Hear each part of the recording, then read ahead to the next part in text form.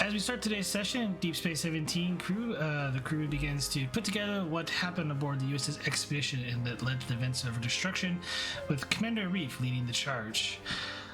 Plans have been put forward on the construction of additional diplomatic suites on the station in the Terrestrial Enclosures, while the Tian An Men begins the transfer of their patients from their vessel to the station itself.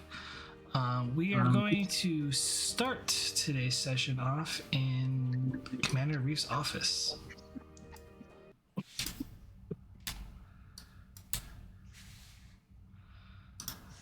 Commander Arif, you, Admiral Keller, occasionally makes surprise visits in the morning, but today is auspicious as last night the majority of the wreckage from the U.S. expedition has been transferred to the station. Is currently in one of your holds, or well, starship holds, or docking bay or areas. Commander Arif.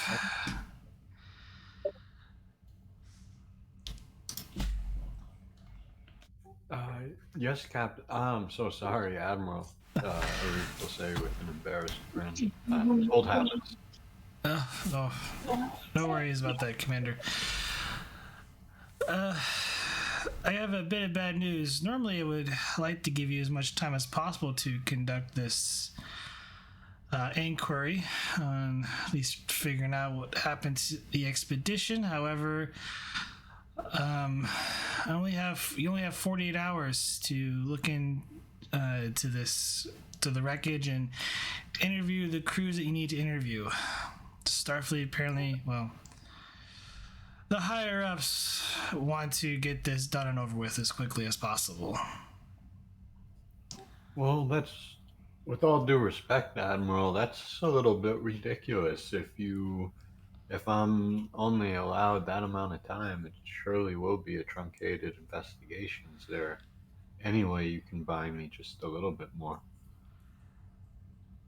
I'll try, but I can't give you any promise. Even Admiral Ney is furious about this. Fair enough. I'll get started right away, sir. Understood. Before I leave, I'd like to borrow your first officer, if you don't mind. Oh, as long as you don't ask to borrow my rug, I am perfectly okay with this. It's a nice rug. I could use one of mine. It'll take a while to get here, sir, so with all due respect, you can't have this one, but I'll put in an order right away. Appreciate that. Thank you.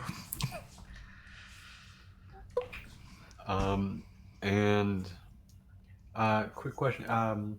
Please remind me, Garibaldi is on the station, correct? Yes, he is on the station.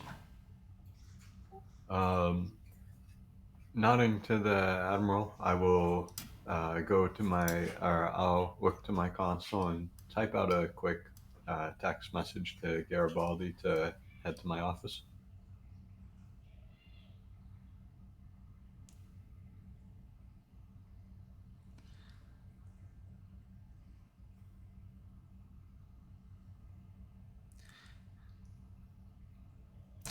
And just as you send that text message over to Garibaldi, Keller walks up to you, Vogel. Commander, can I have a moment? Of course, Admiral. And I'll step over to where the Admiral is. Wanted to see me, sir. Yes, I know you're going to have a busy docket today, but I'm about to make your workload a lot harder. I need you to get with the medical department, work with Dr. Mountain, and go over all of the go through all the personnel that was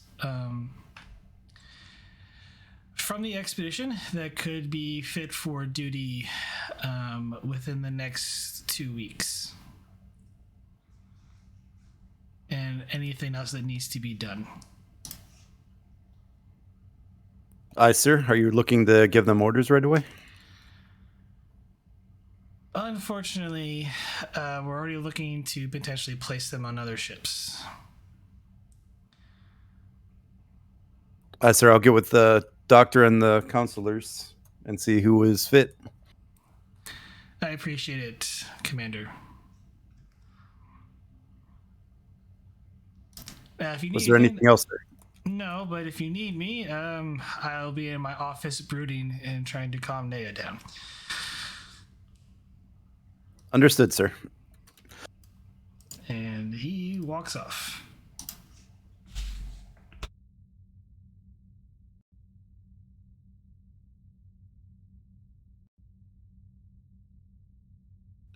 And should I say, Burke, you have the con.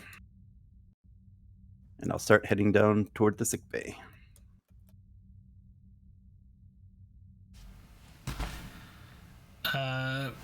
Arif, you have a bit moment if you wish to bring Garibaldi up. Please.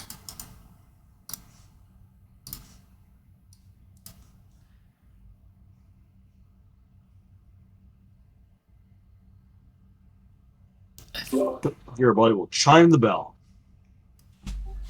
Either that or you yell ding dong really loud from outside the door.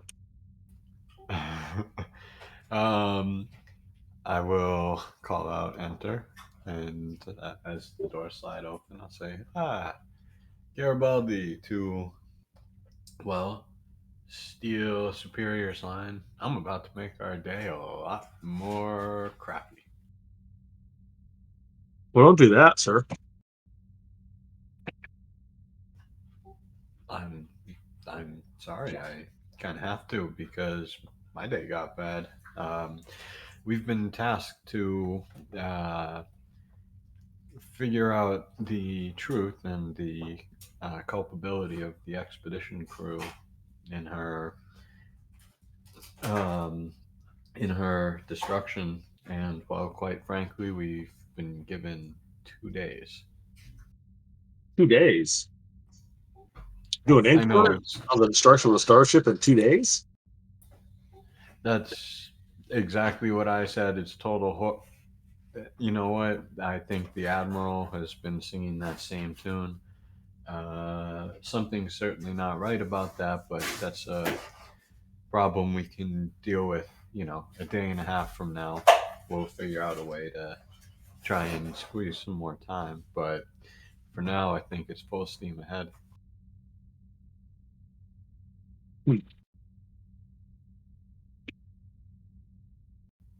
That being said, so you do have I'm sorry, go ahead. Who's putting the rush job on this? Well, I can tell you someone's putting the rush job on Keller, and it kind of sounds like, from what he said, someone's putting the rush job on Nia as well.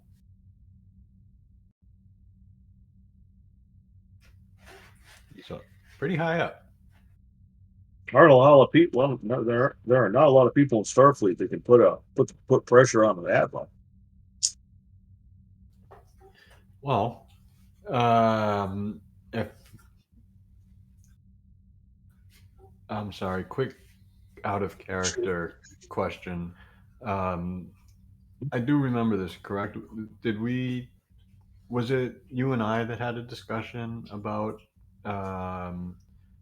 your fears of Starfleet, or was it you and Prax? It was us. In which case, Arif is going to say, I somehow, and for some reason, it seems like you've had something fishy going on. Maybe just maybe, there's some connection.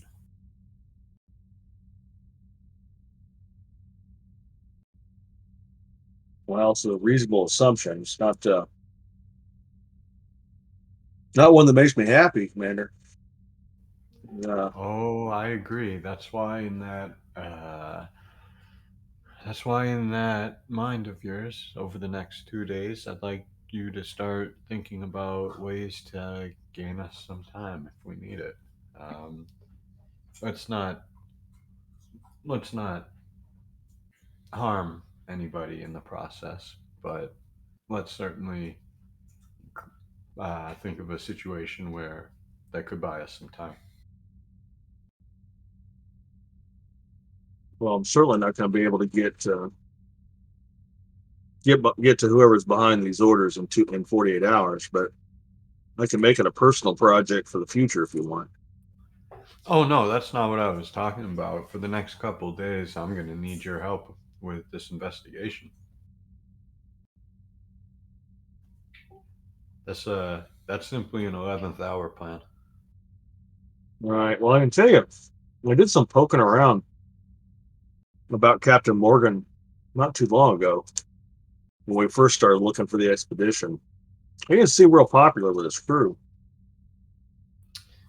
Um, Nodding at that, I'll say that not necessarily that's not necessarily a smoking gun, Lieutenant.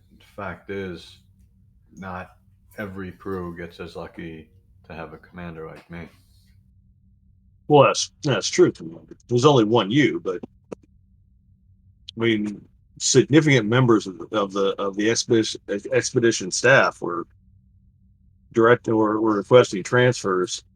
You know, complaints in at least one um, log I managed to get a hold of from an officer noting that Captain Morgan had them studying hazardous phenomena and material without proper time to prepare for it.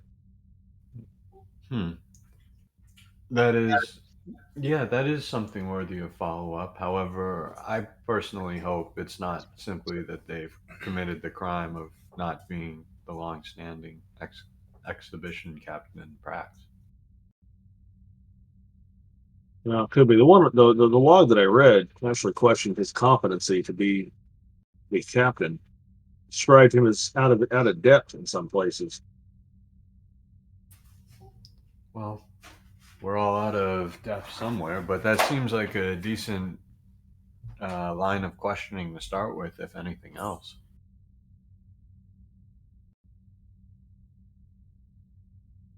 But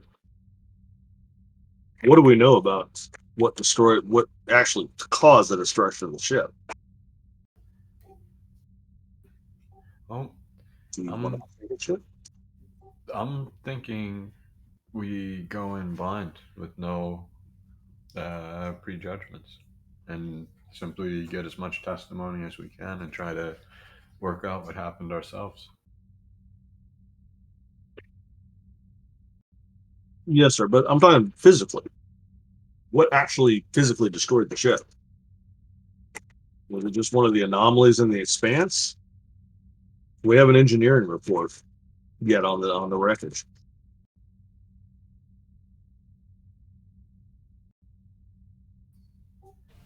Um, You don't have an engineering report because it just came in. The ship just came in last night. The pieces did. So, but there you can look at Captain Prax's log, and there is an indication of what might have destroyed it.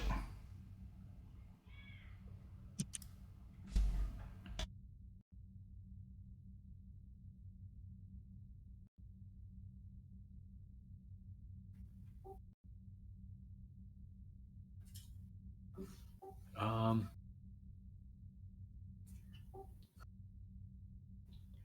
well, that would be good if we had one, but it seems like we're gonna have to do that too, um, Garibaldi. And I'm gonna. We do have this, however, and I'm gonna tap a couple buttons um, that will relay the message to his to his pad, and I'll say it seems like that certainly was uh, something related to some sort of, I don't know, spatial instability. Well, Captain Brax's log says gravitational, Eddie. She does not have a very high opinion of that captain either. Oh, either that or the engineering team's not the only one that's been up all night. Arif will say with a quick yawn, and he'll stand up and uh, replicate himself some coffee, looking to Garibaldi to see if he wants anything.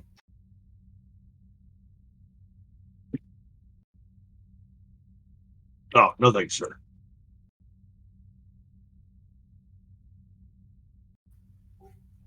Excellent. Well, And certainly I need. We have unrestricted access to all the ship's logs and their computer for.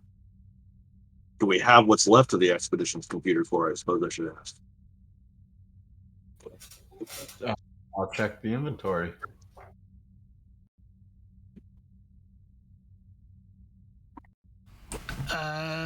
Insight plus engineering difficulty 2. Oh my. Okay. And we'll go with 1. We'll make it 1. Sorry. Fair enough. That still doesn't inspire me with a huge amount of confidence. But here we go. Um, okay.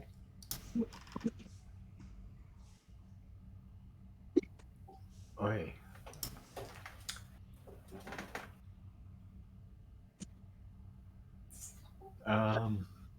I'm not sure.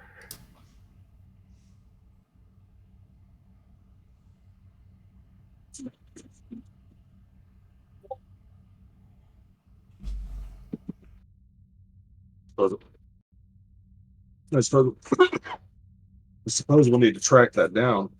So, how do you want to proceed, Captain, Commander, Boss? Oh, I like boss. Um, let's. I'm thinking, why don't we talk to some of the senior staff first, then give the engineering time a little bit more time to get their report done. Uh, maybe maybe stop in and see what they have so far, see if there's any top sheet results, and then start working our way towards the lower decks.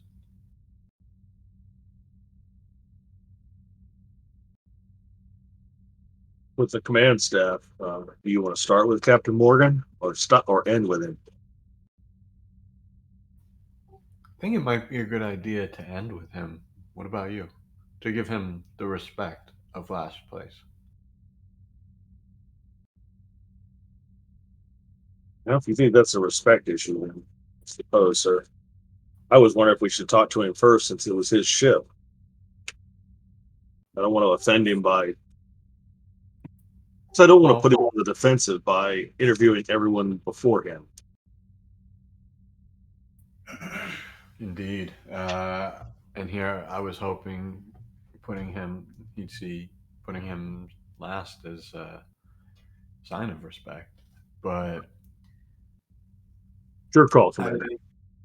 well, the fact of the matter is, if you're onto something that everybody does have an issue with him, it might be best to lock down what some of those issues are before we speak to him, unless we want to potentially speak to him twice.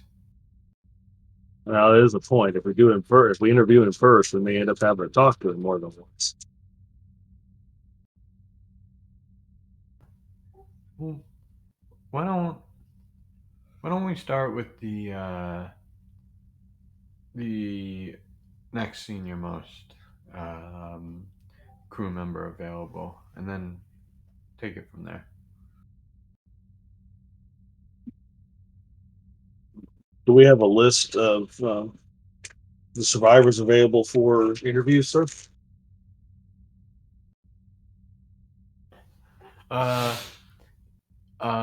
remembering my embarrassing moment a moment ago, Arif will say, "Why don't you, chef, this time around? I'm gonna grab myself another cup of coffee." All right. And first I will computer and see pull off a list. See if I can pull up a list of surviving expedition crew members that are on DS-17. While I'm at it, I'm going to try to pull up that inventory to see if we have the expedition's computer for it. That is 2 separate rolls. Insight plus con, difficulty 1, assisted by the ship's computers plus con for essentially the manifest, and then Insight plus engineering, difficulty 1, assisted by the station's computers engineering for the equipment list. Oh, well, what was recovered. All right, so I'll do the Insight con first. See if I can get away with rolling it flat. You said computers con for the first one? Yeah, both of them will be computers, then the various department. You did succeed. So the first officer, Commander Casey, is on the list. Dr. Pearson, Lieutenant Nidan. I think, is that it for the senior staff? Yeah. Is Pearson their CMO? Yes, Pearson is the CMO. Yeah, and then Nadal is the science officer. And then there are various other survivors.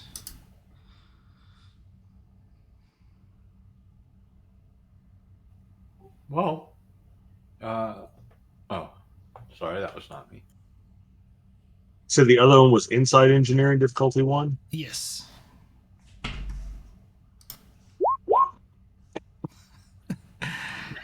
Come on, apparently, the engineering department is still going through the wreckage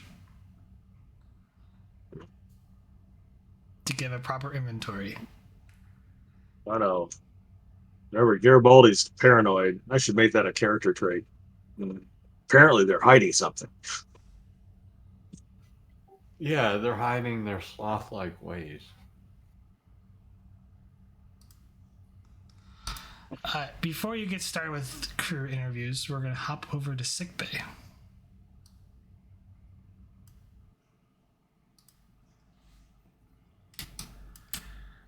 No doctor here to stop, my character, but Prax walks into sickbay and heads over to where Captain Morgan's at.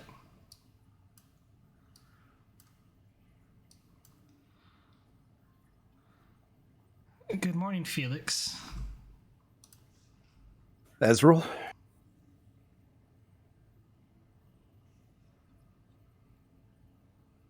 I heard your surgery went with flying color was successful. That's yet to be seen. I still am not able to walk like I used to. Give it time. So I hear you're back. Yes.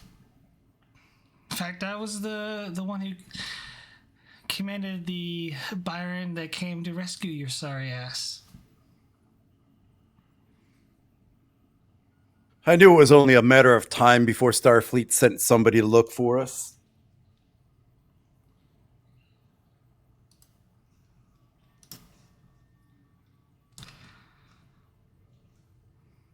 So, what happened?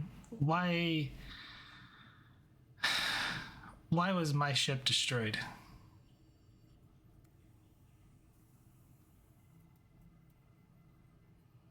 Let's face it, Captain, that ship was not in the best of shape when I took command. I tried to whip up your officers, but half of them couldn't even cut it.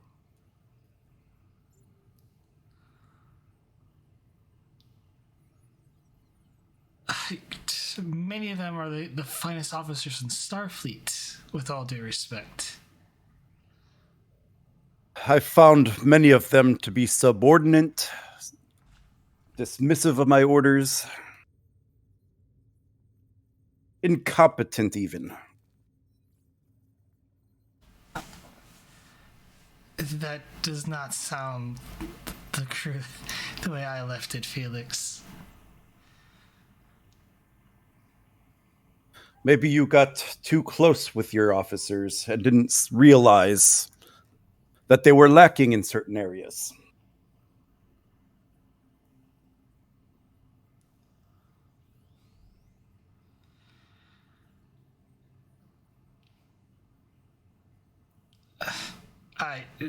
That is not.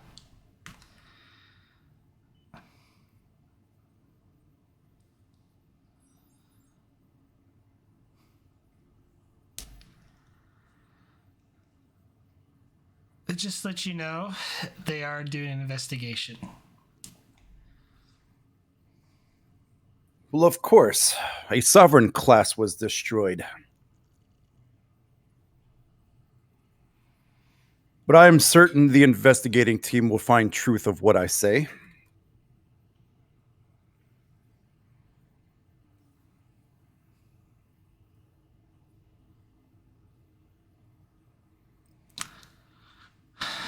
Pray that they do, Felix. Pray that they do. I am confident in what they will find. My conscience is clear. Oh, and what exactly will they find?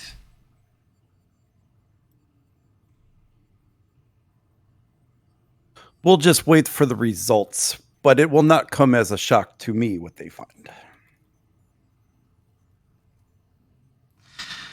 Fair enough.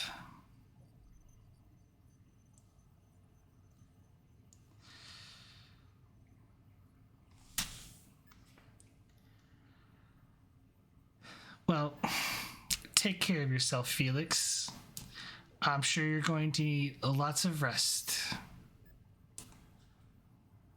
I'll be up and out of here in no time.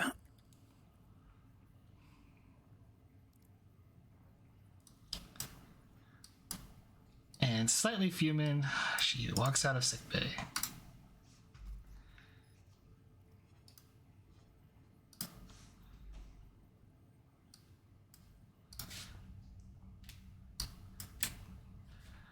Scene change. Unfortunately, you have no momentum yet. Where would you guys like to start off with the investigation?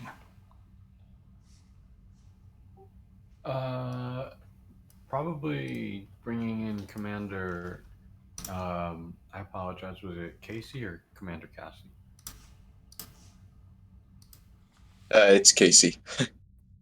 My fault. Probably bringing in Commander Casey.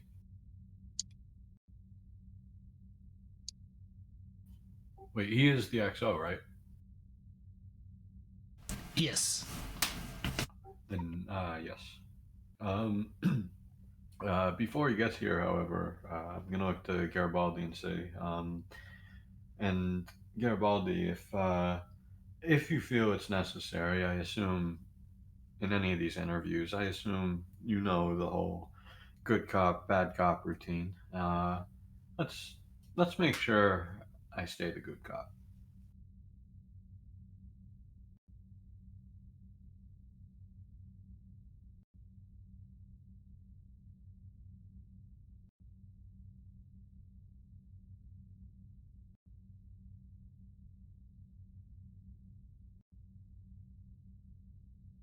Keep forgetting I'm my default self. That is the role you were born for, sir.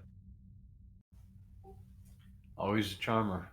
Um, and while we're waiting, how do you think the rug's looking?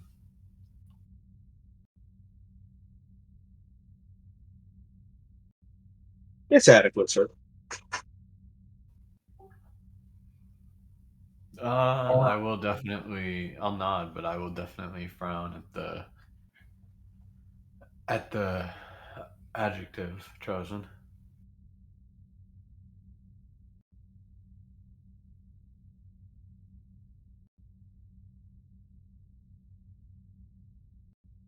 Is it the color that you like, sir? Is it the I apologize. Is it the what? is it the color you like, sir? I mean, because I know it's hard to get shag carpeting this far out from Earth. Giving a chuckle to that, I'll say, Mr. Garibaldi, it's clear that you haven't spent too much time on Earth. Shag carpeting is quite quite different, and quite more atrocious.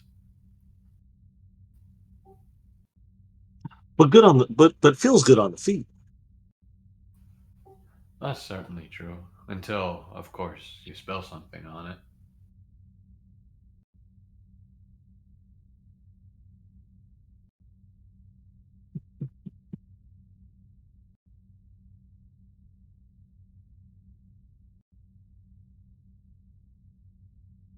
Ah, that's true. Everybody walks over to the replicator and replicates a glass of cherry Kool-Aid. Um, Not knowing what that is. This early in the morning? Seems like it's gonna be a long day, sir. I'll need plenty of sugar. Well, okay then.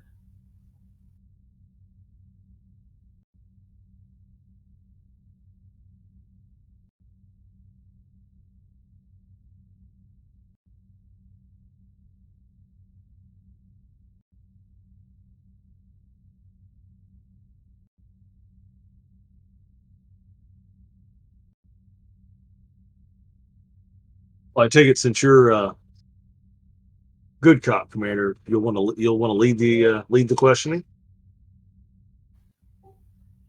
Um, I'm thinking I'll most likely be asking broad questions, counting on you to start helping out once we get narrow or once we start replying and narrowing it down to the specific issues. Understood, But sir. yeah, there's no reason to put anyone on the defensive from the start.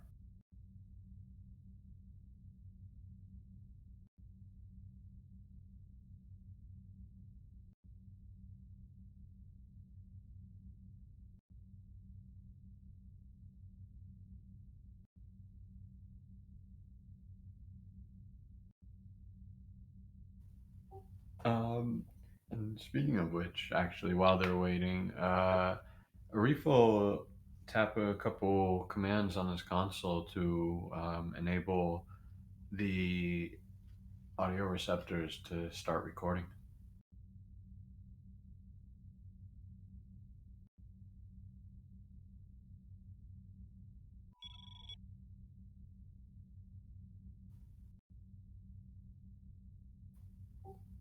Um, and actually, as he does that, he's gonna look up to Garibaldi and say, Garibaldi, something slightly rubs me the wrong way. I'm recording what's going on, but maybe you could get an independent one that wouldn't necessarily be automatically uploaded into the station's computer. I have just the thing, Captain. We run to my office and back. Be right back. Hurry up. Perhaps I want to use my intelligence officer power thing for basically some sort of unobtrusive recording device that would meet Commander Arif's needs. I'm sure we have that sort of thing in Starfleet intelligence. I'll take 2 threat for the advantage, but usually I think your pertains to questioning, not like equipment. If I remember correctly.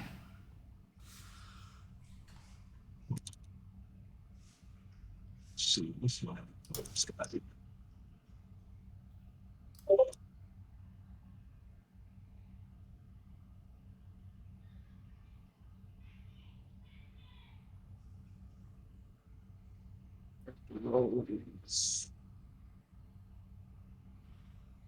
I always forget where that silly thing is. I believe you're getting that one from the player's book. Yeah, I'm scrolling through to find real quick. Intelligence agent.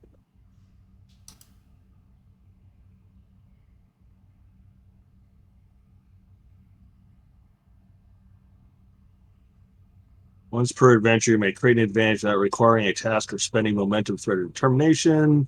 Advantage must reflect information, equipment, physical resources, or access to a location It's provided to you by a contact or your agency.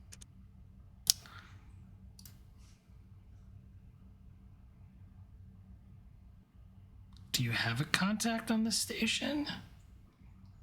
Well, I have my agency since Garibaldi's a member of Starfleet Intelligence. Okay, well, you have a hidden recording device on you. Garibaldi will get his equipment and come back to make his way back to the Reef's office.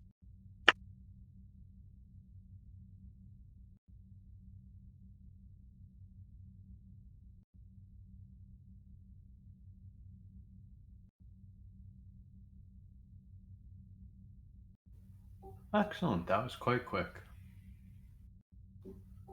The commander has yet to get here. Well, don't pay no mind to the fact that it didn't take me very long to find this equipment.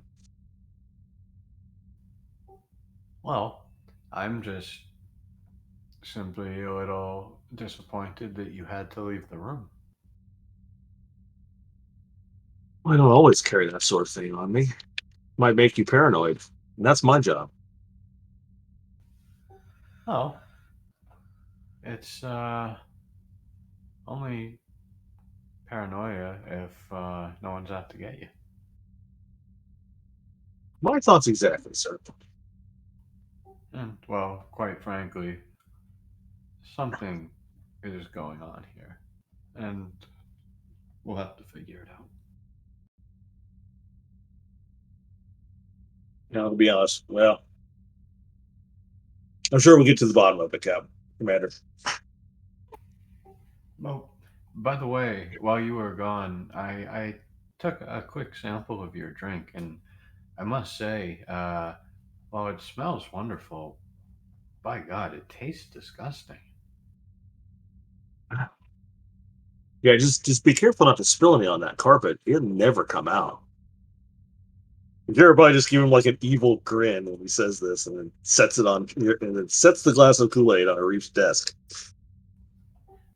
Matching the grin, I'll lean forward a little bit and I'll say, "Oh, believe me, I'll bet you Ken can get the stain out of that."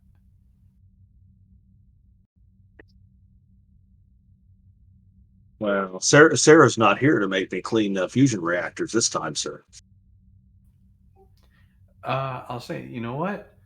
Feel free. It'd be nice to give him a task, anyways, and with all the people that'll be trampling in, it'd be nice to get the rug out of the room.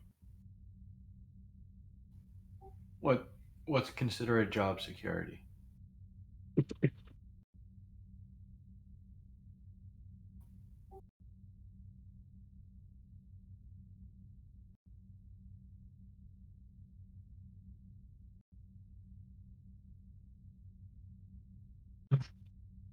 Well, that Commander Casey sure is taking a while. Oh, Did you call me? I did not hear. ah, If anyone did. um, that's actually a fair point. uh, not wanting to hit his comm badge in front of Garibaldi, he'll shoot a quick text message to the commander to come to his office. Casey will acknowledge.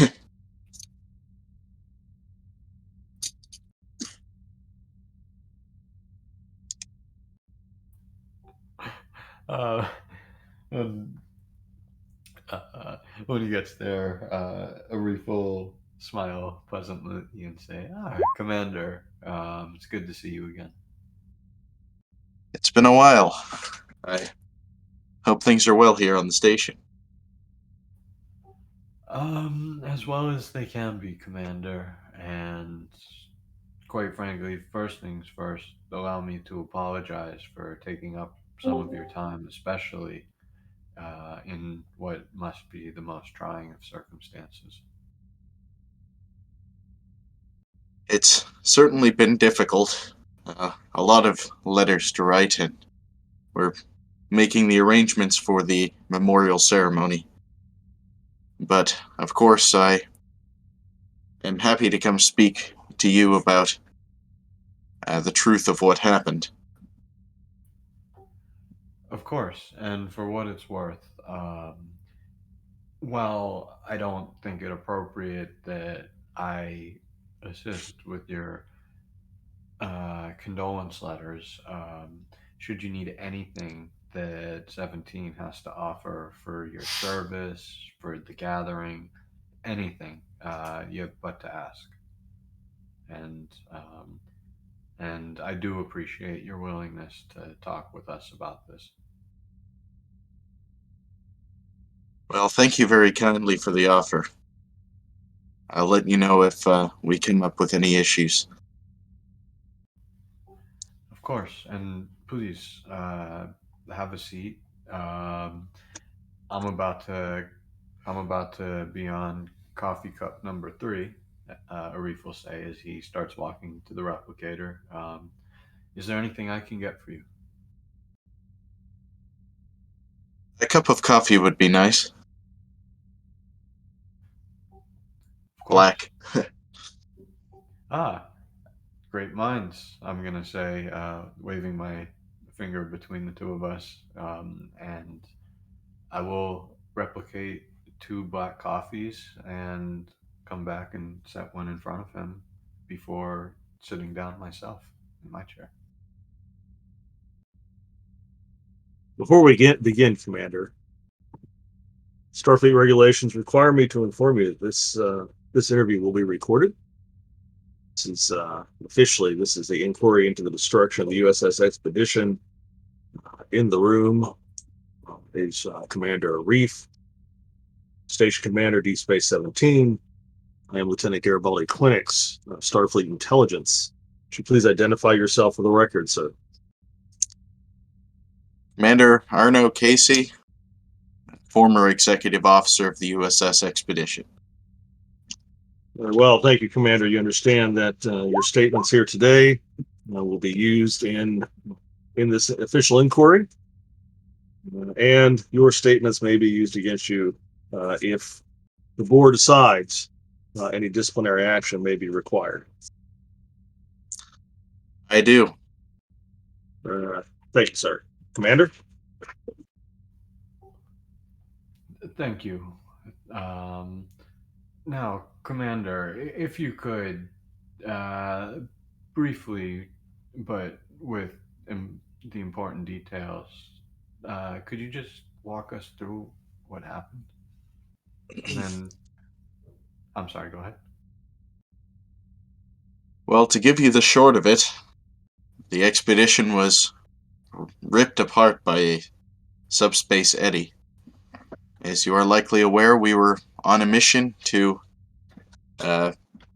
catalog subspace eddies in the ebb and expanse. We encountered one from which we could not escape.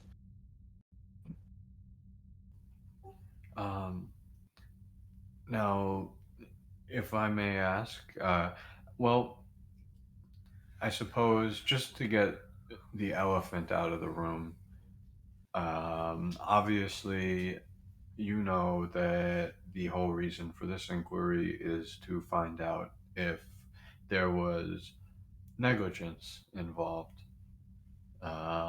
in the loss of the expedition. Now,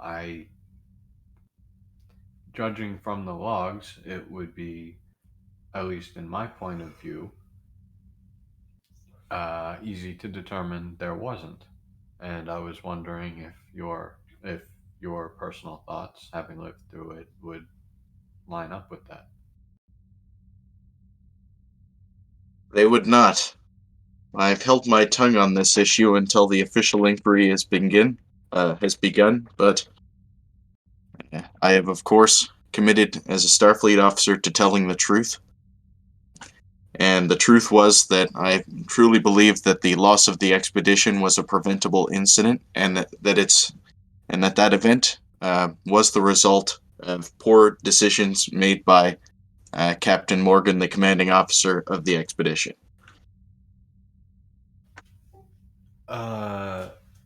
Frowning and leaning back a little bit, I'll pick up my coffee cup and hold it in both hands. As I say, please go on. That is, well, quite frankly, unexpected. I'm sure it will become more expected as you hear the testimony of the other crew. Captain Morgan, well, he was an experienced officer, but you could call anyone experienced after they've done their job for a while. In all those years he spent in the fleet, it seems he's learned very little. He has always placed his own personal glory and his own personal reputation above the needs of those below him, and has never been afraid to step on anyone if it meant advancing in his own career.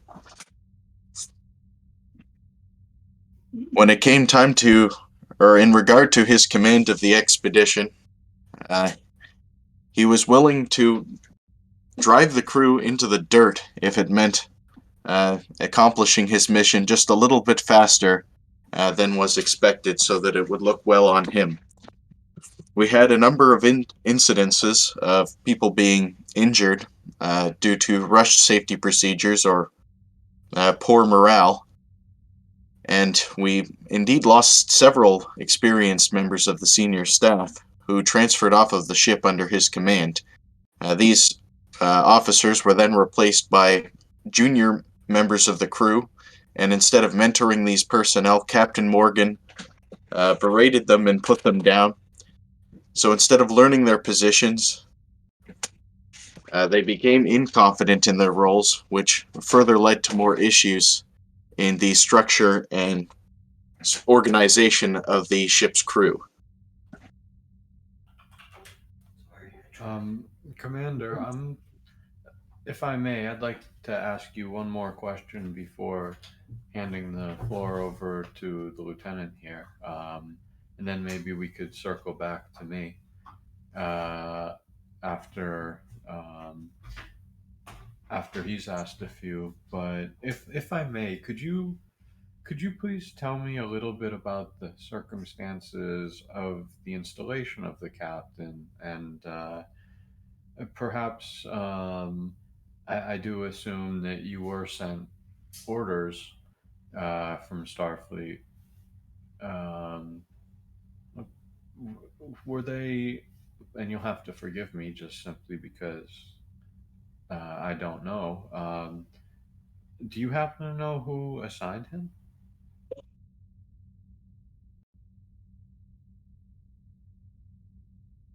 GM? I have no clue.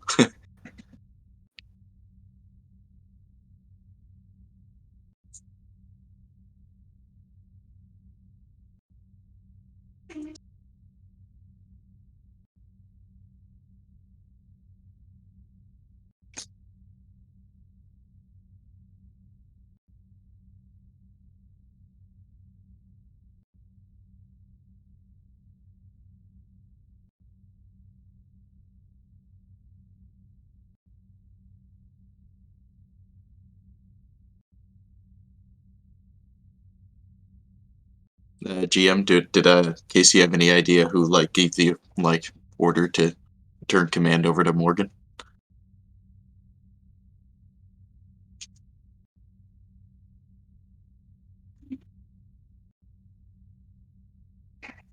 Did we lose Prax? No, we're confirming. Okay. Confirming something. I apologize. No worries. I'm sorry. This I can tell you, Arif. The circumstances of Captain Prax's departure are more personal in nature, and we certainly supported her decision if it was right for her, although it was unexpected. Of course, we were expecting a new commanding officer, but we expected, of course, an experienced and respected officer of the fleet who would lead the ship with the honor and integrity one would expect of the post. And, well, correct me if I'm wrong, but you were the XO under Captain Prax, correct? I took over as executive officer after the departure of Commander DeGrasse, now Captain DeGrasse of the Tian An Men. Actually, that's another GM question. Did Casey ever serve under Prax as XO, or did the turnover of him as XO happen at the same time? Turnover happened. You were about to, but the turnover happened roughly around the same time.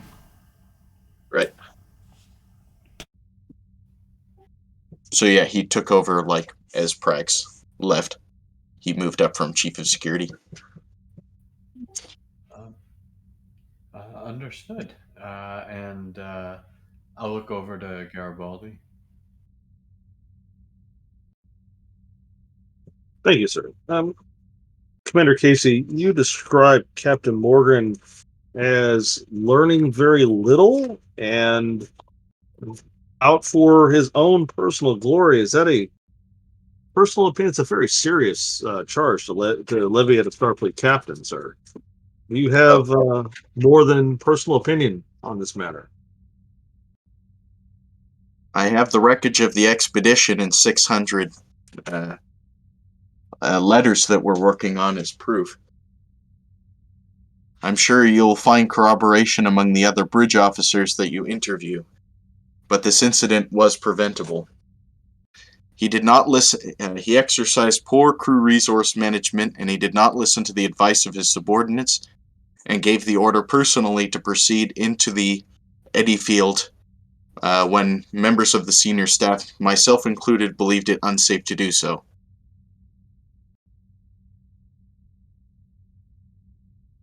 And you have a personal experience of Captain Morgan before he took command of the expedition to support your claim that he has learned little throughout his career, or that he manipulated others, or uh, sought personal gain at the expense of others, or is this an impression made just by the short time he was in command of the expedition?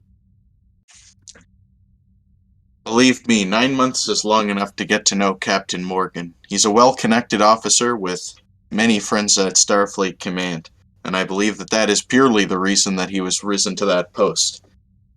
You can tell how much he learned over the course of his career by the decisions that he made while he was in command of the expedition, and more importantly, the way he treated his crew.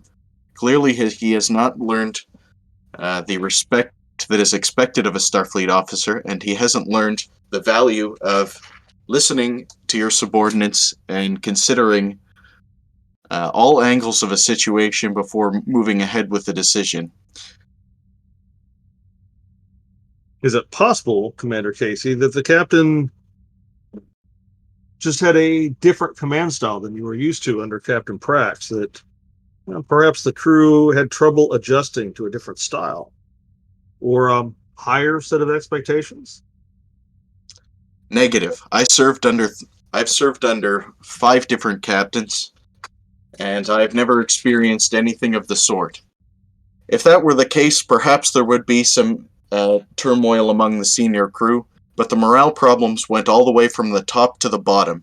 What happens on board a ship is solely the responsibility of the captain. If the captain cannot control the morale and actions of the crew, then they have failed in one of their primary functions. I would agree, Commander, but are not on a starship personnel actions the duties of the executive officer?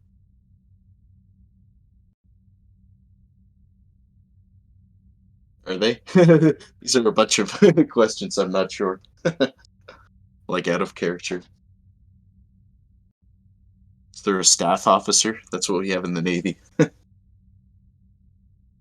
I mean, like, well, out of character, like personnel decisions and performance reviews and things like that are the job of the XO. Yeah. And crew assignments and things like that. In that case,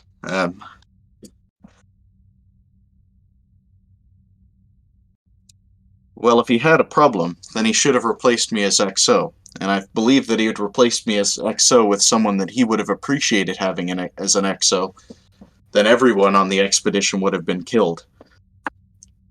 The couple hundred survivors are alive because I ordered the evacuation of the ship. Until the last moment, the captain still thought that our engines could power us through the eddy.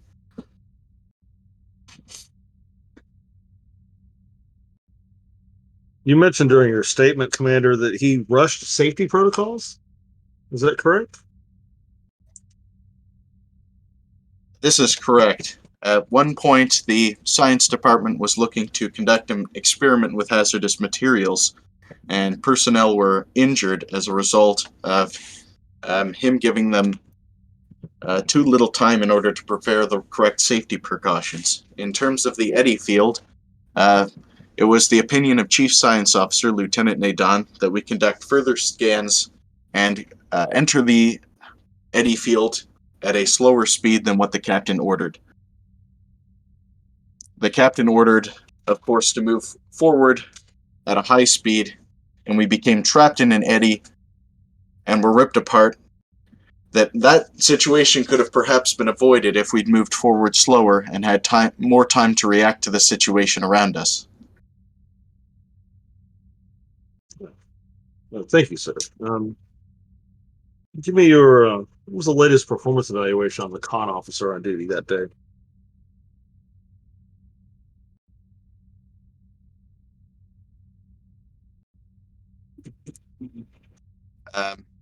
Sorry. Apparently, for your notes, Commander Arif, Vice Admiral Zykin Naden was the admiral that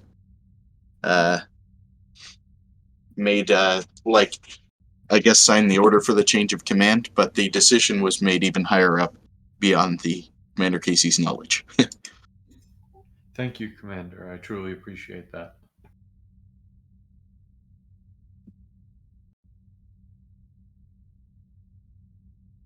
Yes, thank you, Commander Casey. Again, the con officer. Tell me about the con officer on duty during the incident. What was your evaluation of that officer's skills piloting a starship? Ensign Orgel Basin has served served aboard the expedition since I joined the crew as a lieutenant. He was an experienced con officer and has fought through, a number of heated engagements. He's one of the more talented pilots I've encountered in the fleet.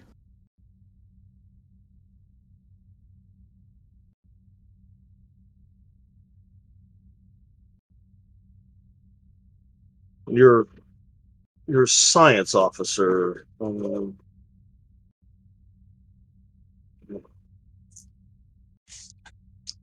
Lieutenant Joel Nidan. What was Lieutenant Nadan's? Give me a little more detail on Lieutenant Nadan's. What he learned about the eddy before the ship was driven into it.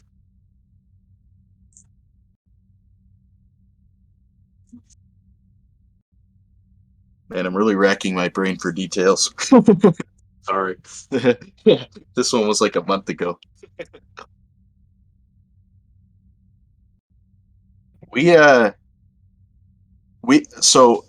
Sorry, out of character for GM, we scanned before going in, but Nadan recommended we take a slow speed because the scans were incomplete, right?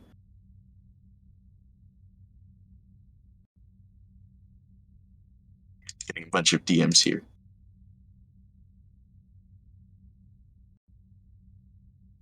Oh, right. Yeah, so the ship was moving faster than the scanners. So we didn't detect it until we were right on top of it. like we can scan as fast as the speed we were going. Thank you, Doc.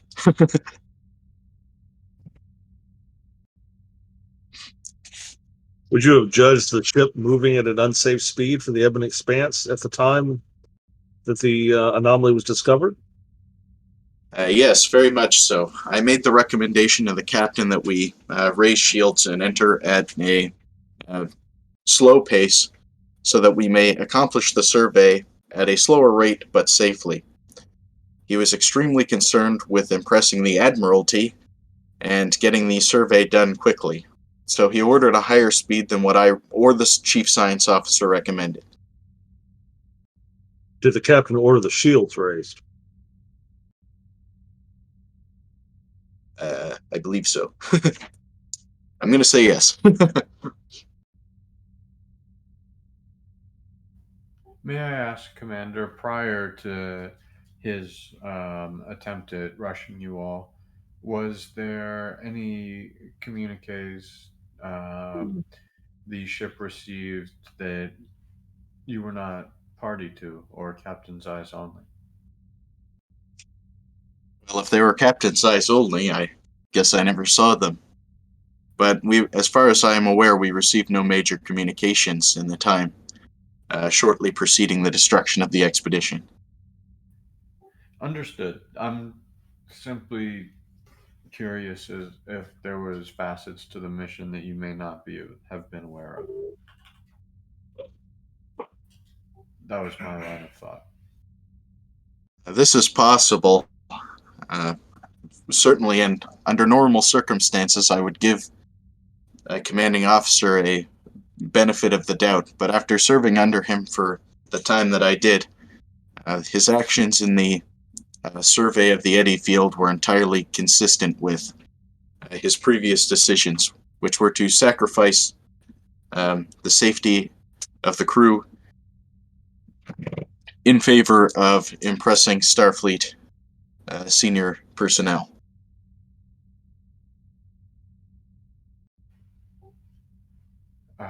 Looking to Garibaldi, I'll simply say, see, this is why some dozen years or whatnot ago, I gave you that speech about not caring about rank.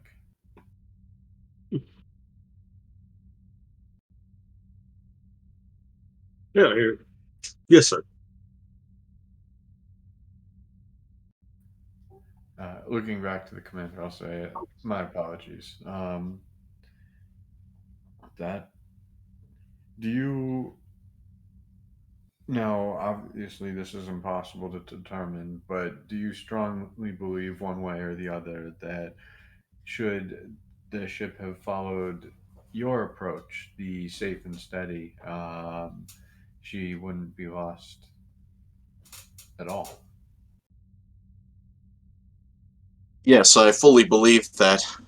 I'm sure engineering is working hard to recover the data logs, but both myself and the chief science officer can attest, according to the best calculations, if we had moved at the recommended speed, we would have been able to detect any particularly dangerous eddies and avoided them as required.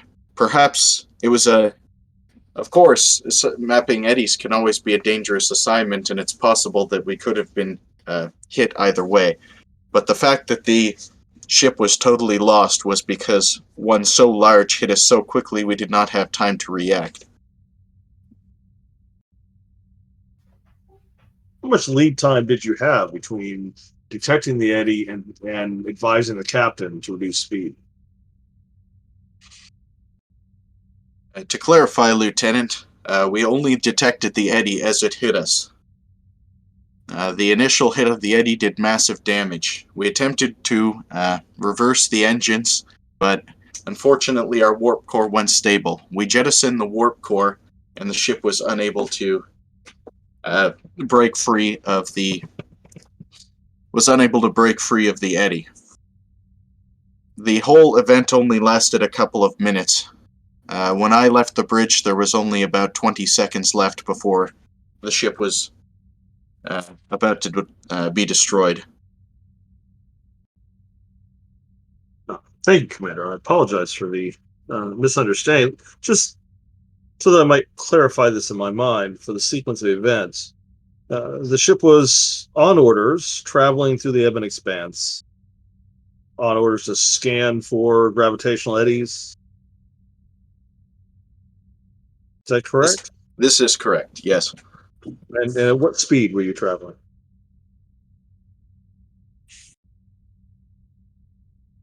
Uh, did we ever establish that? Were you at warp? I think we were at impulse. Full impulse? Half impulse? This is just out of character, but yeah, I think I'm pretty sure we hit it at impulse. Yeah. All right, I'm getting messages. Doc says full. That's what I remember as well. I believe if I recall correctly, we recommended quarter impulse and he ordered full. But So you Quite recommended the reduction in speed before you knew you knew of the presence of the eddies. well, we knew the eddies were out there as we were about to enter the eddy field. Of course, they're unstable and their exact positions weren't known, but our scanners, of course, revealed that we were entering an eddy field. We recommended, myself and Chief Science Officer Nadan both recommended to the captain that we enter at quarter impulse to cautiously move through it to give us the most amount of time to react to any unexpected disturbances that might hit the ship. When the expedition hit the eddy in question, what actions what actions did Captain Morgan order? He ordered full reverse of the engines.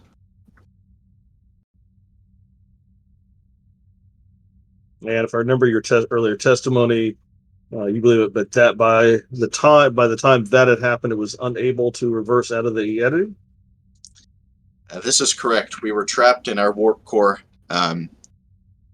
What had become unstable and had to be jettisoned before it would be before it would explode. Commander, if I may, the order for full reverse might not have come at the timely manner you were desiring. When it did come, did you agree with that order? At the time, it was the only logical course of action. The order to go full reverse came as soon as shortly after the initial shaking was felt on the ship, and immediately after the con and science officers confirmed that we had been trapped in an eddy. Unfortunately, the one we were trapped in was one that was so large, the situation had become unrecoverable. Once you jettison the warp core, what then? The ship began to shake more violently as the shields buckled and the subspace eddy ripped apart the expedition. It was in one of these shakes that a supporting beam fell down, injuring several members of the crew and knocking down the captain. He sustained very grievous injuries and is, of course, still recovering in sickbay. It was at that point that I was informed that the ship would likely not last more than another minute, and so I immediately gave the order to abandon ship. Myself and Lieutenant, or rather Ensign Coda, the on-watch security officer, stayed on board to free the captain of the beam and carried him to an escape pod. As far as I know, we were among the last crew off the ship.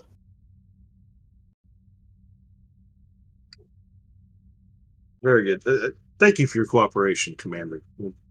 Commander Arif, I believe that's all I have for the moment. I believe so as well, Commander. If I may, would you object terribly for us to recall you in, should we need to? Of course, it's my intention to fully cooperate with this investigation.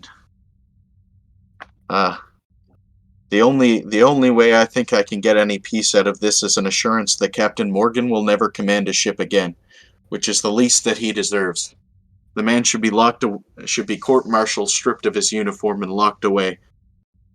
Well, Commander, If there is any justice. well, Commander, of course, that is up to the judgment of Starfleet Command and the JAG office, sir. Well, I remain hopeful, and I have faith that you will that you will produce a thorough investigation that reveals the truth of what happened. We're certainly going to try, Commander.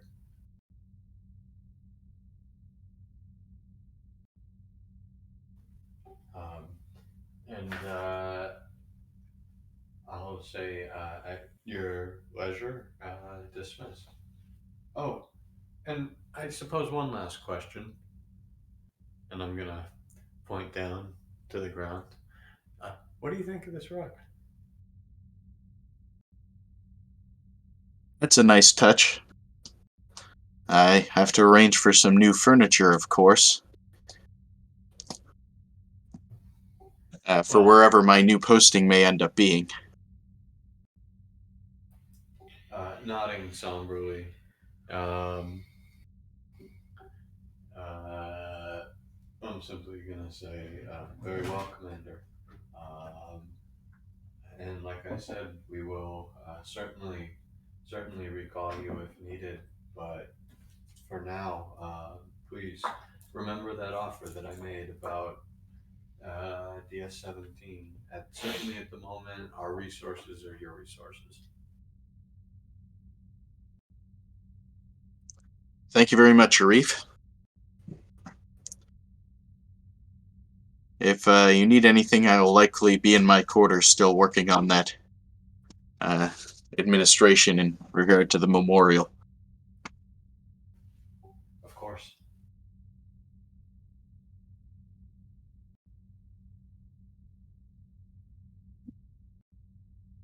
Asa will make his exit. Uh, After he leaves and the doors close, I'm going to turn to Garibaldi and say, well, he's pissed.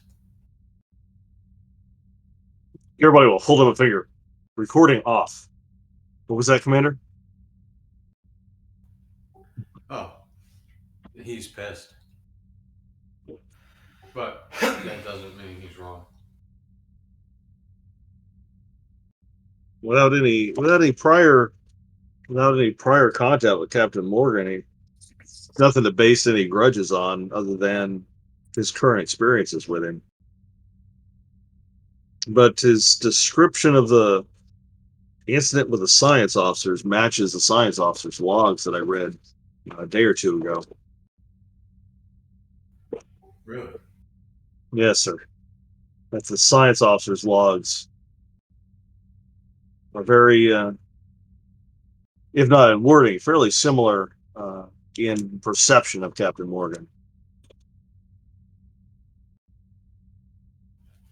Interesting. Well, I suppose all I can say to that is perhaps next we should bring in the doctor, and if he concurs and the opinion is shared, maybe we should simply skip to Captain Morgan himself. Perhaps I'd like to speak to Lieutenant Nadan as well. Get corroboration of Commander Casey's statements regarding the events. Of course. Well, why don't we do that first? Yes, sir. Works for me.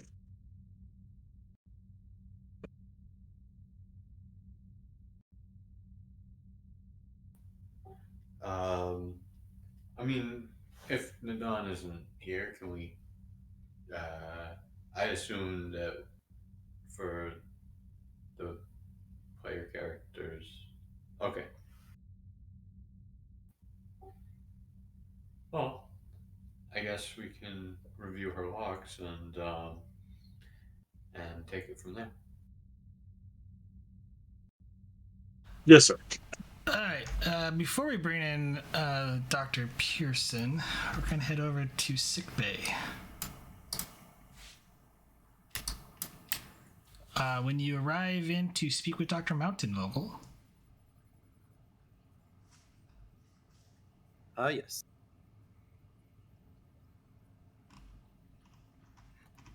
I'll come at the edge of the doctor's office and knock on the paneling here.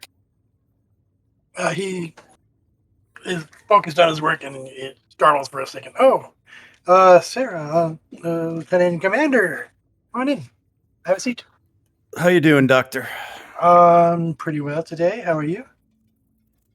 I just got another thing added to my already full plate. You need an assistant or something. Uh, Don't you have a second in command? yeah, right now she's running. Well, right now he's involved with the expedition investigation. Oh. Without any details, how's it going?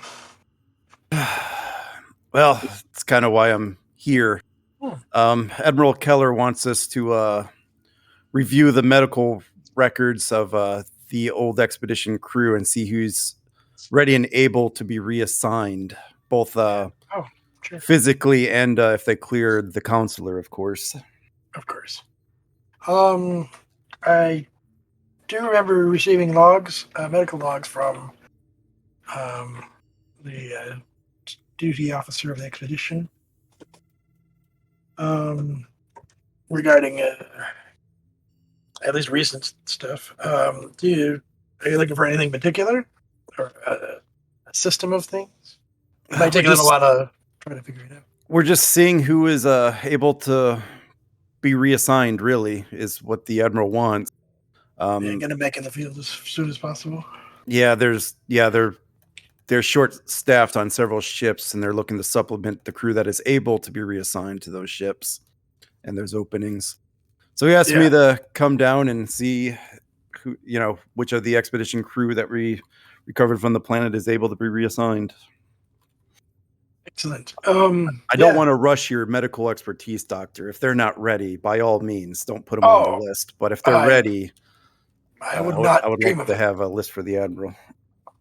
Yep. It's actually something important to me to make sure that the crew that hasn't had as much time to do their own things, they're pulling in on their duties, maybe double shifting a lot. But I hear the noise at the door and stand up. Excuse me. Excuse me, Sarah. Hello, yes. I'm Dr. Mountain. Can I help you with something?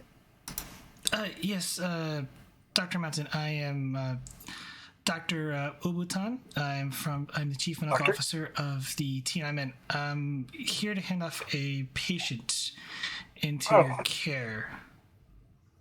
Yes, right over here. Nurse, will you come this way to, does it require immediate attention or just care? Ongoing care. Sure. How about, just tell me, please. They're currently suffering from a severe case of post-traumatic stress syndrome. Also, potential brain damage. Oh dear. All right. Well, yeah. So let's. I guess we'll go over here. So there's a better imaging system. Best in the station. I think I'm this way. We'll.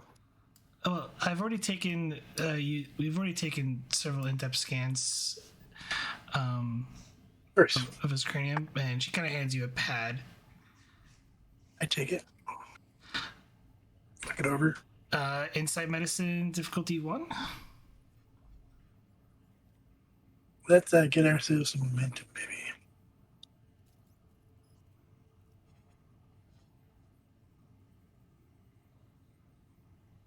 All right. This isn't an emergency situation. Can I use imaging systems because I put them in the imaging system booth as a focus? It's more like biology. Genetics? No, All right, fair enough. I think like anatomy. Anatomy. Yeah. Surgery? No. Well, maybe later.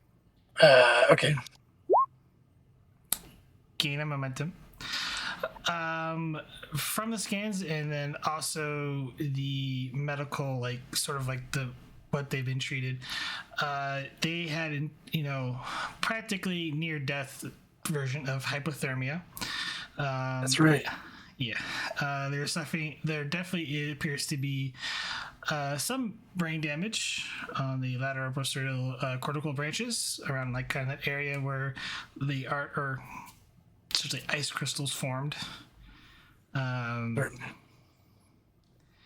And could be some potential issues with blood flow going into the brain that may cause further brain damage. On the medical list, because of that, the doctor has him currently on some doses of, I have this written down here somewhere.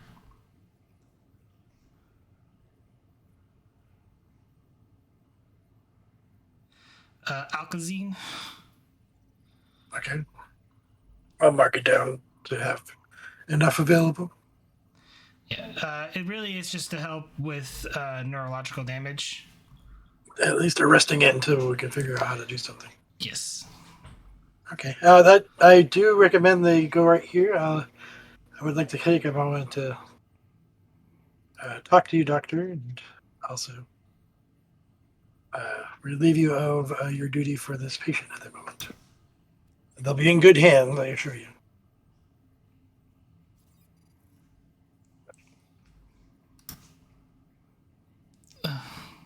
Of course. Thank you. Sarah, I will get that list for you as soon as I can. No worries, Doctor. I'll swing back by later today and see how you're doing. All right, thanks. Have a good afternoon. All right, so... 1 second. Before you leave, Vogel. Uh-oh. Dun, dun, dun.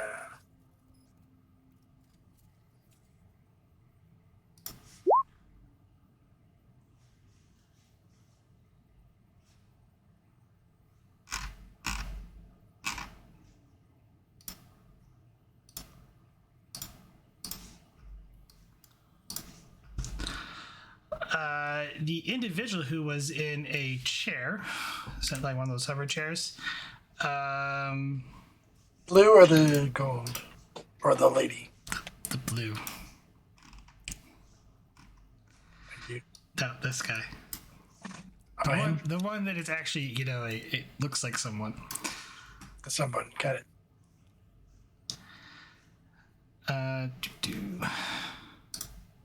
There's a focus. I'll spend the threat.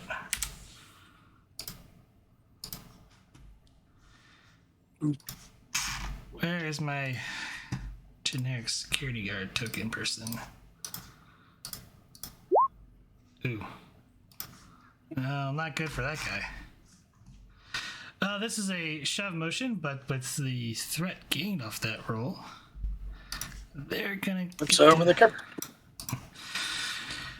They push the security down. I do have to roll this though.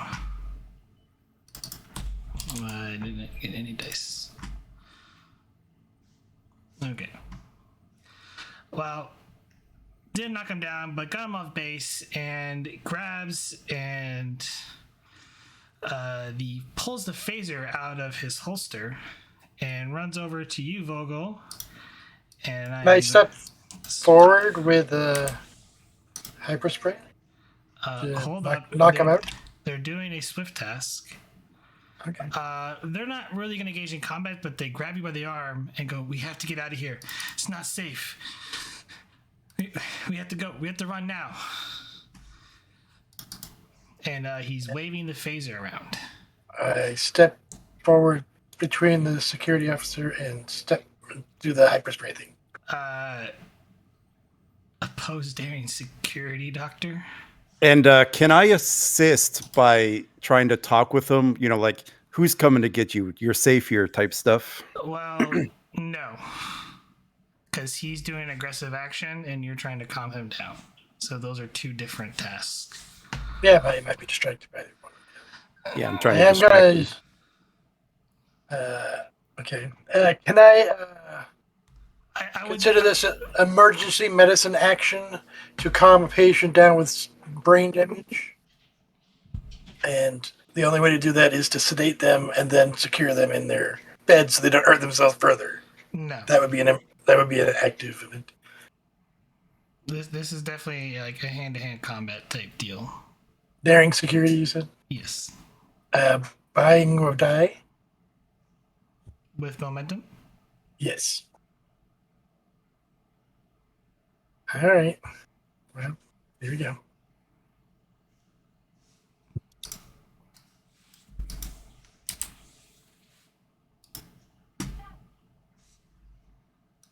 The dice roller works.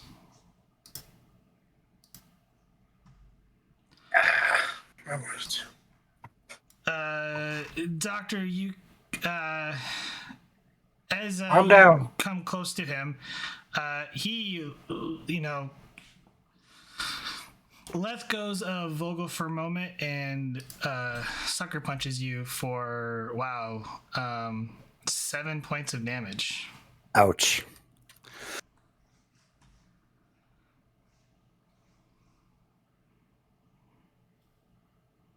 He had fishes. Yes. Damn. Right hookers. Oh yeah. Oh yeah. That's fine. I got one. You go down unless you could give me 2 threat to stay up if you want. I want to stay in the picture. Okay, so it's 2 threat. I'll pass it off to Garibaldi or somebody. Garibaldi's not here, but No, I mean the threat.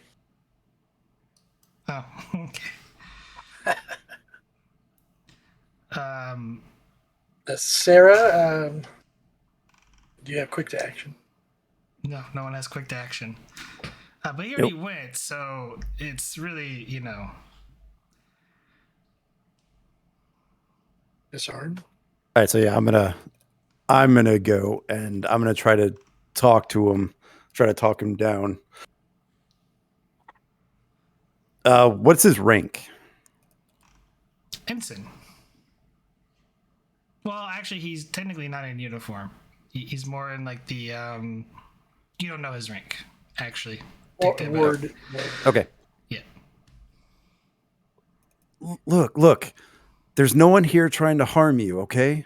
We're just trying to help you. Whatever happened on that planet, you're not there anymore. You're on Deep Space 17. No one here is trying to harm you. He kind of squints like, what are you talking about, Madison? There, you don't see those eyes? Those red eyes? They're everywhere. It's the captain's fault. He let us here. We have to go. What are those red eyes? And he's kind of itching you to get out of the room and down out of the sick bay. Put down your phaser and we'll talk. Listen, there's no one here except for fellow members of Starfleet. You don't see them. They're not Starfleets. No.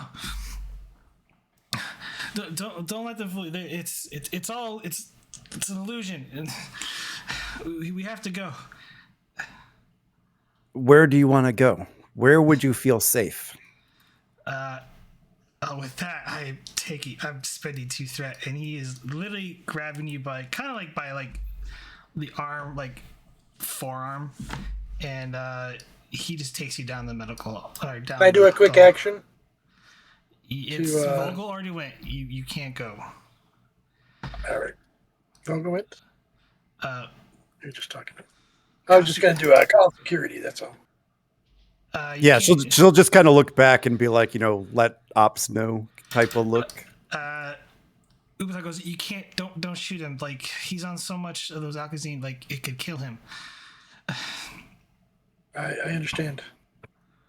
I'll have them use restraint. He's a patient, and he needs to be brought back to med bay as nicely as possible. And Sarah Vogel is with them, and I inform Garibaldi.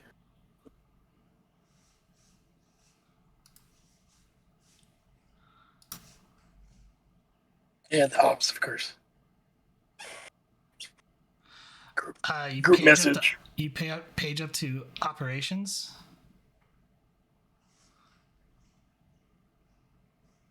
Yeah. This is Lieutenant Burke.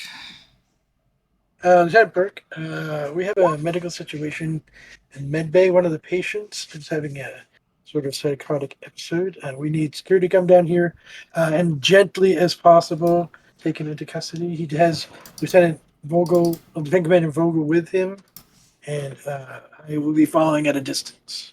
I tell him the path, the hallway that they're going down.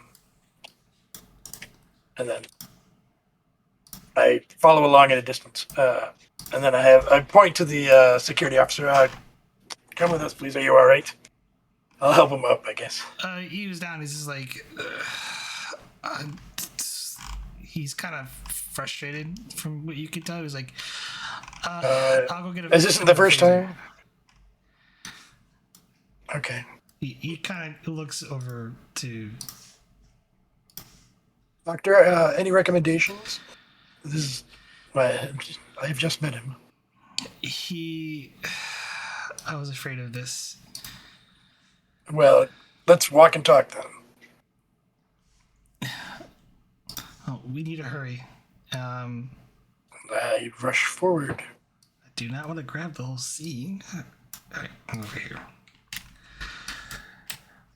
Vogel, he leads you down the corridor towards a transporter room that's near sickbay. It's like, we gotta get off the station. Where do you want to go? Anywhere. We gotta get off. Who do you think's... So I'm assuming he's still dragging me, right? Yes, he's still dragging you. I'm not going to resist. Okay. Just to clarify, I'm just going to let him lead me. Who's trying to get you? We gotta run. We gotta run, Madison. We can't. We can't stay here. They're gonna get us. Who's Madison? He kind of stopped. Don't tell me they're messing with your head too. Look, we'll be fine. We gotta get away from here. And I'm just going to gently grab his shoulders and kind of point his face at mine and say, "Crewman, look at me."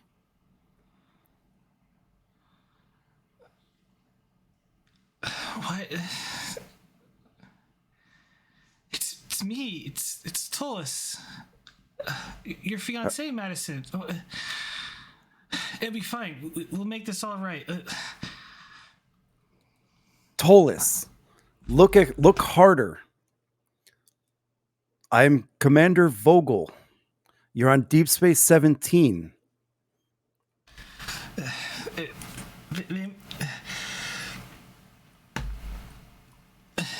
No, this could be a lie.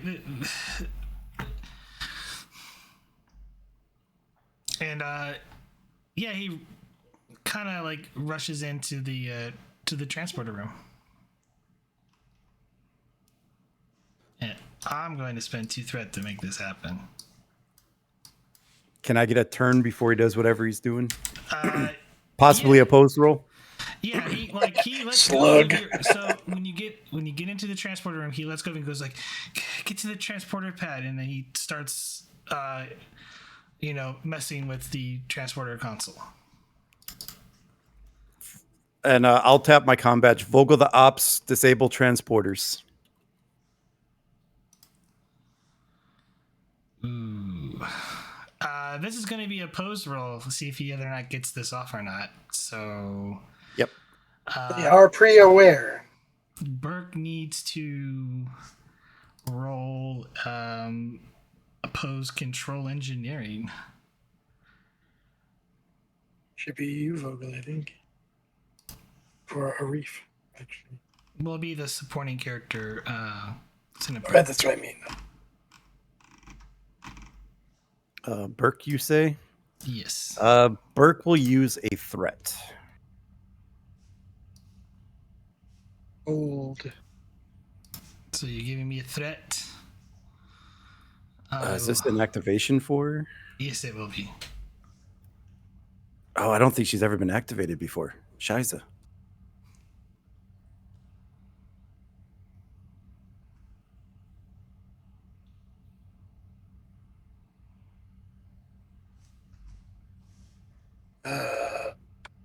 Okay.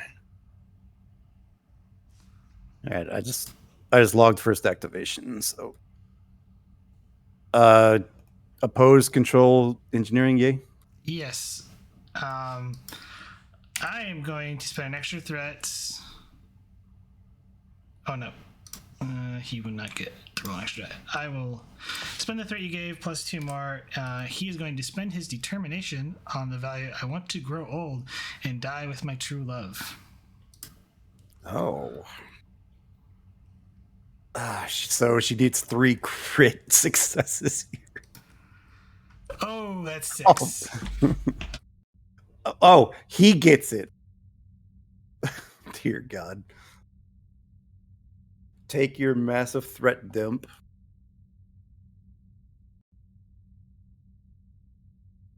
Blurp. You're welcome. And just as Burke was about to get the transporter locked, he sets the transporter pad, and he jumps on the pad and grabs your hand, Vogel, and the two of you are whisked away. Yay. As the doctor runs into the room and goes, holy. They're gone, Ops. They're gone. Find out where that transporter went. He's in more danger, and so is she now. It could have been space. Meanwhile, back at operations, we go to the next seed. I tried to leave you some. I'll be sure to reduce our momentum by 1. Oh, wait. Have we had momentum at all this game? We had 1. The doctor spent it.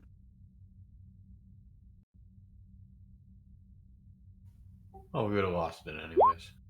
I mean, he earned it, so what's this for?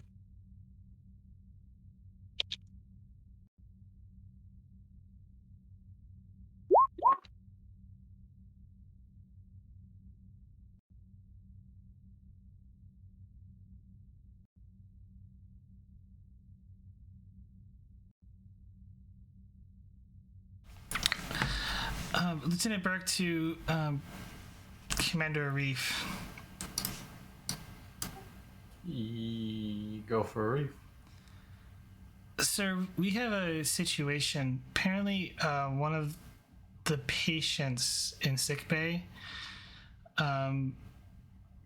grabbed Lieutenant Vogel and beamed down to the surface of the planet. I was unsuccessful at blocking the transporter controls on transport room 5. Understood. Okay, beam them back. Yes, sir. Unfortunately, they beam down to a posit where there's a bunch of Kelbonite. Arif will say, rubbing the bridge of his nose and looking at Garibaldi, I'm gonna respond. Understood. Start sending down multiple security teams, blanket the area with troops, and get them back.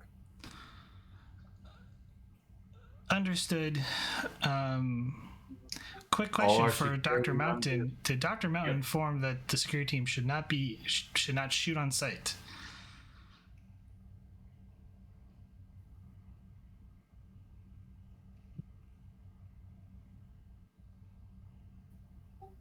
This is out of game for the GM to ask Dr. Mountain. Did you tell Lieutenant Burke that? We told Burke about that. Yes, absolutely. Okay.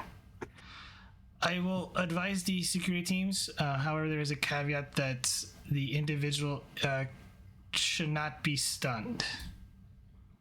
There is a danger that it could kill him. Commander, perhaps Dr. Mountain should lead that away team.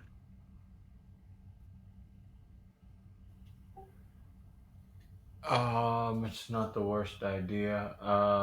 Ops, tap the doctor and tell him to meet one of the teams in the transporter room. However, I will certainly want multiple teams to assist him. We can't spare enough members to get back our XO. Understood.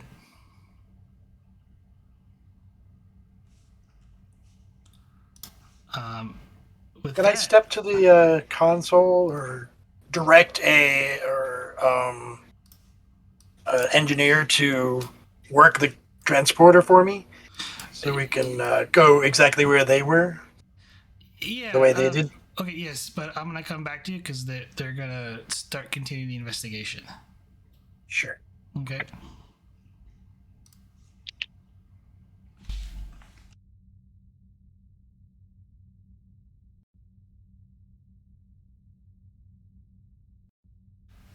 So yeah, are you guys continuing with the investigation?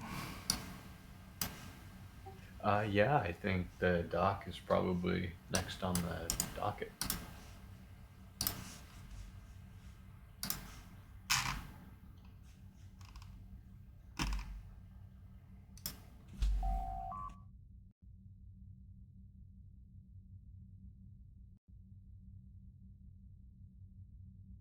And I'll press the buzzer. Enter. You asked to see me, Commander. I did, Doctor. If you may, I'll say, pointing to the chair, and heading up to stand up to go to the replicator. I'll look back and say, I'm on cut number 6 at this point. You want anything?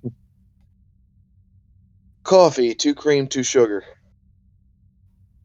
Absolutely. I take it black myself, but to each their own. And I can't do the bitter taste. that I can certainly understand. And I'll look a little somber and sorrowfully and look at the doctor and say, I think you've honestly had enough bitter on your plate to last a little bit, anyways. Enough to last a lifetime. And replicating the coffees and bringing it back and putting one in front of him, I'll sit down on my chair and I'll say, well, I hope you understand me and Lieutenant Quinnex over here. We're hoping to get your perspective on, well, what happened with the loss of the expedition and what led up to it. Well, before we begin, Commander, sorry to interrupt. Computer recording. Begin recording. Hope you understand, Doctor, that this is an official inquiry into the destruction of the U.S.S. Expedition, and this meeting will be recorded. With me in the room is Commander Arif, Commander of D-Space 17. I am Lieutenant Garibaldi Quinnex of Starfleet Intelligence. Please identify yourself for the record, sir. Of course. Out of character, give me 1 second. Lieutenant Commander Michael Pearson, Chief Medical Officer of the former U.S.S. Expedition. Thank you, sir. Please understand that uh, this interview is part of an official inquiry. Any statements you make may be used by command authority in any investigations or hearings. Of course, you have the right to refuse questioning under Starfleet regulations. Do you wish an advocate at this time? I do not see a need to. Very good. Thank you, Doctor. Commander? Yes, thank you, Lieutenant. Thank you so much. Anyways, Doctor, as I was saying, if you could, perhaps I know that, well, I don't know, but I assume you may have been in sick bay at the time. But if you could just give me your account of perhaps not so much the moments of the evacuation of the expedition, but perhaps what led up to it.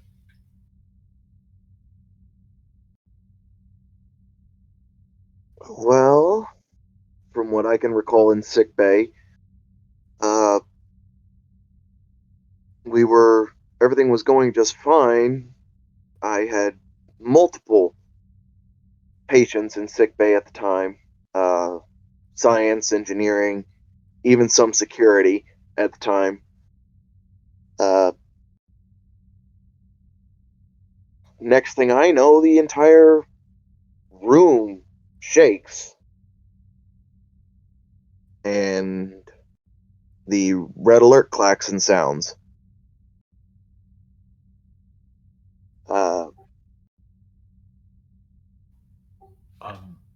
If I may, when you heard the sirens, did you inquire as to what the emergency was?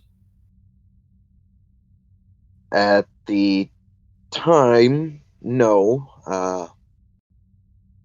I had more immediate concerns as the uh, ruckus caused a few of my patients to tumble from their biobeds and need immediate attention. I had Oh more well, pressing concerns at the time. well, if you ask me, that was certainly the right call, Doctor. Thank you, Commander. Um, just a couple more before I turn the floor over to the lieutenant. Well, we've been, as you know, we've been tagged to settle or at least investigate this matter, and from some of the other statements that we've gathered, and from some of the logs we happen to read, there's seems to be a general consensus as to the opinion of um, Captain Morgan. And well, quite frankly, I was wondering what you could tell me about your own personal or professional relationship with the captain.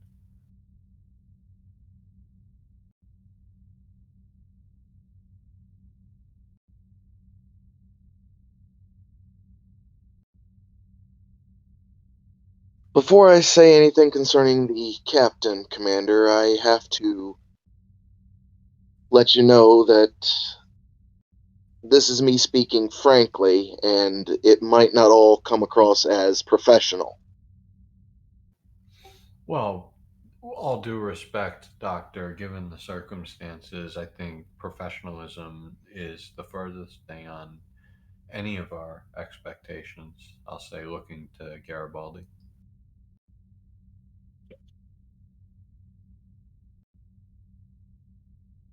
Understandable, Commander. Then here is my blunt appraisal of Captain Morgan. He is a self righteous, glory hunting prick. uh, Grabbing a chuckle, a small chuckle, I'll say, well, that wasn't as unprofessional as I expected, but your point was well made, Doctor. God, I hope 17 doesn't feel that way about me. I'll say, looking to Garibaldi. Of course not, Commander. Uh, Nodding, somewhat relieved, I'll look back to the doctor and I'll say, Doctor, quite frankly, if I may ask, are your opinions based on his personality or his actions? Both, sir.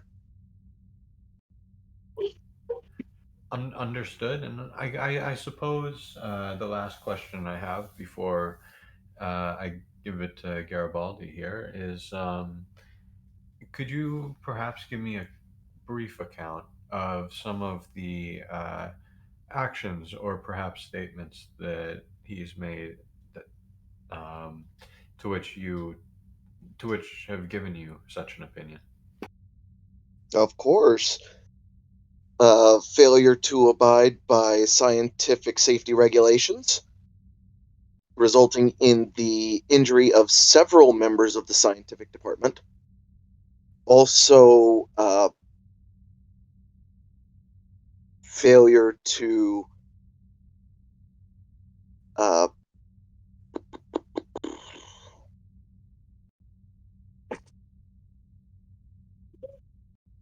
sorry, not failure, uh, talking down to heads of department when they're doing the best that they can with the resources that they have, such as engineering and security, and even medical.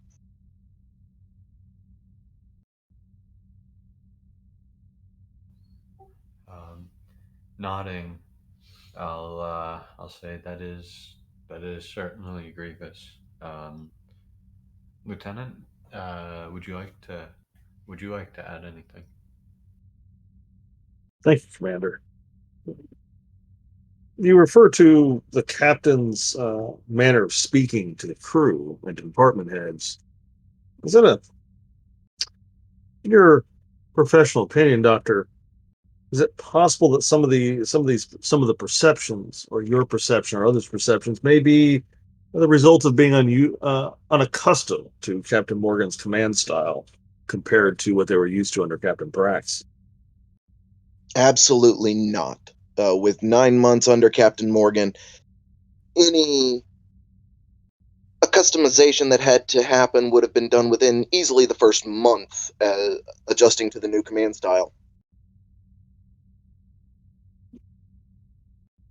It seems that Captain Morgan was a bit more perhaps had higher expectations of the crew, a bit more demanding. Perhaps members of the crew buckled under that. Is it possible? No. Uh, if he had higher expectations, he would have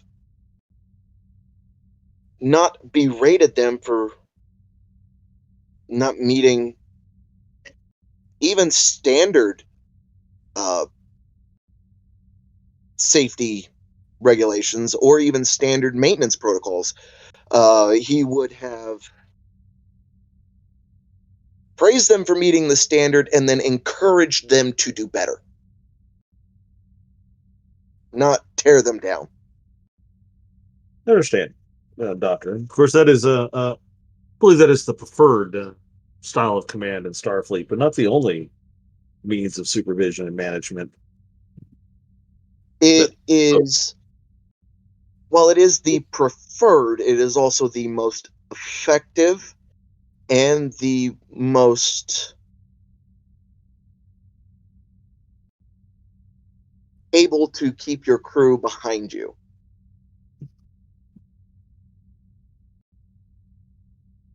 certainly, Doctor. Tell me your as a chief medical officer of the expedition, uh, and therefore being supervisory over the counseling staff.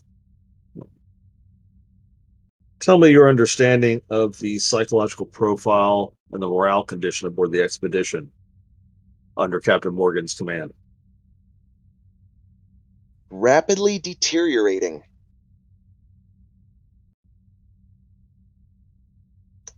We had several fights break out across several decks between different departments, several injuries due to accidents, and even as I can't break doctor patient confidentiality, and give you names, I will say multiple talks of mutiny on board. When you say fights, Dr. Pearson, are you referring to physical or verbal altercations or both? More physical than anything else. As the morale rapidly deteriorated, it went from more verbal to basically almost anything, setting one officer off against another in a fist fight. I mean, just in 1 week, from engineering, we had 9 plasma burns. From various departments, we had 51 head-related injuries and 4 broken bones. That's just in 1 week. From injuries or physical confrontation among the crew? A mixture of both. The plasma burns, of course, were injuries due to exhaustion, overwork. We had to relieve 14 people just for stress-induced illnesses. And, I mean, imagine doing what that does to a department in and of itself. Engineering went from working single shifts to basically pulling double just to meet the captain's standard, and even when they met his standard, he still berated them for not getting it done fast enough.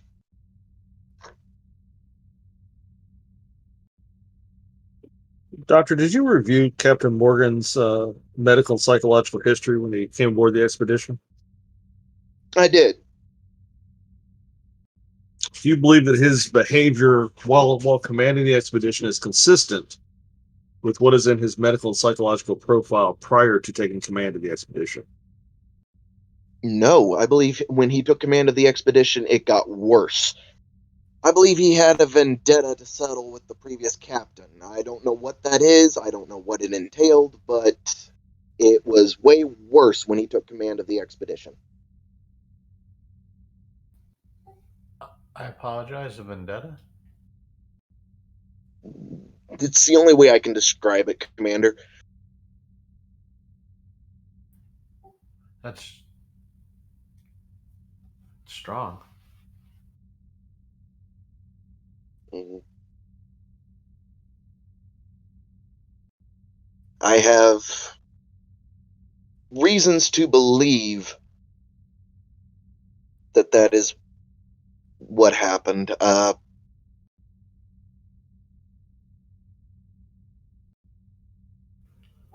As I can't go into great detail due to temporal regulations.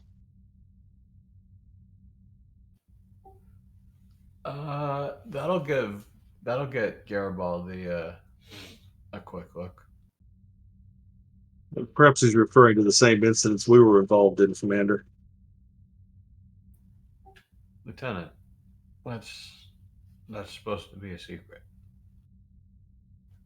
Let's follow the doctor's uh, let's follow the doctor's lead on that, shall we?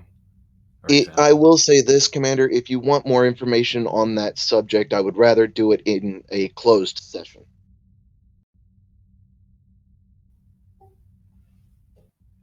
Of course. Do you wish to go off the record, Commander? I can stop the recording. That is what I am requesting, Lieutenant. Computer, pause recording.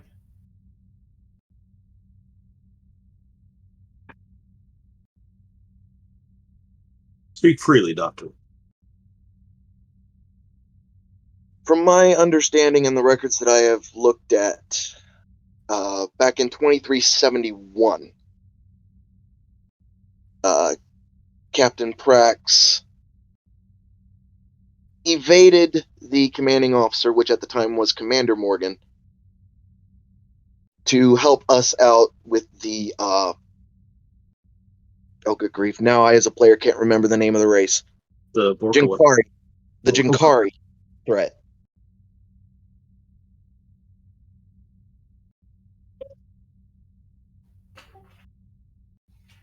Yeah, that sounds quite familiar. Did Captain Prax do anything in particular to then Commander Morgan that would have embarrassed or caused him to feel anonymity towards her? As that would have happened before I met Captain Prax, I do not know the details of that. I just know that she repeatedly evaded Morgan while in 2371.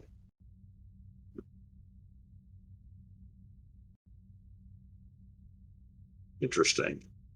Anything else you wish to add before we go back on the record, Doctor? I believe that about covers everything, Lieutenant. Thank you. Computer, resume recording. Doctor, do you find it unusual, even under that amount of stress, for a Starfleet crew to begin physically fighting with one another? Under that amount of stress, it is not unheard of for a Starfleet crew to start physically fighting, especially when their advice and their higher ups are not able to protect them from the lashings out of the captain.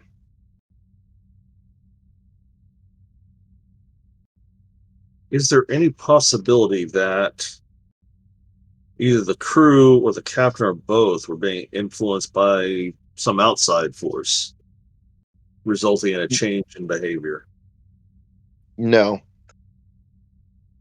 Did you invest? There was no evidence of any outside force, no hormone deficiencies in anybody that broke into a fight, no mental alterations at all that I can recall. So you investigated the possibility at the time then? I allowed that the possibility might exist until my investigation did not bear any fruit.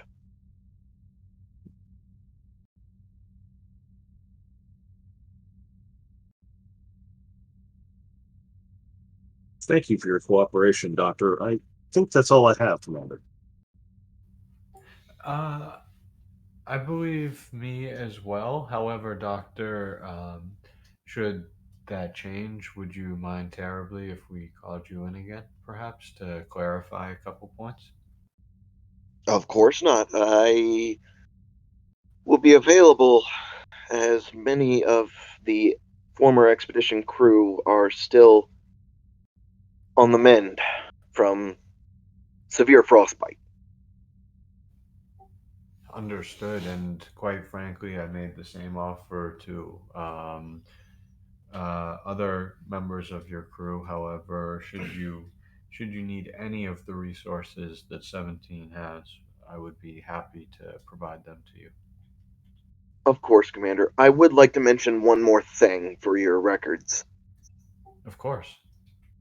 Upon landing in the escape pods on the frozen planet, I saw fit to relieve Captain Morgan of his duties under Starfleet Regulation 121 subsection A due to his injuries. Um, Understood. And what exactly were his injuries again? His injuries, to quote, give me a second, to quote from my records, Both legs were broken. His hip at the time was dislocated. He had internal bleeding from a ruptured spleen and 3 or 4 broken ribs. Well, with all due respect, Doctor, that I hope our own Dr. Mountain would give me the day off as well if I were suffering that. Well, at least the afternoon, at least. So, That's did fair. Captain I Morgan will- object to being relieved of command, Doctor? He did. His exact words were, "You do not have the authority to relieve me of command. You take orders from me, not me from you." Well, at least most of the time. Especially when I am enacting Starfleet Regulation 121, that regulation gives the chief medical officer the authority to relieve the captain of duty for medical reasons. Doctor, was there anybody to witness that exchange? It would certainly help our own record keeping. Yes, Lieutenant Coda, also Commander Casey. Excellent. I appreciate that. And of course, I assume their opinions were in lockstep with your own. To be honest, Commander, I believe they wanted to break the captain's neck and leave him there to die. I would remind the doctor that we are recording this. I do understand that. And like I said, they wanted to. They did not. Well, then let us all be grateful that Starfleet professionalism prevailed and that you were the one in charge of the decision.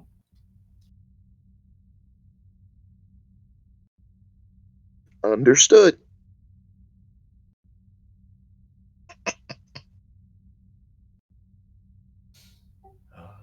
And as I said, thank you, Doctor. I believe that should do it. Of course, Commander. Oh, before you leave, one last question. And computer, pause recording and save and file. What do you think of this rug?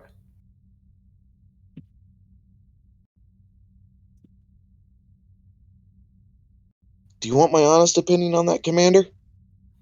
Oh, of course. Even bad news is good news when it comes in the form of information. Shag never looked good on anything. It's disgusting. I'll sigh and say, while your opinion is certainly correct, this unfortunately is not classified as the shag carpet. But I do appreciate the honesty. Of course, Commander. It makes me feel better about your testimony on the whole.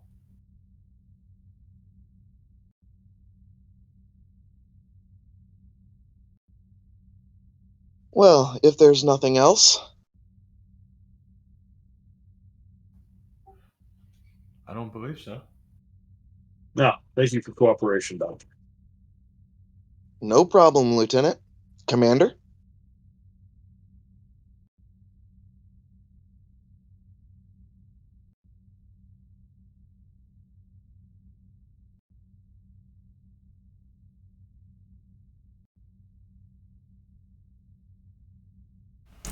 I take it Dr. Pearson leaves the commander's office. Yeah. Well, that certainly, it seems like the case is getting painted for us, Mr. Garibaldi. Should we pour over some of these logs and then start talking to the captain? Yes, sir. Um, Hopefully, engineering has recovered the Expedition's computer core by now. On that note, you get a chirp, Commander Arif. Enter. No, it's on your comm badge. Go for a reef. We're still digging into the overall structure damage of the expedition. I can give you some preliminary results. The final cause of the destruction of the expedition was a warp core breach. There appears to be stress damage prior to the breach. Whether or not obviously the vessel would not withstand a warp core breach on its own, but unfortunately, we could not find the expedition's computer core intact. Appears even the secondary core was removed. And many other computer equipment was taken as well. Appears someone got to the expedition prior to the arrival of the Byron, and a lot of the vessel was scavenged through, from what we can tell. Is there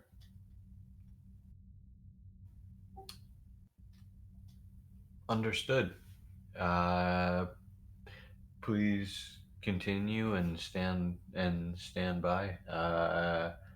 I'll probably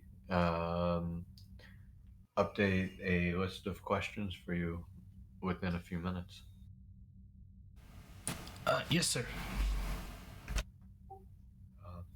And closing the communication,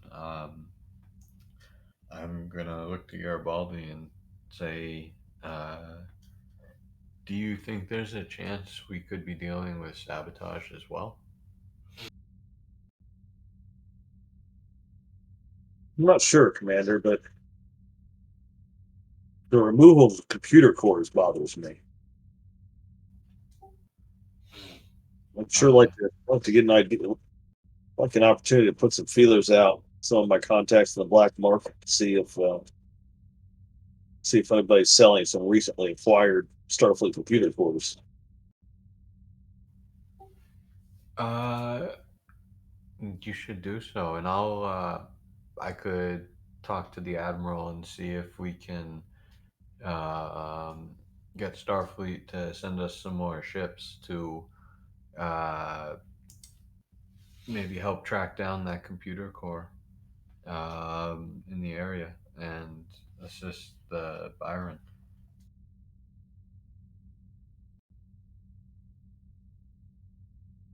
Yes, sir. Sorry,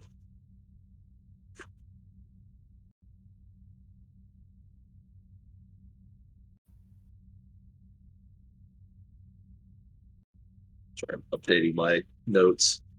I'm not the note taker in this group.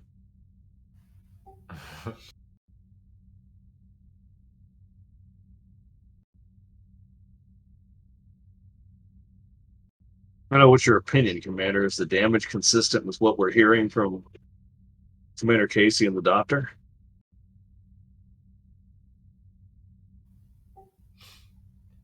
Honestly, I'm not sure. I was hesitant to ask if there was any signs of sabotage.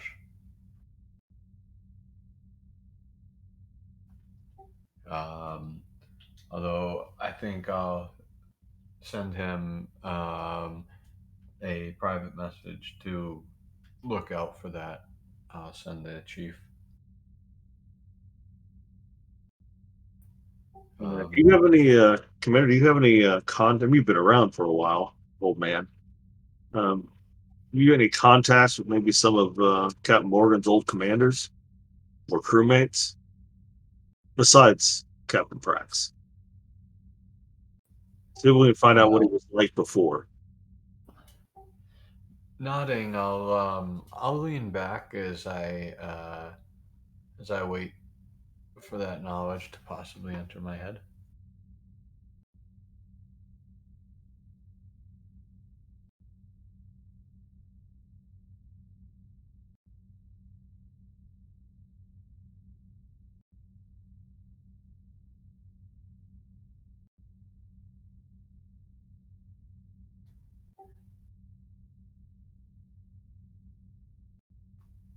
Do I actually know any of his old COs or? No. Could we run a check comparing crew manifests of Federation starships within communication range? Cross-reference that with Morgan's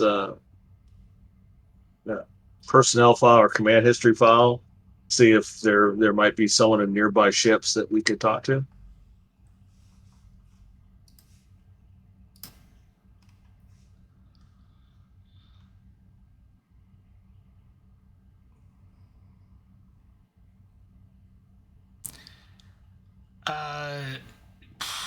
Reason plus con, difficulty 2, assisted by the ship's computers plus con. I'm going to give you a slight hint though. You're kind of going outside the parameters of the investigation, and in terms if you're judging by character, that is supposed to be more for if the goes to court martial, for the court martial teams to decide on. Yeah, I just Garibaldi just really wants to know if Morgan really was like this before he took command of the expedition.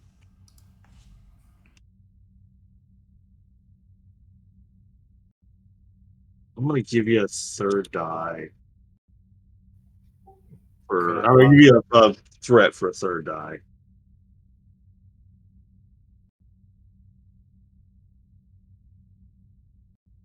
Oh, wait a minute. Never mind. It's all right. Really? Come on, ship.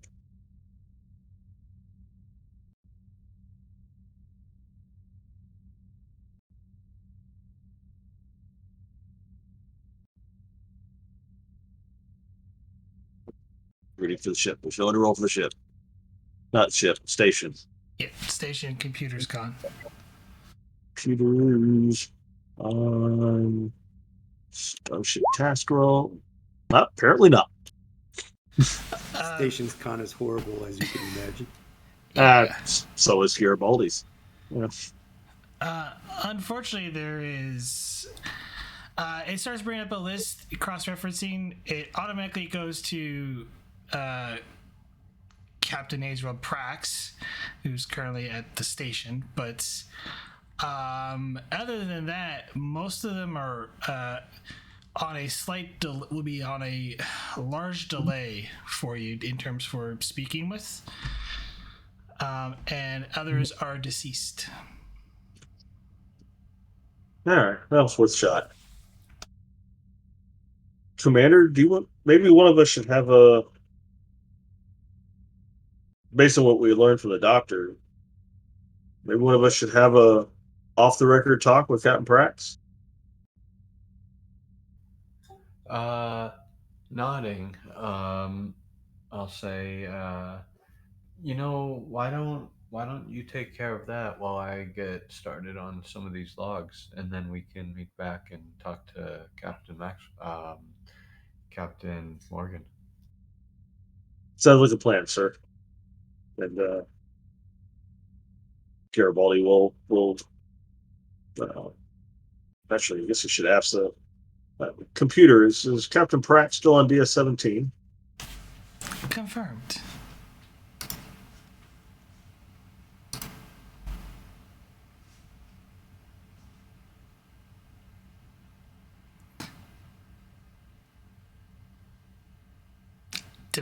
Did it come through? No. Oh. Computer goes confirmed. What's her current location? Sorry, I need to pull up the map for the station real quick.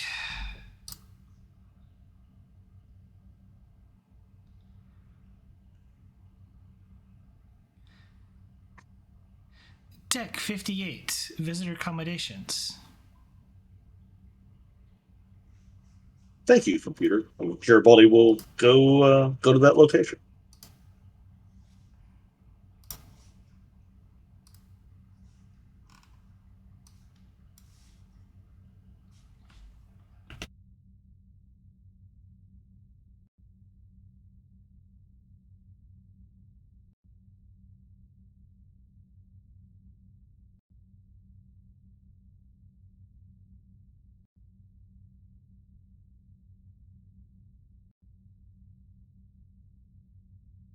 Oh, just heads up in case I forget or I don't want to be rude and interrupt. The next time we get to a new scene, I want to spend threat towards my well-informed talent. But I have to do that at the beginning of a scene, so I'll have to wait. Okay.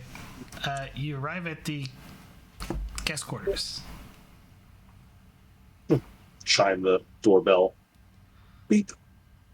Enter. Ah, Captain, I hope I'm not interrupting anything. No. And on the table, you see a bunch of pads and then like a piece of paper, and her daughter is currently coloring. Speak to you in private for a moment, Captain. Certainly. Kezri, why don't you go in the other room and finish that, please?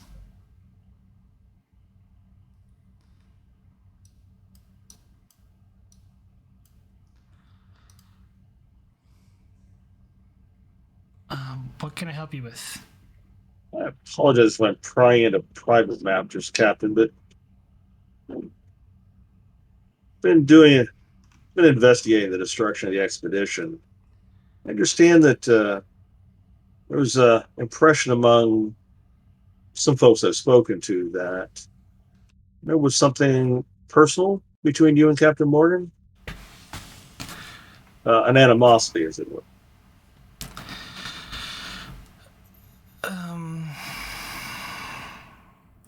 I mean, I suppose there would have been, but that was nearly a decade ago.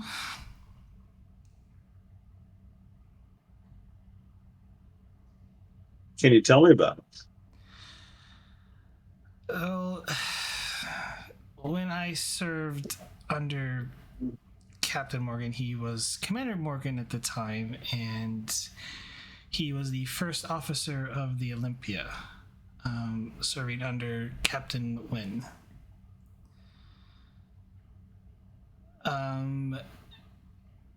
During that time, he was a bit of, I guess you could say, very strict, and often very demanding of personnel. So much so that it caused uneven tension among trying to meet certain deadlines, and often I took it upon myself, even though I was the second officer down the road, to lighten the mood. It helped ease some of the morale tension among the crew members. So I engaged in a little word games with the commander, and really it wasn't anything that affected any of the crew's performance at the time, or else I would have definitely been brought up for a disciplinary committee back then.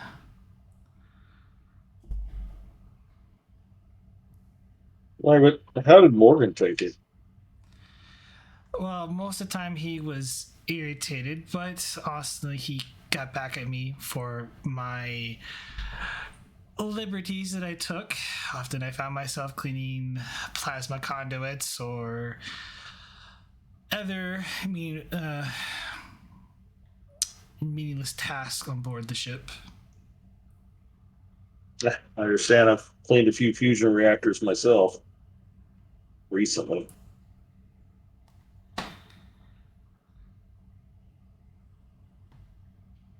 When you served under Morgan, you said you characterized him as strict and demanding. Would you say it overly so compared to other Starfleet officers?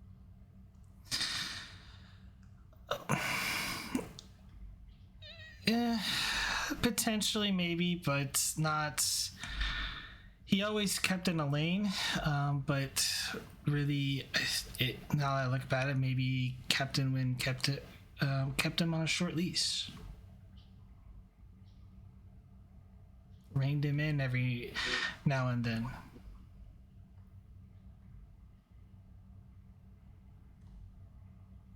You had the opportunity to talk to any of your former crew since they've been back? I talked to Commander Casey, but I didn't discuss anything of what exactly happened down there. Also with Pearson and Nadon, but I knew the ship would be under investigation, but it never really anything that would sway their opinions. Okay. You know what I'm hearing, Cap? Everyone I'm talking to is it all seems like it's falling on this captain. So I'm curious, do you think he's the kind of man that would have run your old crew ragged just because he doesn't like you?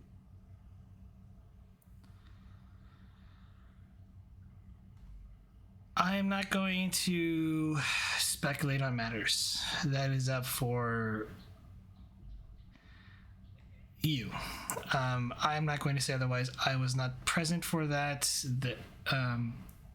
For any of that during my hiatus within Starfleet. The only thing I can tell you is, reading all the reports, he was definitely demanding and asked for results that I think were unacceptable. But that is my opinion. You had any you had any interactions with Captain Morgan since the expedition was recovered? I saw him briefly this morning.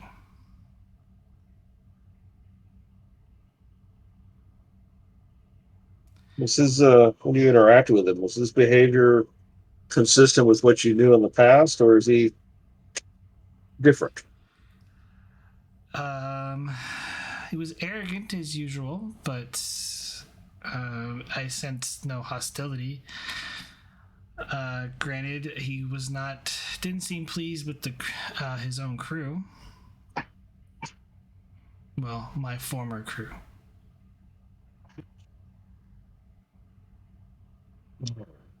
Well, I appreciate you meeting with me, Captain. I'm sorry to interrupt your time with your family. I'm just trying to get a complete picture. I'm sure you understand, man. No, I do. Well, I'll let you get back to spending time with your family. Thank you, Captain. Of course. Garibaldi will head back out.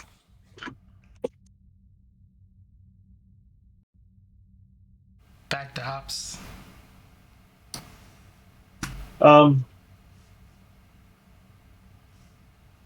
think in he's actually going to go find those in anticipation of a new scene eventually coming. He's going to spend a little time talking to his black market contacts, and then head back to office.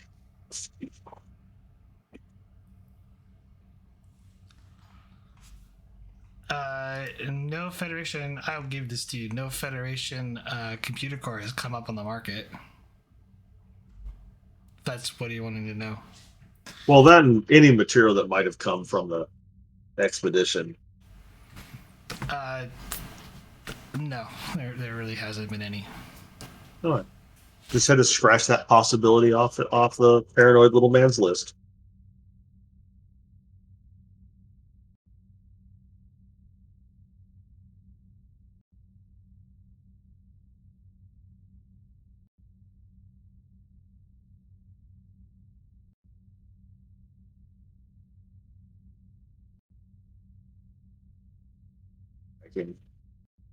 Commander. Garibaldi, Yeah. did you find anything out? Nothing of any substance, Commander. That's fair. It seems like most of these logs seem to bear out the doctor and the executive officer.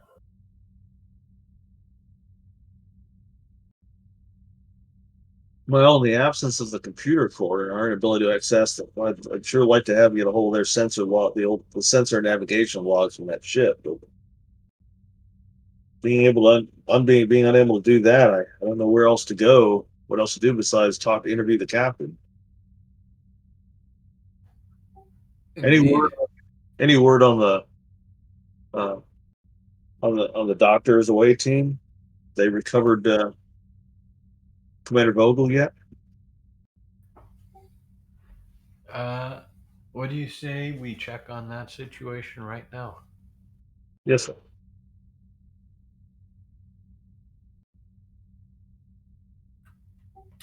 Um, Arif to Dr. Mountain. Status report.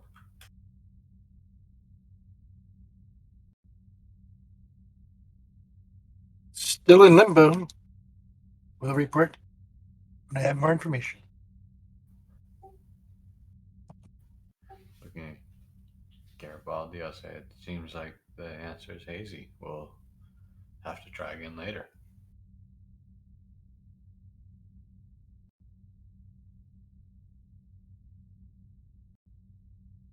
I had a character question about Starfleet protocol. Um, in an official inquiry like this, could we get access to crew members' personal logs? Yes. Well, only if they're missing. Ah,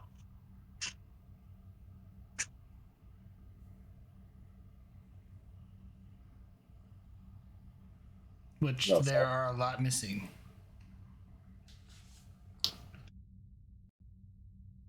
all right. Garibaldi wants to take a random sample of the personal logs that he could access, and just read them over to get an idea, a general idea of kind of corroborating what the officers he's interviewed talked about as far as perceptions of Captain Morgan.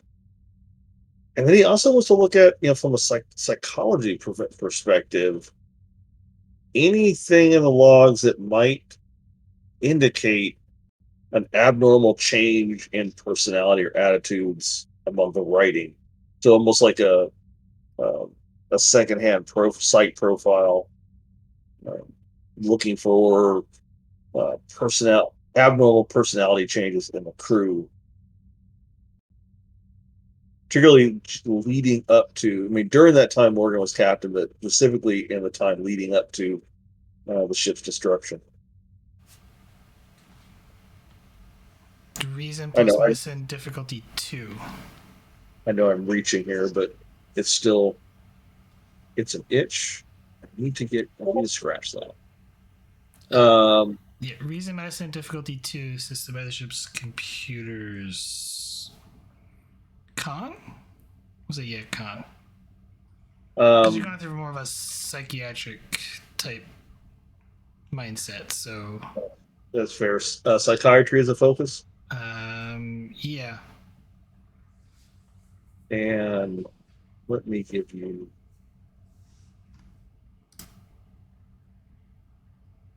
I'm just gonna give you a threat for an extra die because the dice hate me today.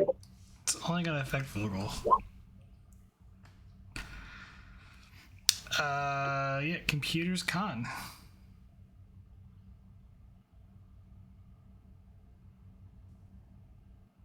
Gain 2 momentum so far, by the way. It's about time I earned a little momentum today. Here's con. Oh, 3 momentum.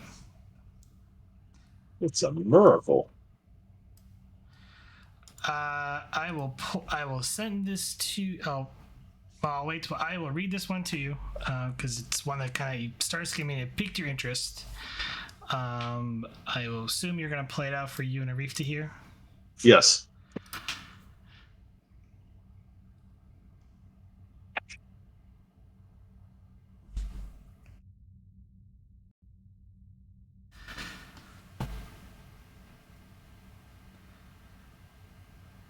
Crewman Pavo Blink, personal log. Start it, 57021.2.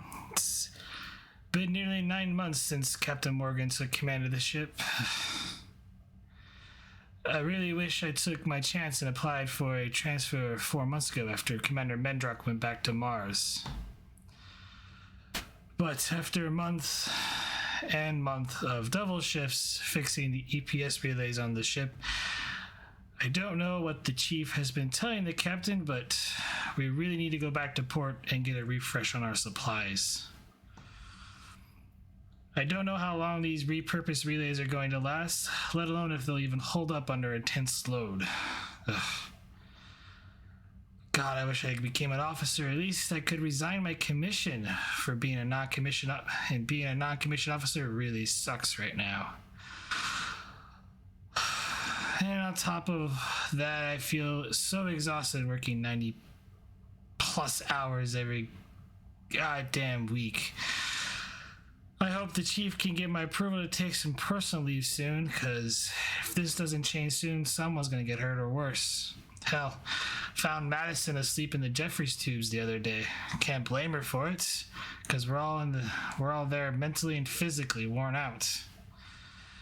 Maybe I should plan a trip to Ryza, or at least they'll keep my mind off of the upcoming work schedule. End log.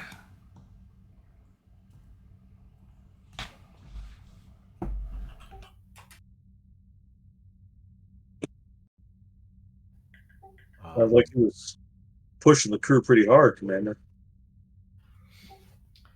It did. Perhaps I should take some pointers from this captain during our discussion.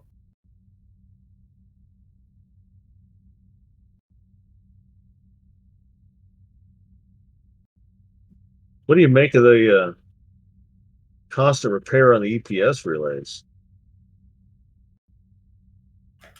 Say again? What do you make of the constant repair and replacing of these EPS relays on the ship?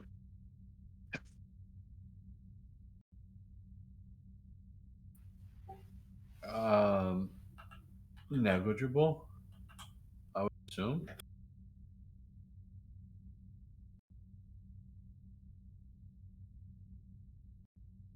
What if those relays failed when the captain ordered the ship for a full reverse when it hit the eddies? I'll be honest with you, Garibaldi. I'm quite frankly not a scientist enough to know whether or not that could be natural. That's unfortunately we need Sarah.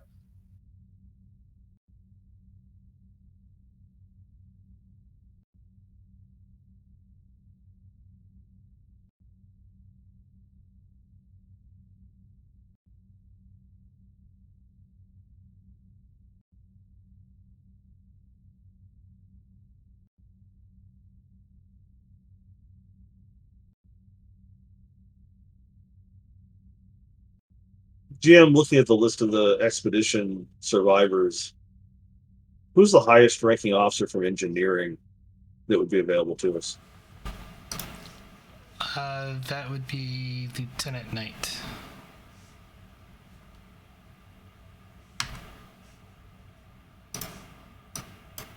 You want to talk to someone from engineering just in case, Commander? Of course. Let's bring him up here. All right, sir. According to this, there's a Lieutenant Knight who's the highest ranking officer from engineering that we have here on the station. Understood. Let's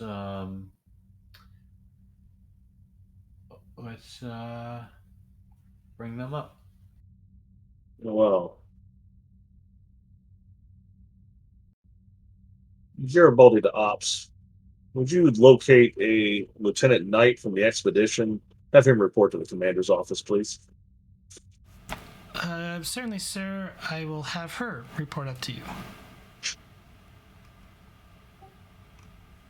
I'm gonna give Garibaldi a smart, because he's the one who said the mistake out loud. Everybody just smells, after 8 or 9 lifetimes and being both, gender pronouns just confuse me anyway. I'll just shrug and kind of lean back. And actually, you know what? I won't lean back. I'll get up and go for number 7. See everybody come in.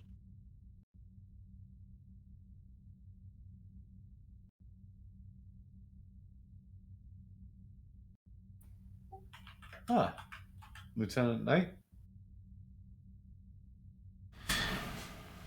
You asked to see me, sir.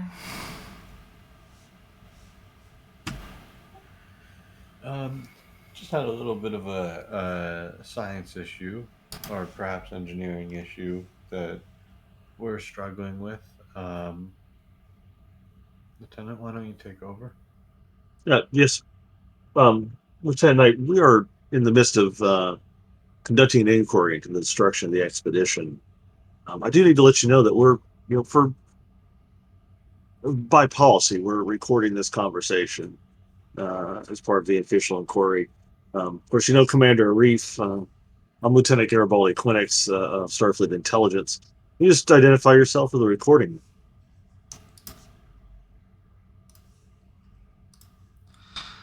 Lieutenant Junior Grade Freya Knight, engineer on board the U.S.S. or former U.S.S. Expedition. Thank you, and please have a seat. Were you in engineering at the time of the accident, ma'am? I was on the bridge.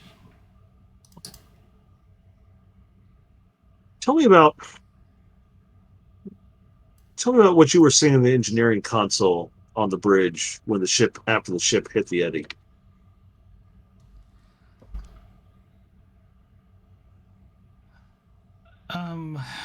The vessel was struggling to maintain power at its current position.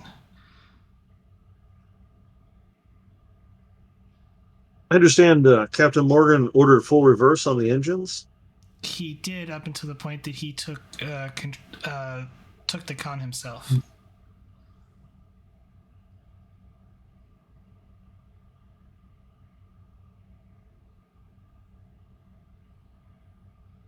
You saying, only from the engineering console, Lieutenant? Tell me about the engine's performance at that point when the captain ordered full reverse on the full reverse. They were struggling, and then he ordered the all available power to the impulse engines to break us free.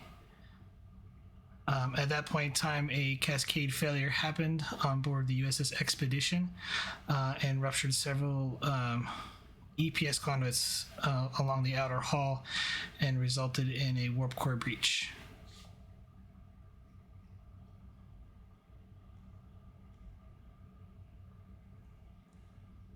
Ruptured EPS conduits, you say? Yes, sir.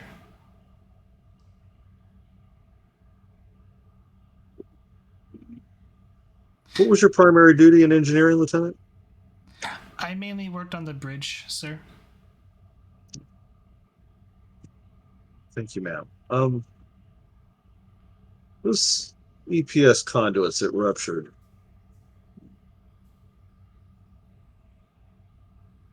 Are you aware of any structural flaws in those EPS conduits or regular maintenance routines with those conduits? I am not privy to that information, sir. That would have been up with the chief engineer, Lieutenant Commander Nora Grant.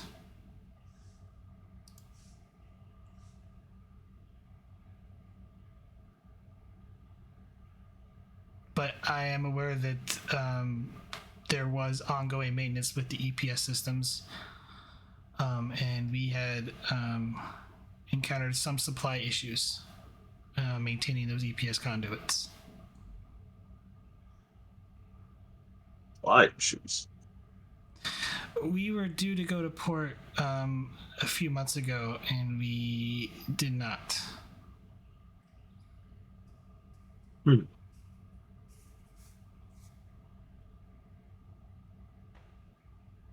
Um,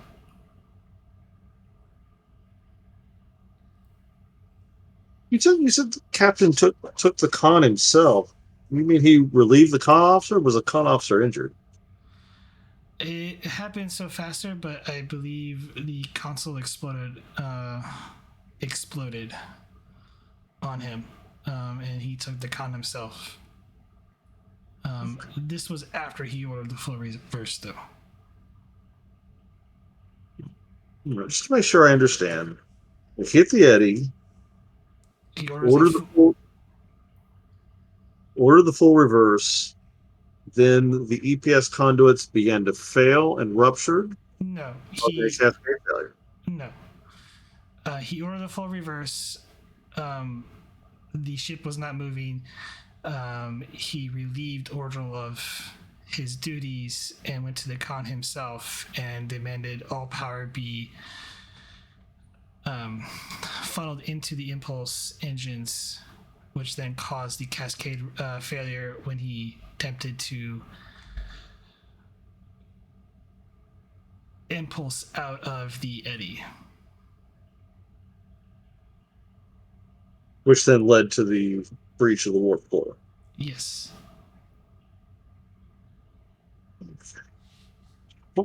Commander, do you have anything for the lieutenant?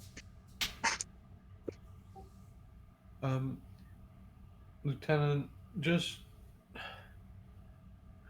in general, what was your opinion of Captain Morgan? Strict. He often berated the officers. He often argued with Commander Casey about performance issues. Do you believe he was a competent captain?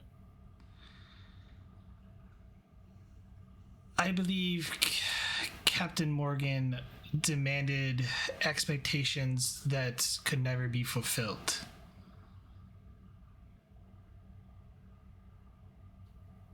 Understood. Thank you. Well, thank you for your cooperation, Lieutenant. You've been very helpful.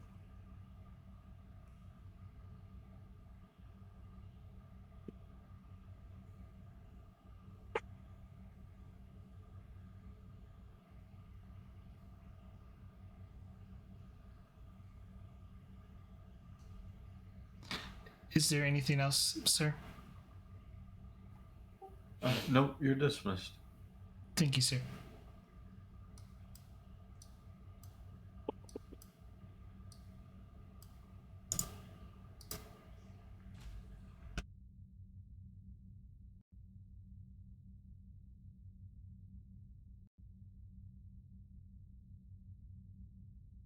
Swish, the door closes. Captain, Commander, I might propose that if the ruptured EPS conduits are ultimately the cause of the destruction of the expedition, and if Captain Morgan has no acceptable reason for delaying resupply at Starbase, that may be a case of negligence leading to the destruction of the expedition.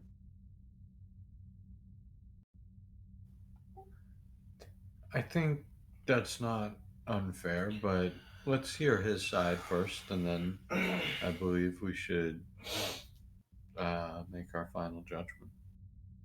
Well, certainly, Commander. Just something to bring to your mind as you're questioning the captain, sir. Of course.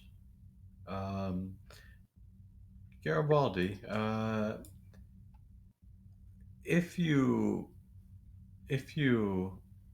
feel that it's warranted, feel free to begin to take a harder approach should we as we go through this. I've got your back. Yes, sir.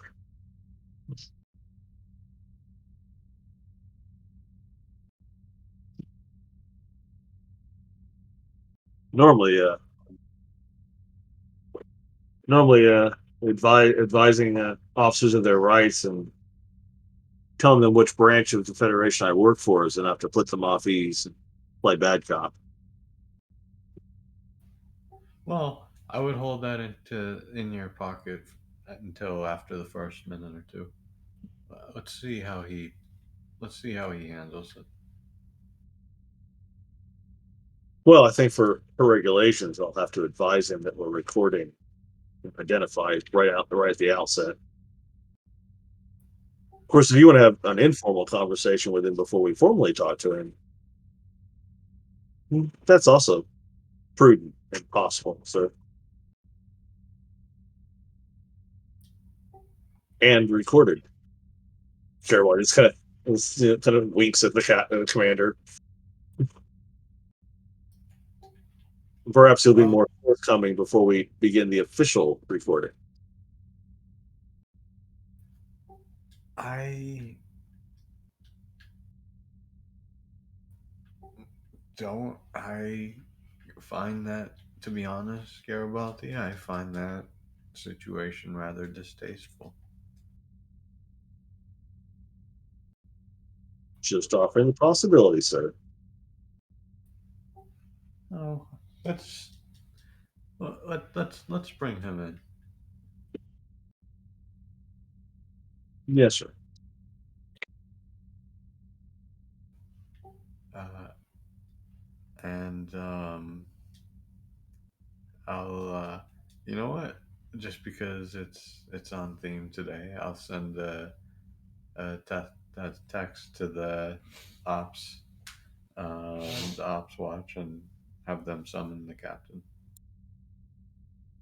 It occurs to me, sir, with his injuries, will he be able to come up here, or will we need to go to sick bay? Uh, that's a that's a fair question.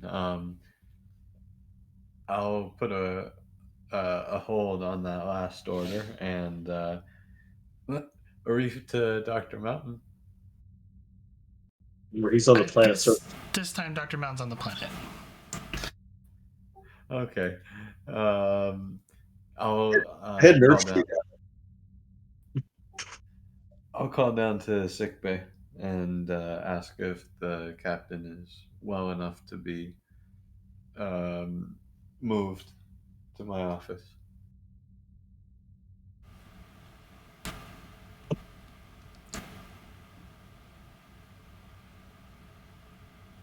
Sure. Yes, Commander, he can be moved, but he'll have to use a grab chair.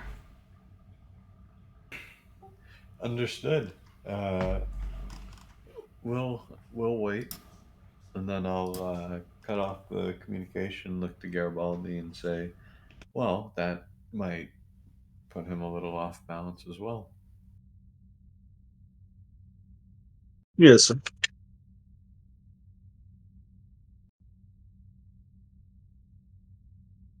I hear those chairs have come a long way since Captain Pike.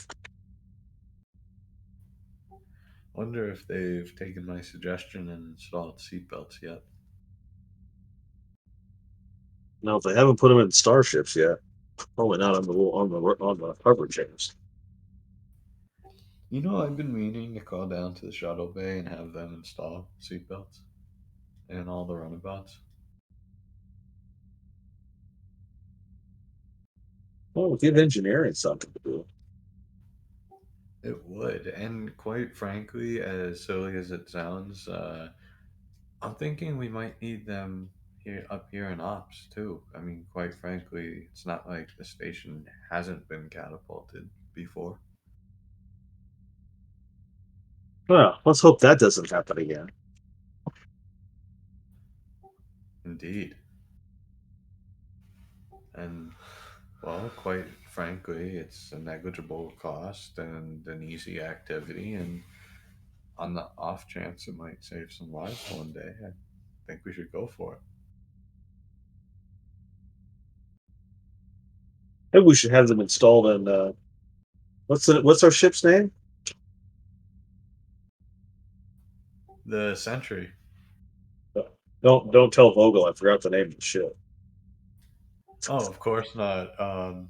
And I'll hit my comm badge and say,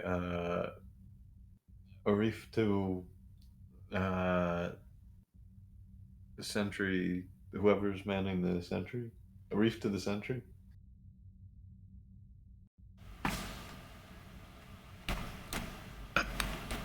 Yes, Commander. I'd like you to begin modifying the bridge chairs to allow for safety harnesses in the event of an emergency. Sir, um, I'll put in the request order with the engineering department. Thank you. Middle to top priority.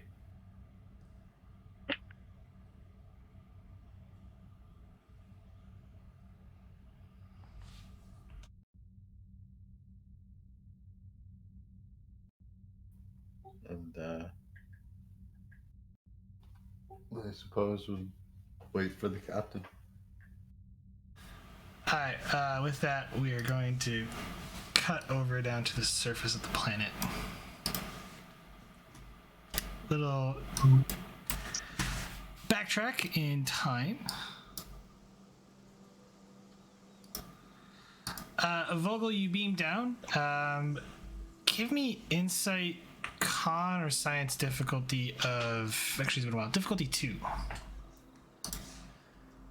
I'll use one of those momentums, please. Botany focus? That's more like memory. Okay, never mind. But I'll give you botany and increased complication.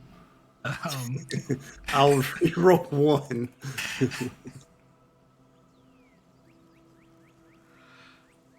And then I'll buy the other one. So you spend the last 2 momentum? Yeah. Okay.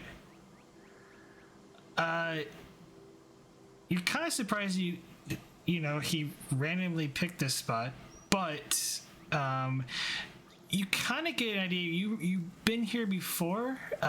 It's been quite a while since you've last visited this area, but you kind of get an idea of where you're at. And you're where that abandoned village, or close to that abandoned village. From long, long ago. From long, long ago.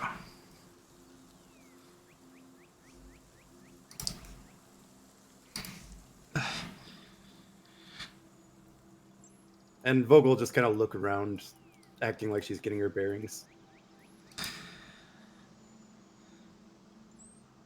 See, look. There's no one here. Just like I said. No, that's good. We gotta get far away as we can from them.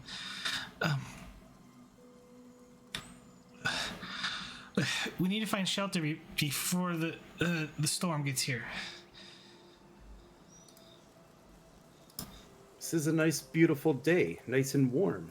There's no storm coming. You don't feel the chill? It's a beautiful spring day. And I'll pull out my tricorder and hand it to him. Look, see for yourself. No. See, it's all wrong. They're manipulating things. This may not even be real. For all we know, we could be freezing to death right now. Wait, come on, we need to find shelter. And I'll act like I'm scanning for shelter, but, if I've been here, I know where it's at. I found something. There's buildings nearby.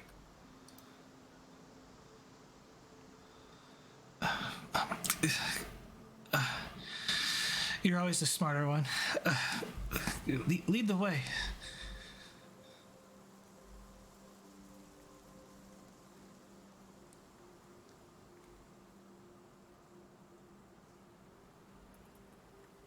and I seem to have forgot his name, but I'll call him by his name. Where do you think? Oh, good. Tollus. It's Tollus. Tollus, where do you think we are right now?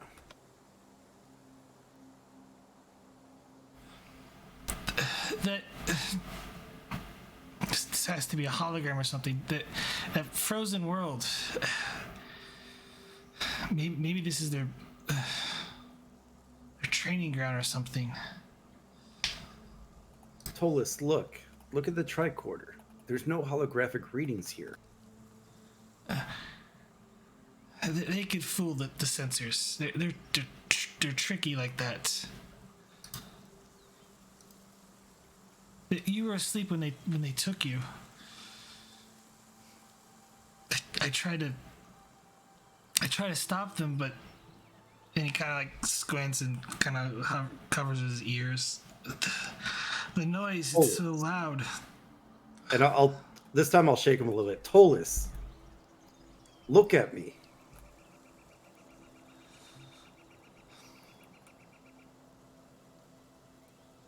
I'm not her.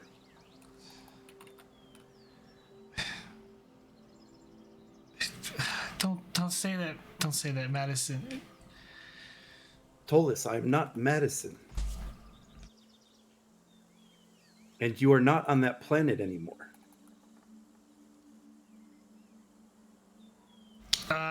Give me presence command opposed.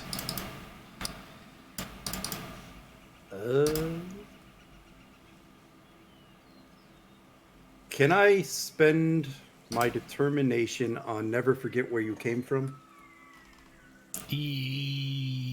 Elaborate.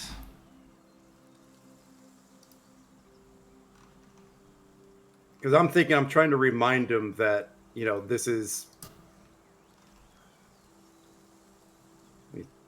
That, this is not where he came from. This is not where he was. This is, a safe place.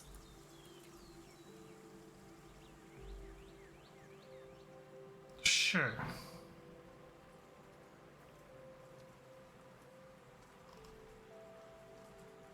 And then I'll roll. Oops. They're the same score anyway. So 3.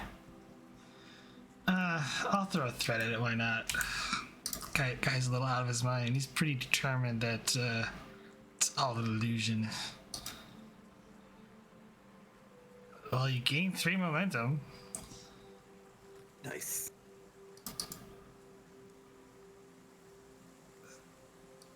If you're not Madison, who are you?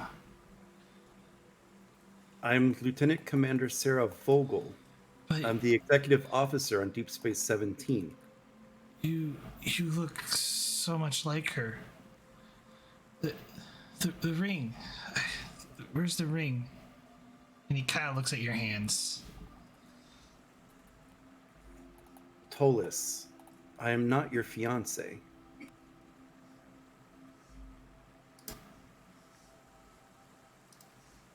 But I am a friend. I want to help you through this.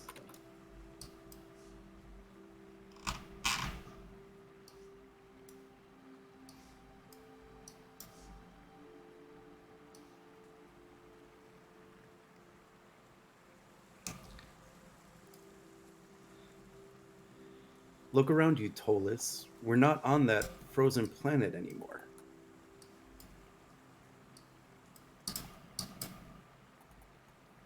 You're on whatever we call this planet. I forgot as a player. It's a planet that Deep Space 17 orbits. It's Niwa A3, by the way. We're on Niwa A3. The planet that Deep Space 17 orbits. No, it's impossible.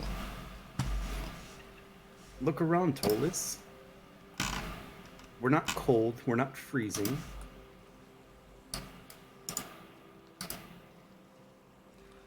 And by this time, the doctor, security team, and the Tian An Men doctor being down.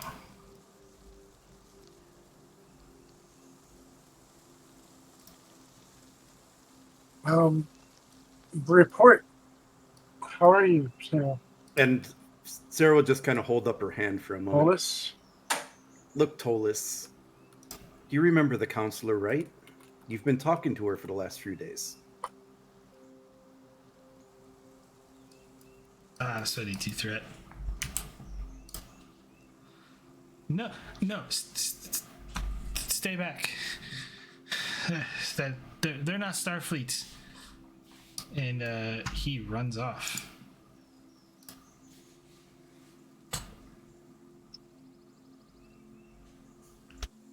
Damn it. And Vogel will pull out her tricorder and go after him. Well, report what's happening. Sorry for interrupting. He still thinks he's on that planet. Did you get through to him at all? Almost. How? What's?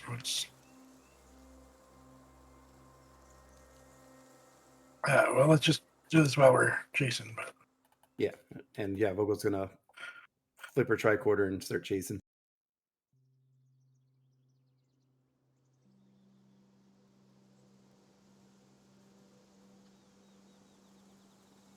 Doctor, what was this last position? Last station? Like was he at ops or con or anything like that? I believe he was a security officer on board the U.S.S. Expedition. Who is this commanding officer? Captain Felix Morgan. I mean, like direct. He was like chief. Almost the chief of security. Who is the chief of security? Maybe they can get through to him, like at least by familiarity, get him to stand still. At least.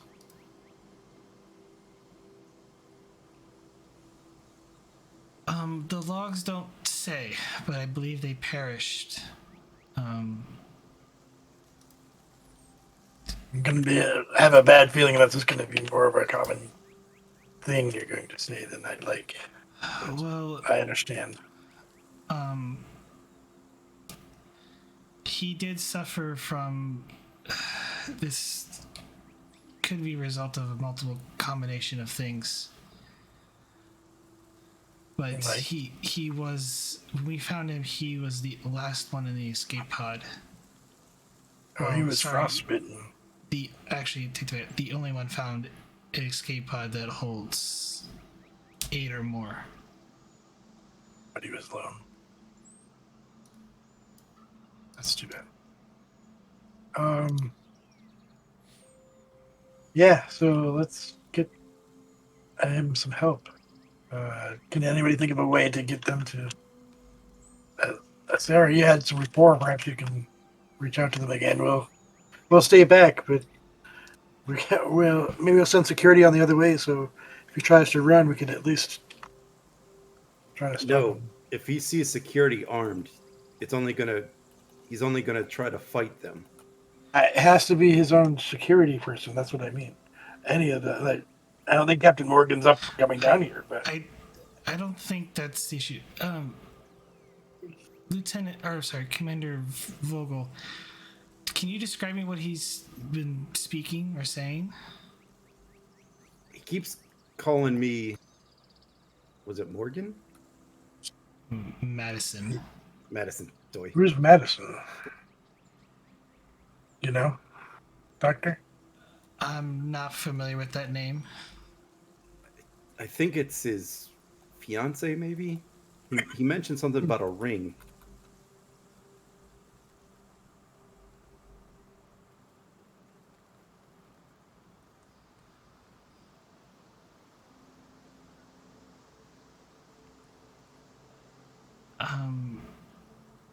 It's possible.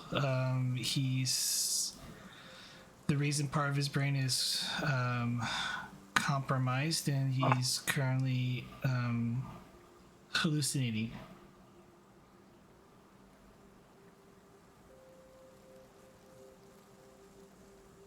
At least in terms for his audio visual cortex. Counselor, any suggestions? You've been Um, working with them. I'm not exactly a counselor, but he is suffering from trauma from the incident. Often find him in fits of scream and various states of different emotional states. Even with the brief interaction, I sensed terror and fear from him. He does think that something is out to get him.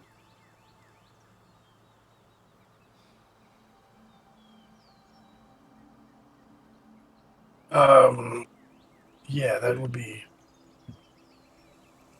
That's concerning. Do you estimate the rate of deterioration to be increasing with the more agitation that they're experiencing? You might be just making the problem worse. I would be worried that the capillaries inside his brain would rupture, leading to swelling in the brain, if not death or a stroke. Yeah. See if we can help them as soon as possible.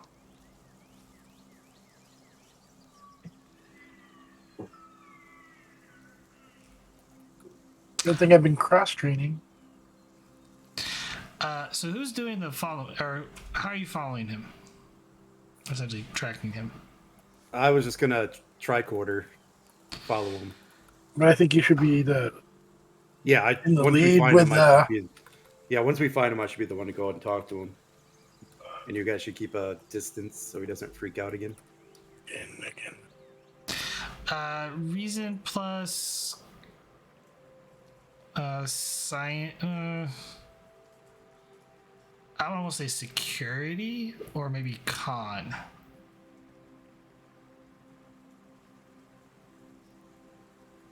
Yeah, let's go reason plus security or con. Difficulty 2, complication range 2. Use a momentum.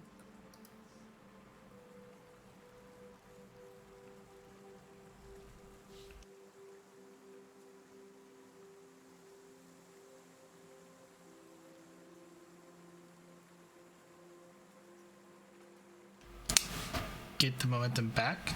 And yeah, you definitely see that he's heading back towards a certain village.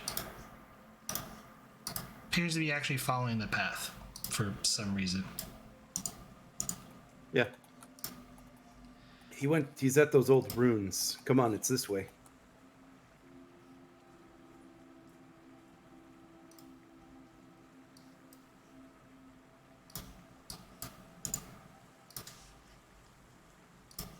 And yeah, I'll keep following him. Lead the way. Well, I'll keep back a few ways just to make sure, but we can't let him get away this time. So. I don't know. Can you grab him so we can steady him? I think I could get through to him. I hope so. Well, we might have to just track him directly to the brig.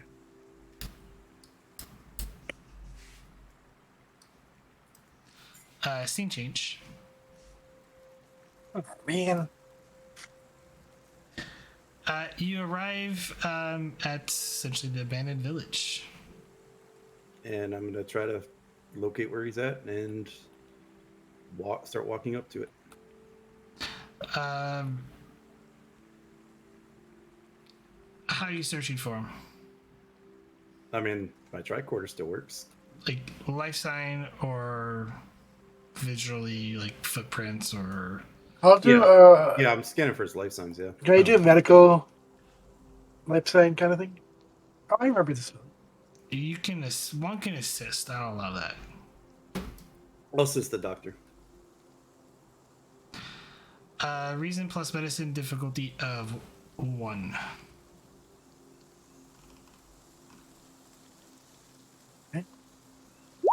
Probably nothing will be a focus here. I'll take 1 momentum for 1 die.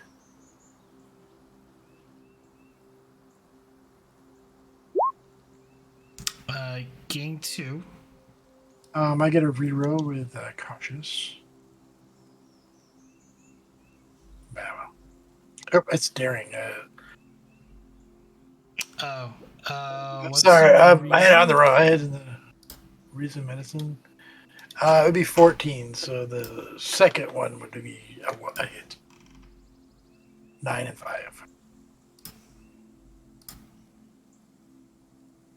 That would be Okay, 3. total of 3. Be on the wrong layer painting. Over there. Let's we'll wait over by this building. Which building? This one? One to the south. Yes. Yeah, I'll wait. We'll wait here, and then you go to the next building, and we'll support you. And as I pass, I'm gonna hand my phaser to the doctor. Here, doctor, take this. I can't use it on them. It would probably kill them, or So he permanent brain doesn't. damage. So he doesn't see me with it, doctor. Okay. He takes it and keeps it, puts it on his belt or something. And when I get here, I'm gonna just call out Tolis. Tolis, you in there? I'm in here.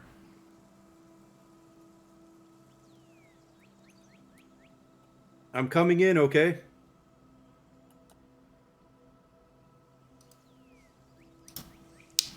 And you walk into the small house. You see Tolis sitting on an old chair, with an old chair, and there's a bowl, and it looks like he's got some sort of utensil, and he's just digging, literally taking the utensil and dipping it in the bowl and then putting it into his mouth. What does it look like he's doing? Like he's eating, or? Yes, he looks like he's eating.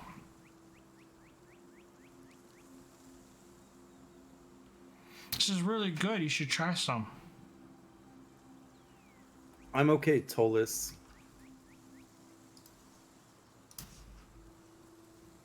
Tolis, where do you think you are now?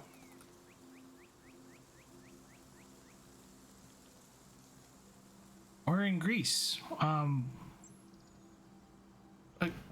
Madison, we're supposed to meet my parents today.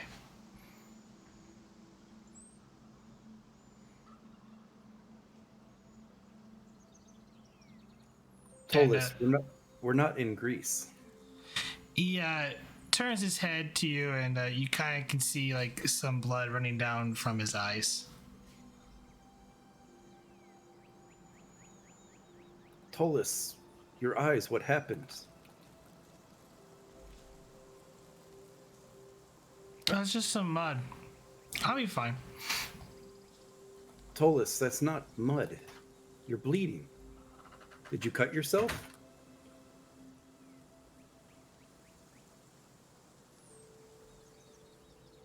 I guess no,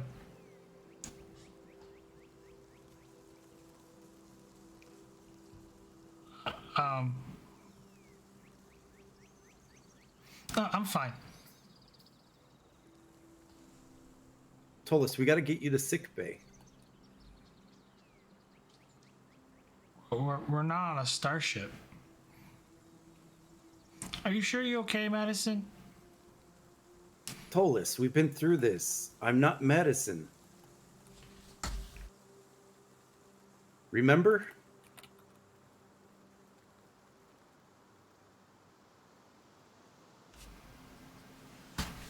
I don't think this is the time to play games. My parents will be here soon. You'll love them. And then Vogel's gonna walk up to him and grab his shoulders. Tolis, look at my face.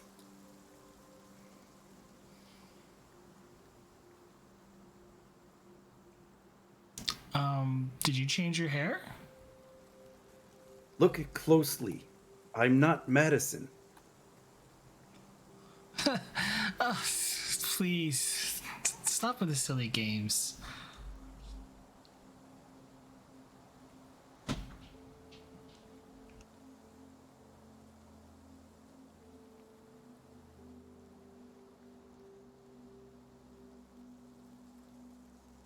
All right, I'm serious, Tolis. We have to get your eyes looked at. Something's not right with you. You have to go to sickbay.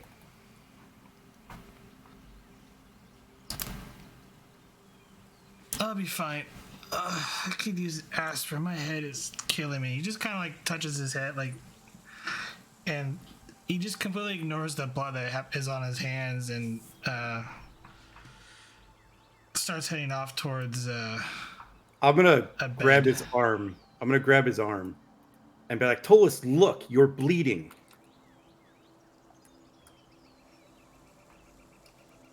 I don't see any blood.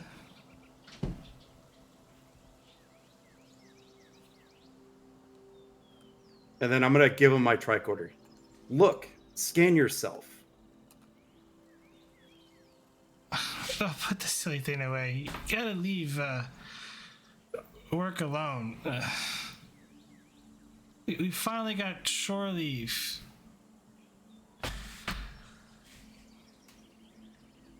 Tolis, we have to get you to sickbay. Please, do it for me.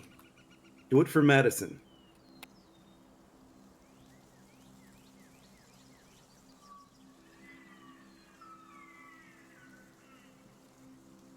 President's command opposed? I'm using all the momentums. I'll spend a threat.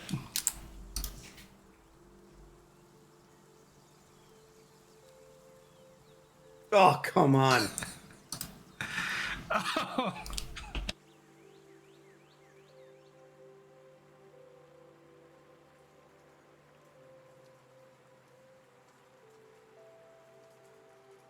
This poor guy. So does the roll stand? It has to. Here's your determination. Already did. You get out of it. And then he used threat to take that away from me. Okay.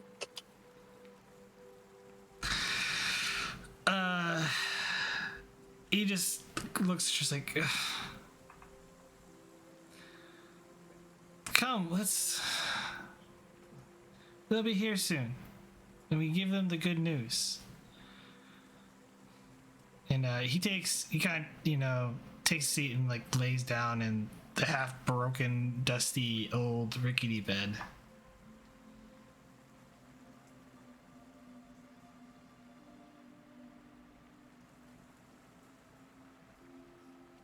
You'd be crazy. Tolis, we have to get you to sickbay. You're not well. Let's get you checked out, and then we can meet your parents.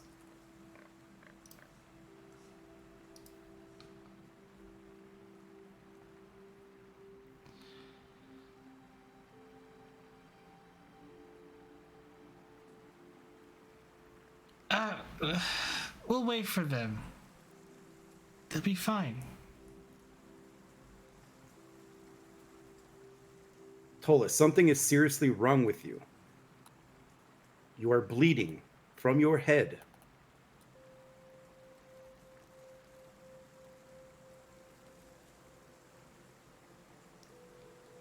I feel fine. Better than ever. I just wish this headache would go away. And that sound, that screeching noise. Exactly. You have a headache. We have to go see the doctor. I can push through this. I'm tough as nails. You know this. And what if it's not just a headache, Tolis?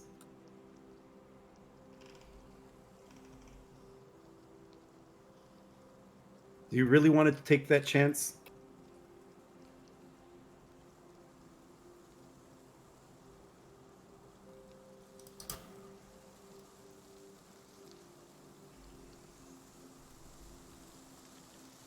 presence command opposed. Take one of the threats. Spend it back at you. Gain a momentum.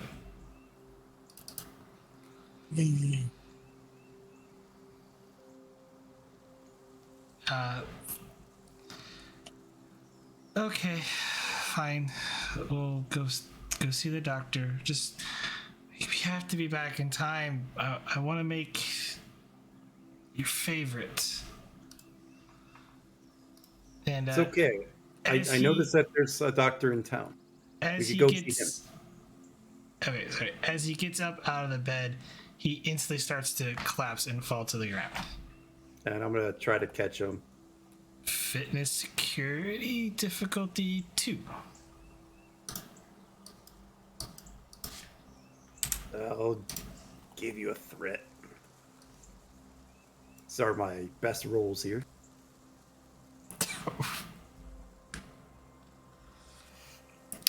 You succeed, but there's a complication. Give you the momentum, you take a threat. No. Then it's yours. You succeed in catching him, but he still kind of lumps over, fall, and then he starts seizing. Doctor, get over here now!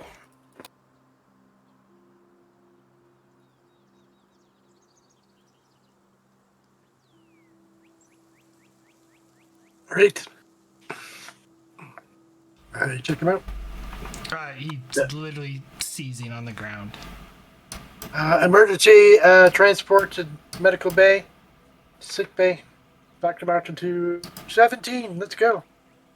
Doctor, he may not have time for this. Or I time for will. that. I administer emergency medicine.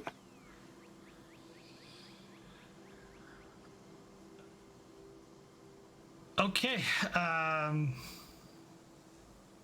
Daring plus medicine, difficulty 5. I will use my determination. Can I do... Let's see. What is the procedure? Do a callback?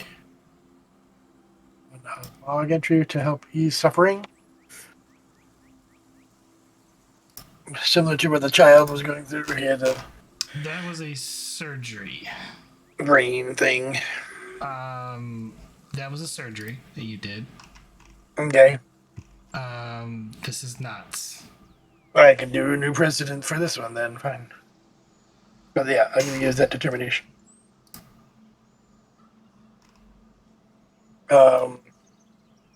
Then do we have any momentum? I'll take the 1 momentum and 2 threat to get 4 dice. It's like candy. And emergency medicine is a focus. Is this daring medicine, I presume? Yeah, daring medicine, difficulty 5. Did you use your determination? I did. How many dice are you rolling? Oh, so it would be 4 dice, so it would be 2. It'd be 4 threat and 1 momentum. Right. That gives me at least triggers a reroll. Really cautious. Yes. Can I get an assist from the other doctor? Yeah, she'll assist. Thank you. Still right, technically her patient until Yeah, we're not on. Yeah, that's fair. And shall I roll? emergency medicine for a focus. Yes. So yes, go ahead and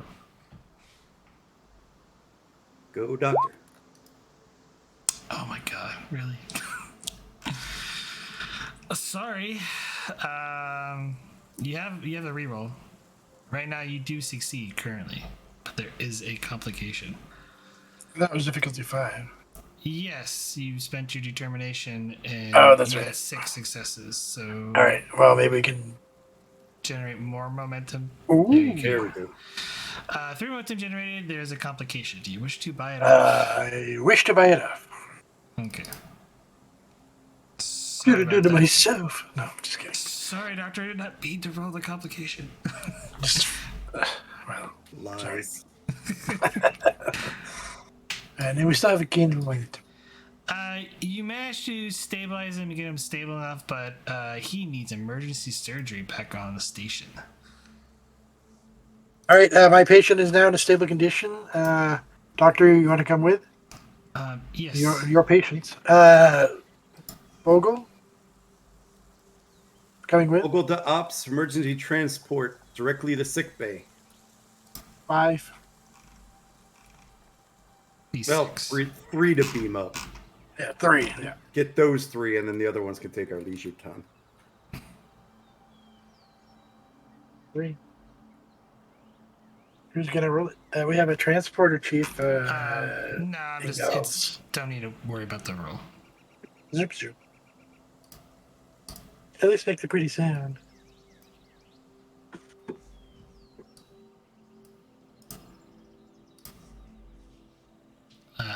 If it actually works for on my end, but meanwhile, go back to ops.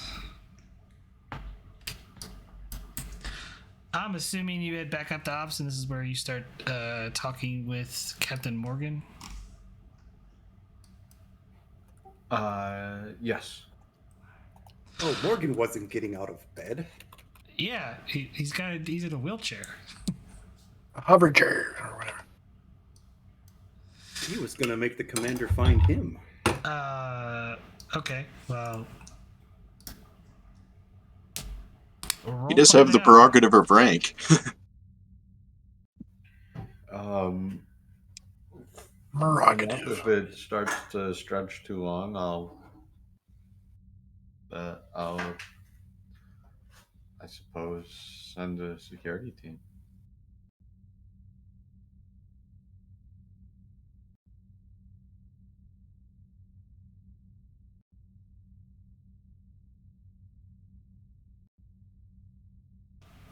Technically, by Starfleet regulations, he could refuse to talk to you.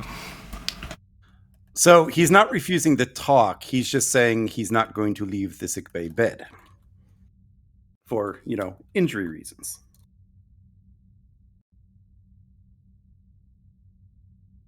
He's perfect. Fair enough. I will. Screw it. I'll call down to engineering to tell them to grab some pattern enhancers and beam the bed into my office.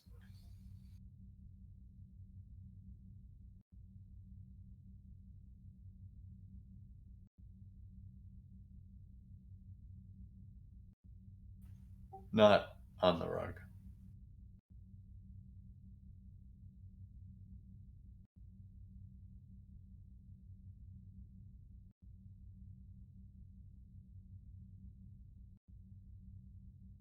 Well, they can't. I will spend threat that they can't beam the biobed, but they can certainly beam him into your office. Okay, not on the rug. If they can, just not on the rug.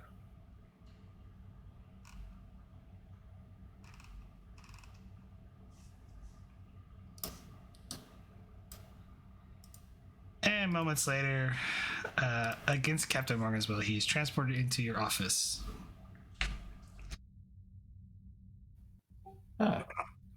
Captain, there you are. What is the meaning of this? I was just about to send out the search party.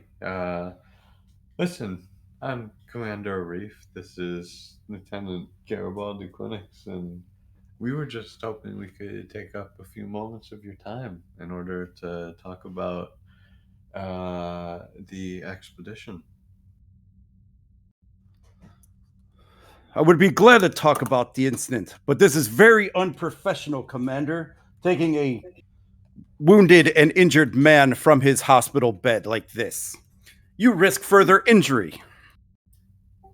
Well, Captain, you're absolutely right. I offered you the chair that would have ensured your safety, but you refused. I'm sorry. You left me no other option. I'll be sure that Admiral Keller hears of this.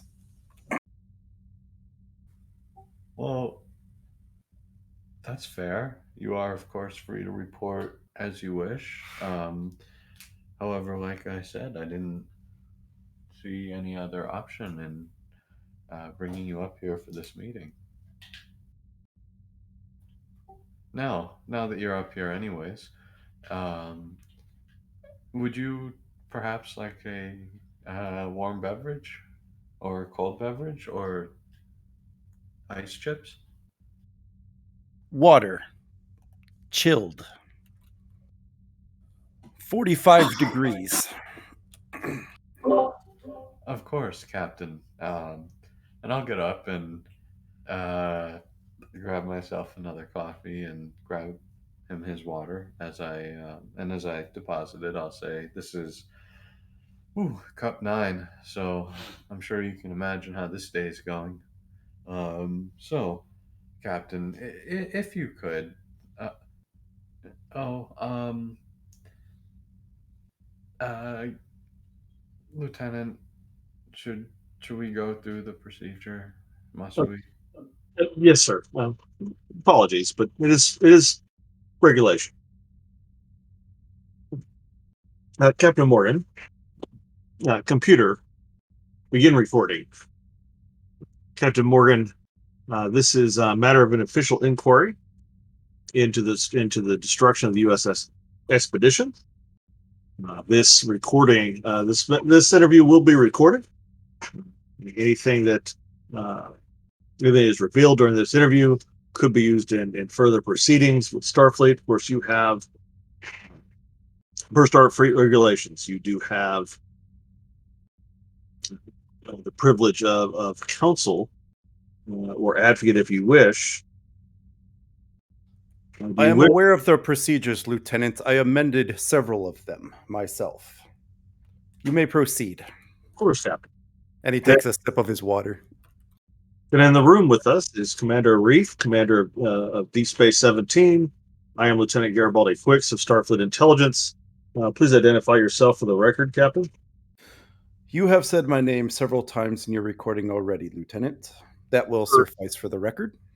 Captain, if you are aware of the protocols and the regulations, then I'll have to insist that you state your full name and rank for the record, sir.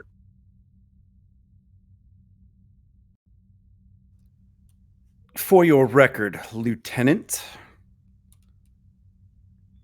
Oh, crap, I forgot his first name. Brain is not functioning today, sorry. It's in the character sheet, but you have access to it. Do I? Let me pull that bad boy. Felix? Is it Felix? I feel like that was the other guy's name. They both have the same first name. Captain Felix Morgan. Commanding Officer, U.S.S. Expedition. Is that good enough for you, Lieutenant, or would you like more? That is sufficient, Captain. Thank you. Zip code. If you please, Commander, I would like to get back to sickbay so I can actually heal from these injuries. Of course. And I'll make sure to have a chair brought up for your eventual return. That being said, if you could please just maybe for the record walk us through, and we'll get to a few other things in a bit, but if you could walk us through the final moments of the expedition, what, well, quite frankly, Captain, what happened?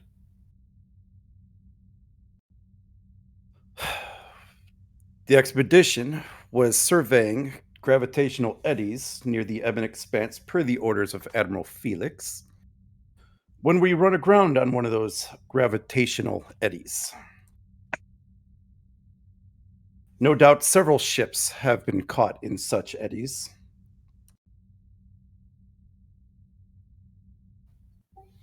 Oh, and have no doubt that plenty of those ships, um, well, and I'm sorry to say this, but I'm sure plenty of those ships fared far worse than the expedition, at least in terms of crew.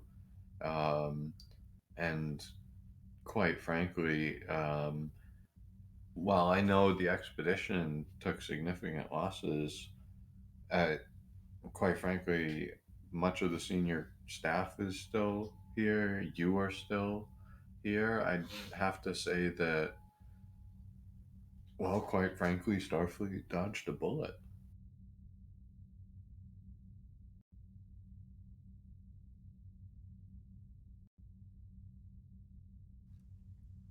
At least some of the crew made it off. I am sure some ships were not so fortunate. What is unfortunate is the loss of the Sovereign. Tell me, have you made any progress in determining the cause? We're still trying to work that out. Could you, do you have any? I know you said you ran into the Eddie, but what happened then? I ordered my first officer to reverse course and try to get us out of that eddy the way we came. Oh, that's if I'm not mistaken, and I'm gonna look at my console, Commander Casey, right? Yes, Commander Casey. Yeah, we have to go on and interview him after, but we honestly decided to give you the respect of getting your word first. Well, I appreciate that, Commander. Captain, what was the speed of the expedition at the time that you struck the gravitational eddy? I ordered the ship to operate at full impulse. In a area known to be populated with numerous gravitational eddies and navigational hazards? I was confident in my con officers and my crew's ability to handle such orders. The con officer did come highly praised, after all. And if I may, was it only this praise? Because correct me if I'm wrong, but how long were you the captain of the expedition? Nearly 9 months. Oh, But well, I that's figured with his skill and the advanced sensor sweeps, we should be able to detect any and all subspace anomalies in our path well before we approached them. The fact that we did not detect it worries me. Did your Do you science think? officer, did your operations officer concur with your decision to proceed at full impulse, Captain?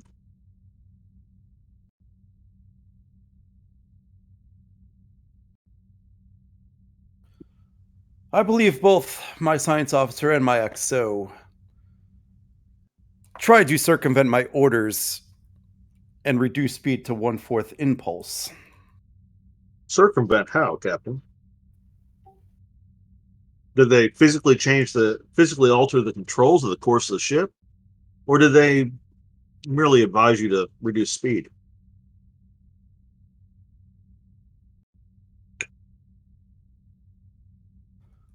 I took their recommendations under advisement, of course.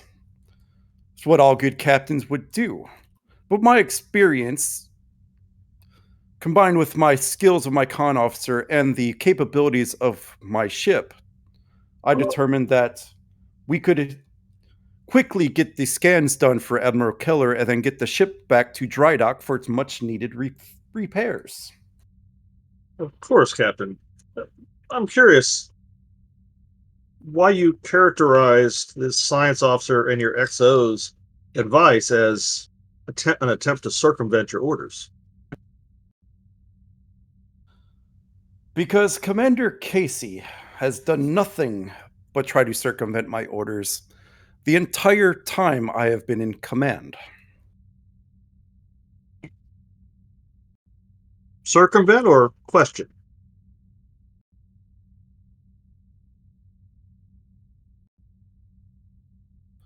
I would call it circumventing my orders. So he directly disobeyed an order you gave him,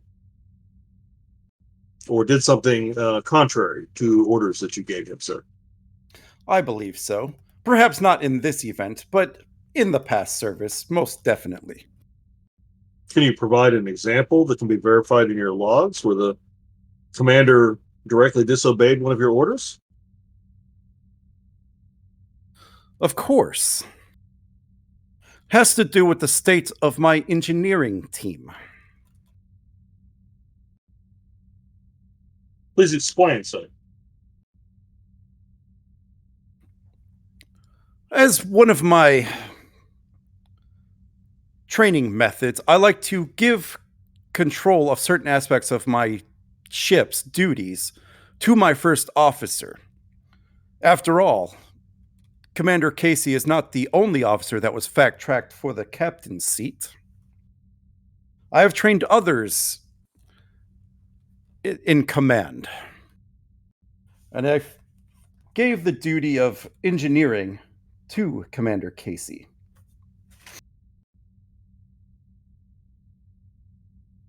Yes, sir. And what direct order of yours did he disobey?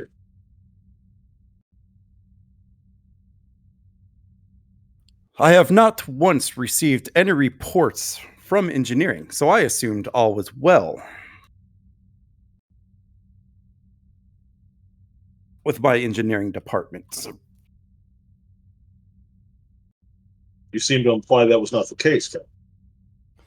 I've had an opportunity to look at some of the logs after the fact, especially from my chief engineer.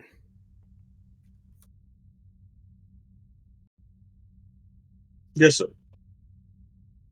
Needless to say, the reports are troubling that they were never brought to my attention.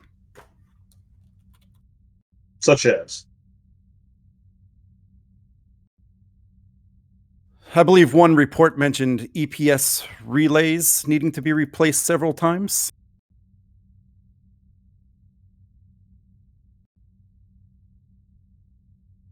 So when I ordered power diverted from other systems, I assumed the ship could handle such a load. But to my surprise, when the ship started imploding around me, was I proven wrong?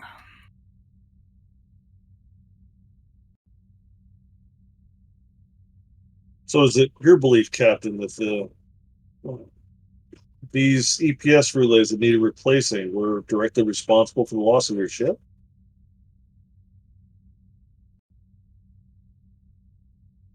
Lieutenant, have you ever been sailing? I don't believe so, sir. Not in this particular lifetime. Oh, I see that you're Trill.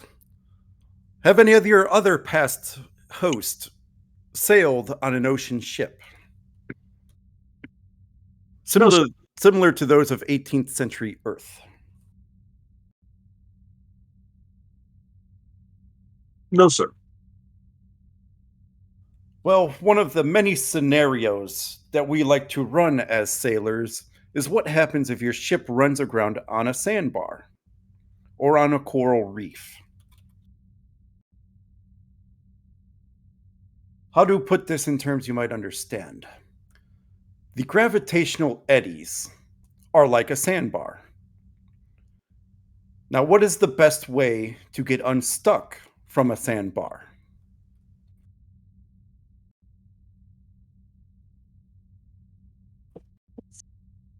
As I said, Captain, I'm unfamiliar with sailing ocean-going vessels. I assume pushing off with oars or sweeps, I think they were called. It's a possible attempt, however, the ship is just too heavy for such push-offs. Another way, of course, is to jettison some of your cargo overboard making the ship lighter and riding higher in the ocean waters. However, as you can imagine on a starship, that's just not possible. What can you jettison to make the ship less heavy? Plus, it would be lightening the load on a starship in vacuum would be pointless. Exactly, my point. The best way is to increase the sails, increasing the speed, and using the ship's own momentum to carry you through the sandbar.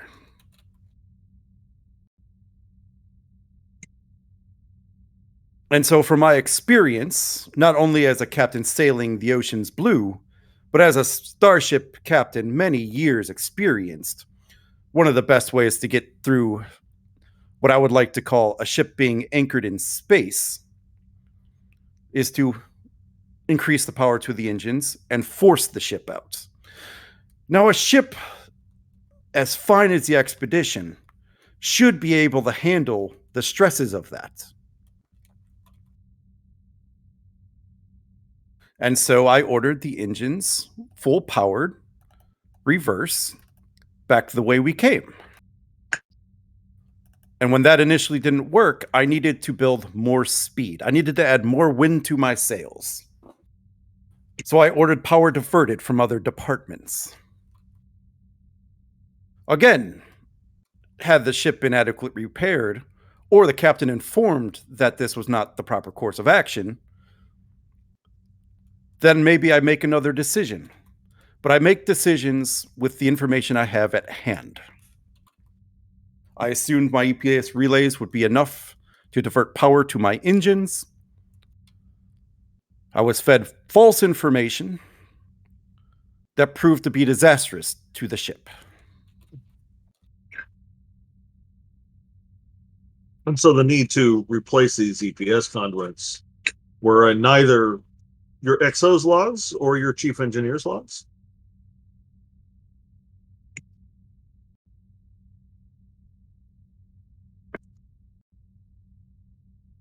I've seen some of the maintenance schedules after the fact, but I trusted my XO to handle them and to inform me of any issues with the ship.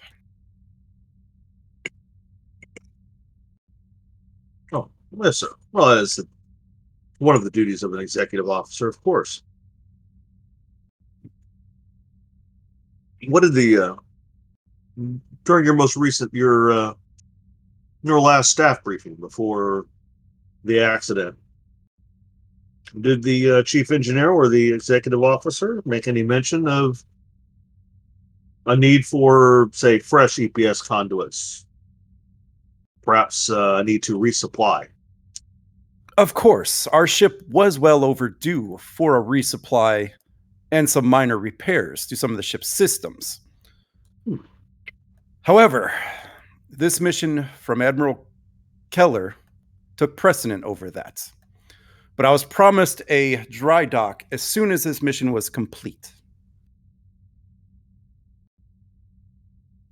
Was it you or Admiral Keller that made the decision to delay the much needed repairs and resupply of the expedition, sir? My orders come directly from Admiral Keller. So Admiral Keller ordered you to not resupply the ship. This was an important mission. This is not an answer to my question, Captain. Did Admiral Keller order you to delay your resupply, sir? Who else would? Of course he did.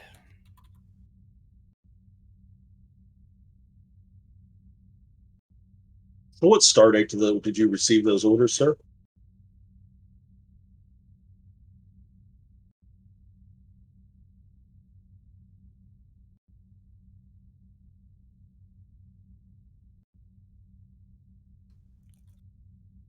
Confirm with GM, 1 second.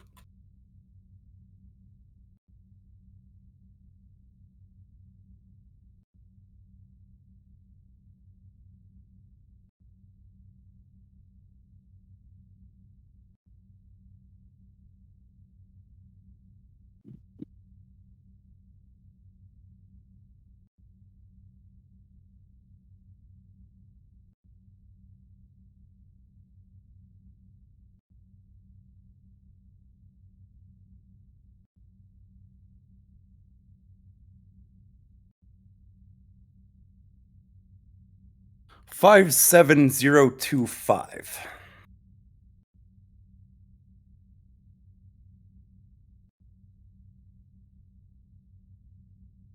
Hey, GM, is that more than 72 hours prior to the accident?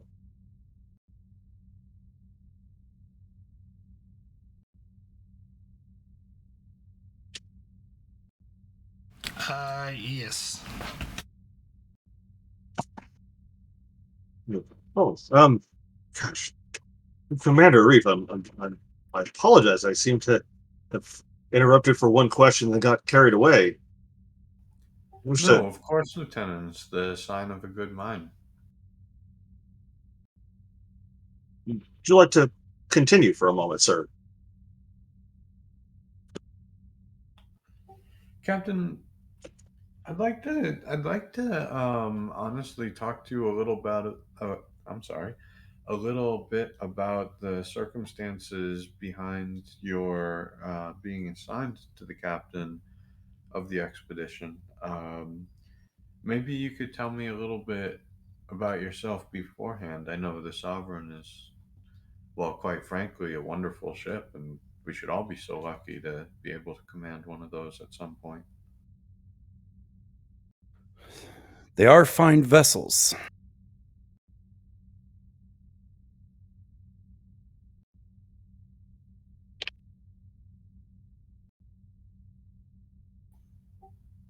And as to your being awarded a captaincy,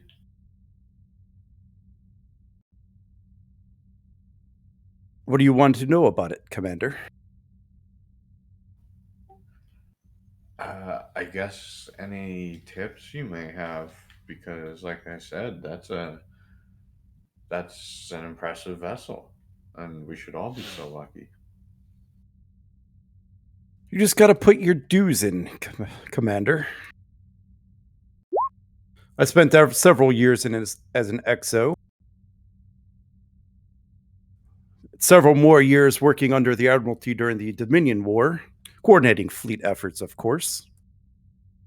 Many battles were won through my brilliant use of strategy and tactics.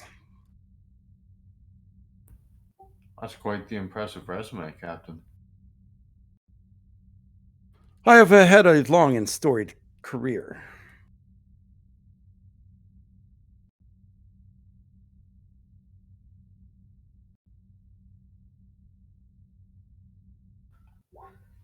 I apologize, I missed that last line. He's had a long and storied career. Well, I'm just gonna chuckle to myself and say, I know what that's like. Um, Captain, I'd like your opinions actually on the crew of the expedition.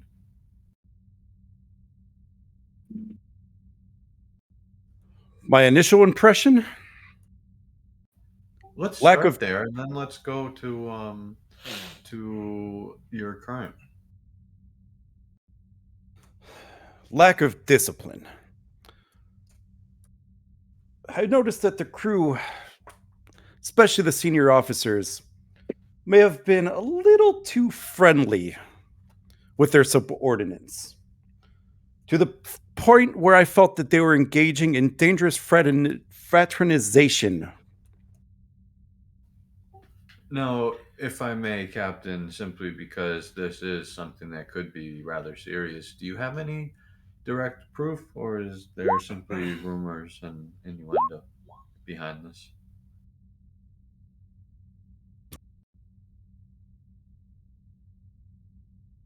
It is merely an observation, of course, but one that I felt undermined the chain of command.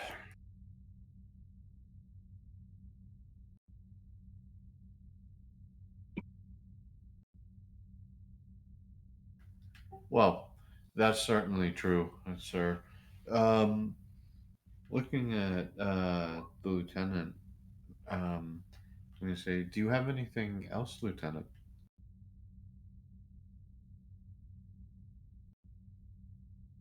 I might. Then, please.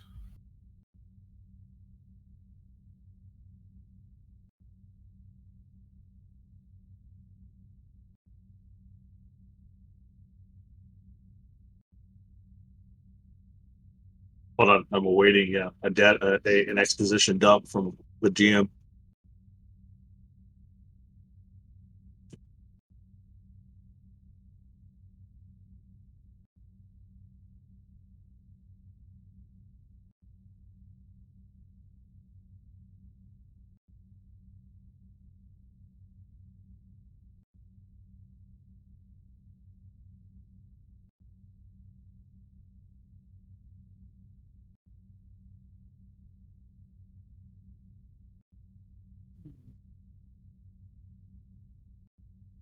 You're gonna have to forgive some spelling on this one.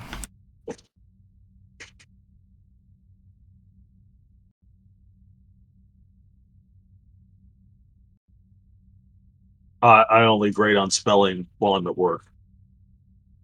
I appreciate that. D minus.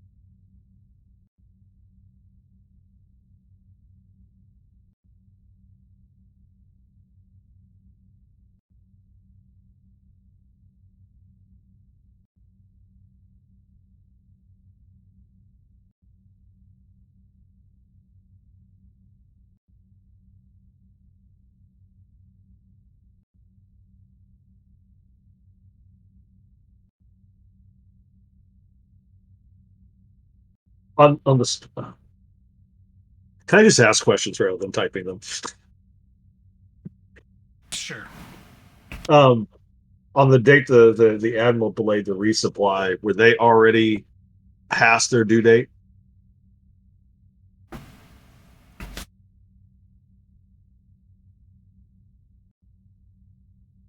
Mm-hmm. And then that second part of my question about was there anything in the chief engineer, the Exos logs, about the EPS conduit problems?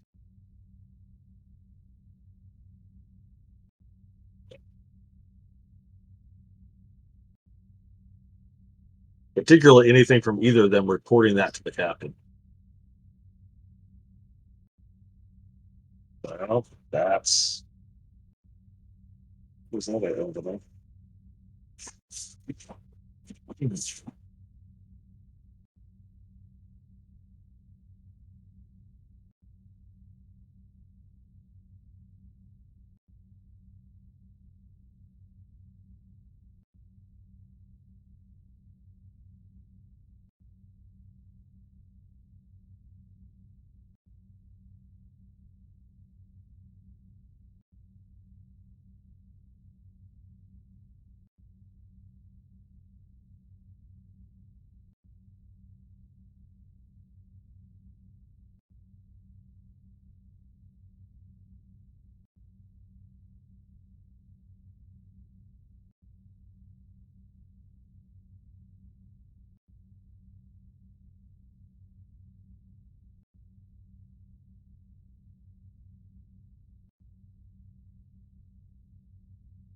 Captain Keller, just excuse me, Captain Morgan, just a point of clarification, sir. How far, how long past resupply were you when you received Admiral Keller's permission to delay the resupply?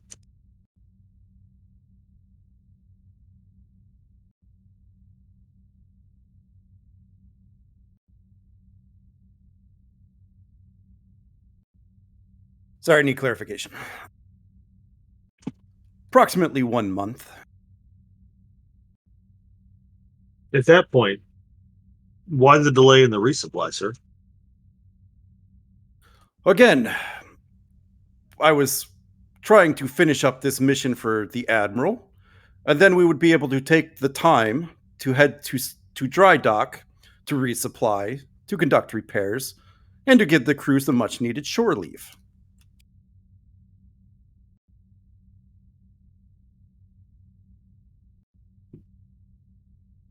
With the reports of disappearing ships in the area, this is a very important mission to Starfleet, one that I thought the expedition would be able to handle.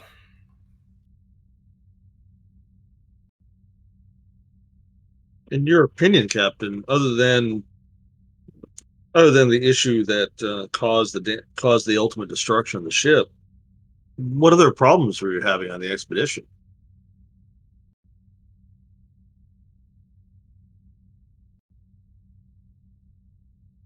Other than the apparent lack of discipline of the crew, nothing was brought to my attention.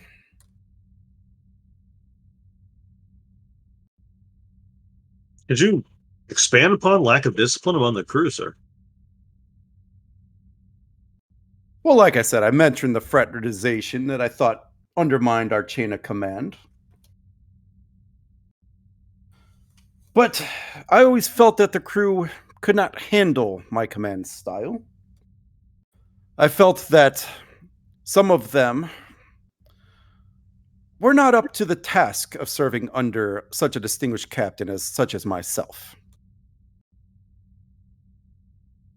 The able-bodied crew I had promoted, the ex-engineer, Mendrock, I think his name was, I put him in for promotion to command one of the dry docks at Utopia Planitia. Quite the promotion I was able to get for him, I might add. Well, certainly a nice feather in the cap of any Starfleet engineer, so it's quite And it's generous. things like that I like to do for my crew. Those that deserve it, I like to see promoted.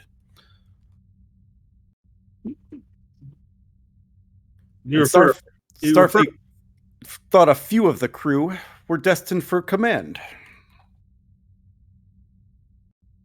You mentioned fraternization. Anything there in violation of Starfleet policy?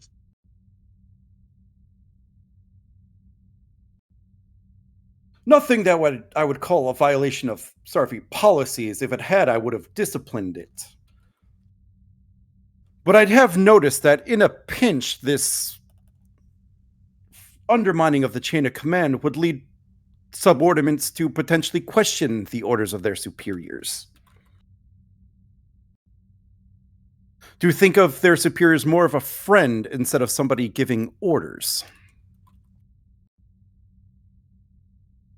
So when I give a command to my first officer,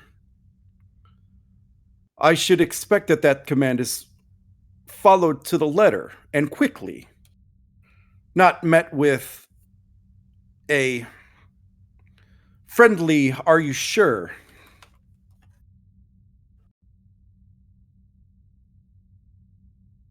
Felt that there was a lack of professional distance between some of the first officers and the younger crew members. If there was a mistake I made, I think that would have been it. Not cracking down on that earlier.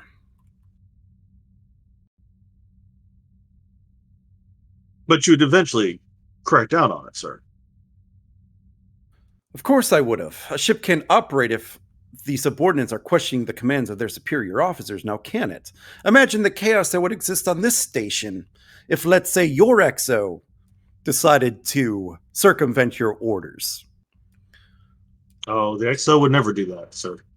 Exactly, nor should they.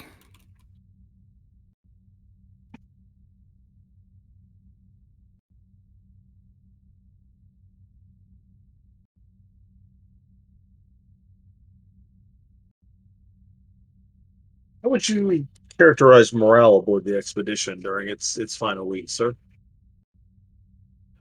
It is hard to say. Again, that is one of the duties I left to my executive officer, to handle any issues of crew morale or discipline. Again, Starfleet thought that he was on the fast track to becoming a captain, so in order to determine if he was ready, I had to give him some captain-level duties. Crew discipline and morale, obviously being one of them, if not the most important aspect of being a captain. Yeah, and one of the primary duties of an executive officer. That was certainly appropriate, Captain. Exactly. And I assume you mentored young Commander Casey, helped guide him in the right direction. To the best of my ability and what he would listen to.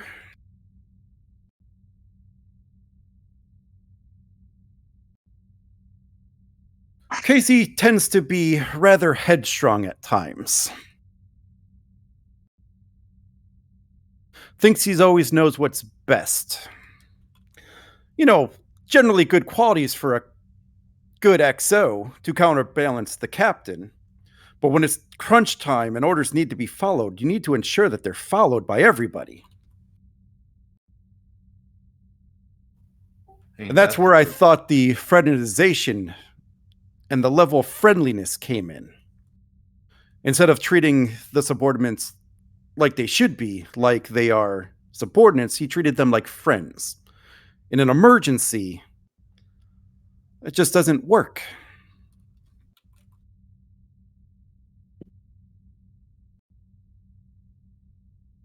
Especially when lives are at stake.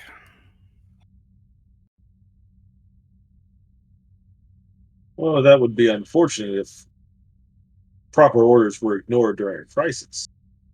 But you don't describe any of your orders being ignored or disobeyed after the ship hit the eddy. Or did I miss that, Captain?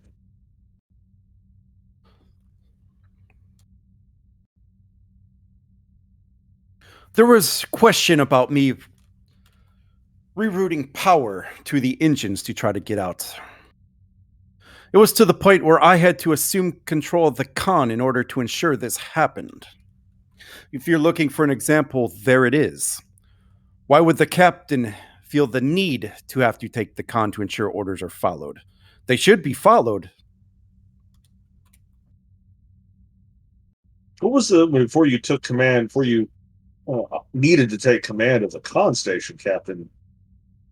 What was the nature of the questioning of your orders? Were they telling you they wouldn't do it, or which would be abhorrent, of course, or were they suggesting to you that the ship's systems couldn't handle that?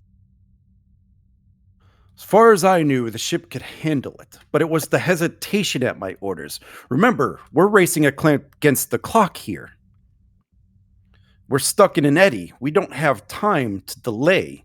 We needed the power to the engines to get out of it. Hesitation, but a moment ago you said they questioned your orders to the point where you felt the need to relieve your con officer. Would you, in a crisis situation, take hesitation as disobeying your orders? Depends on the reason for the hesitation, sir. Perhaps the con officer knew something you didn't. If he did, he certainly didn't inform the captain.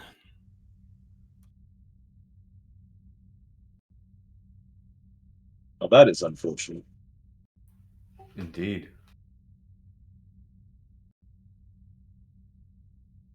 Commander, what do you think? I'm leaning towards that we've taken up enough of the captain's time. What about you? I concur, Commander. And Captain, I wish to express my appreciation for your cooperation under these difficult times and circumstances.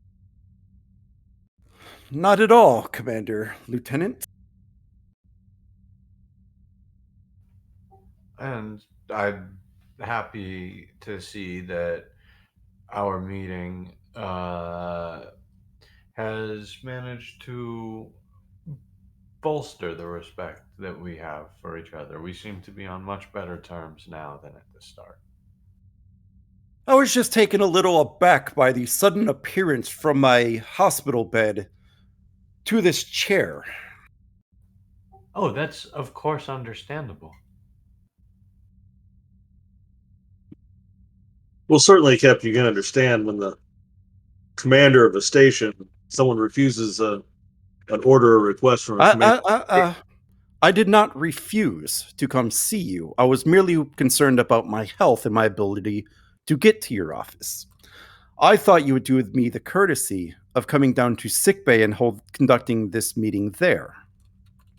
That's the impression I was under, and I apologize if there was any confusion to such. But I did not mean any disrespect to you, Commander. I merely thought this meeting would be held in sickbay. Of course, and that's perfectly understandable. You know what? Apparently, just like your crew, everyone gets it wrong sometimes. Well, we were advised by the medical personnel that the captain was healthy enough to be moved. I just don't like taking chances with my health. As well, you shouldn't. Just The last time I was trying to take my health into my own hands, I got a hypo spray to the neck. Well, that seems most unfortunate. You should ask the doctor about that one. Performing medical procedures on someone who is not giving consent, mighty serious. One that I might have to speak to Jag about. Of course, a captain or any Starfleet officer refusing a lawful order under Starfleet regulations to surrender command because of their medical condition, that would also be a serious matter, would it not, Captain?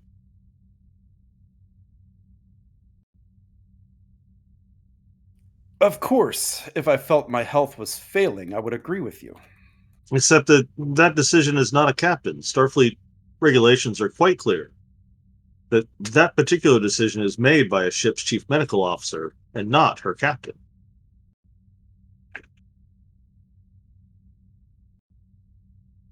Again, I felt that I was fit for duty despite me having a few broken legs and maybe a crush fracture or two on my pelvis.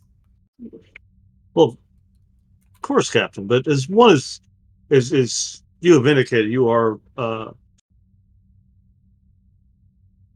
quite knowledgeable about Starfleet regulation and policy and very strict with yourself and your crew about following them.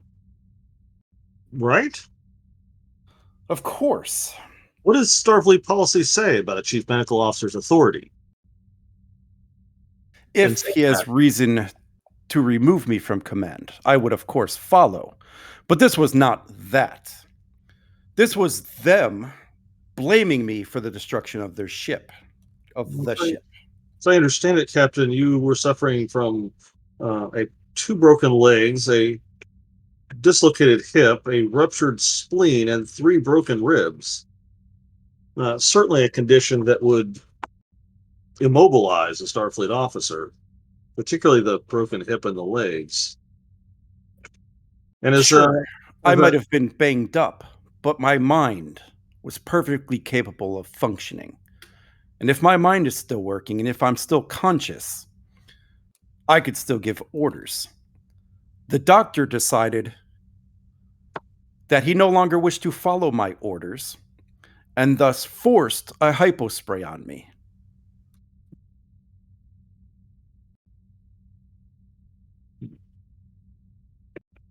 Sounds like mutiny to me. It sounds like a Starfleet doctor doing his job, Captain. And a captain refusing to follow Starfleet regulations regarding a CMO's authority over said captain. Crew members disobeying the captain and then using the medical officer to disobey orders is what really happened, Lieutenant. Please enlighten me, sir.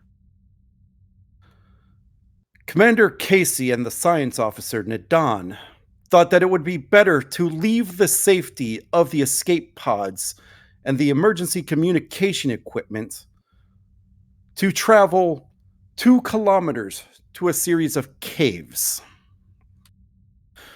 When I said no, that is the wrong course of action, that we were better off remaining at the pods, both of my first officer and my science officer thought that was the wrong course of action, and instead of offering an alternative, or following the orders of a superior, they enlisted the help of the CMO to persuade him to call me unfit for duty.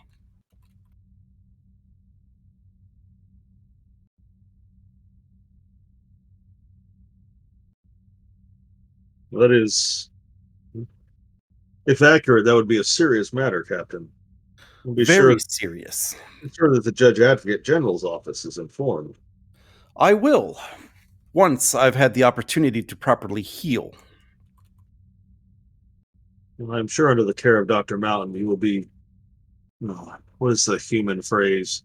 Fit as a fiddle in no time. Your Dr. Mountain does do fine work.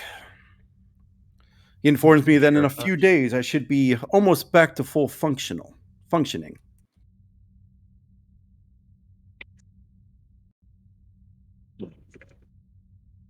Well, again, we appreciate your help in this matter, Captain. Be assured that we will conclude our investigation in a timely and expedient manner, and make our report to the Admiralty as ordered. I look forward to reading it and to learning of your decision in this matter. Yes, of course, as you know, we'll just be reporting on what we learn. The Admiralty will be the ones that actually make decisions, sir. Of course, and I have no doubt in the outcome of this case. Of course, Captain. I don't have anything else, Commander. I think I'm all set as well. Should I call them to sickbay for a chair or the transporter room, sirs? Oh, I think we might as well use the transporter. It's easier. Oh, And actually, I say, do have one more question, Captain. Here. Uh, what do you think of this new rug? He looks at it for a bit, kind of leans his head, side to side. I think it's hideous. I appreciate the honesty, Captain. I do. That's all I know how to speak, Commander. As is evident in your testimony today. Well, gentlemen, it has been a pleasure. And I'm gonna come to the transporter chief, tell him to beam the captain back to sickbay.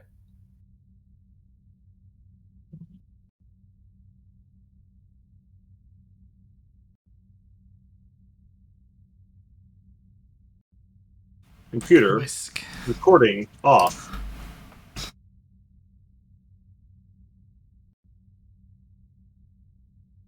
Wish to speak freely, Commander? Always. That guy's an asshole. Indeed, a real schmuck. However,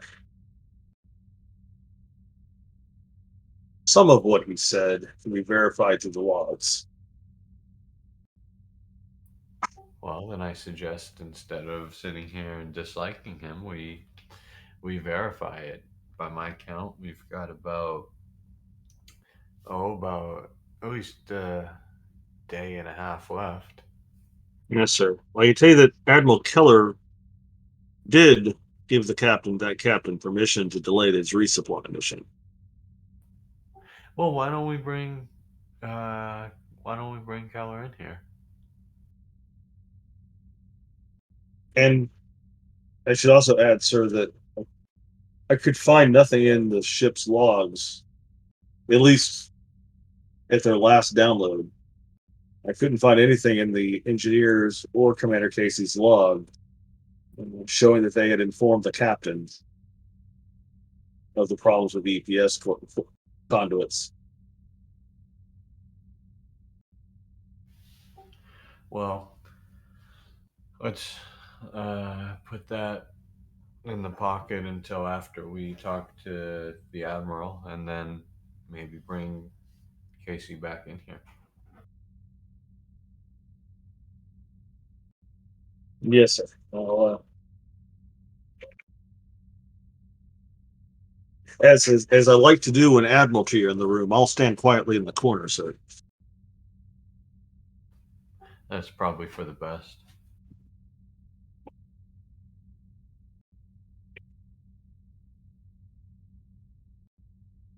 I'm assuming you send the request. Yes. He's close by. It doesn't take him long. He doesn't chime the door, but he does enter. Like, door just opens and he walks in. Rubbing my eyes noticeably, I'll say, Admiral? Commander, I am wondering why I'm being requested for your investigation. Just a quick question, Admiral. Stifling a yawn, I'll say. Just double checking. Captain Morgan said he requested the chance to delay resupply, and from what it seems like he suggested you gave him permission. I'm just curious as to if that's true.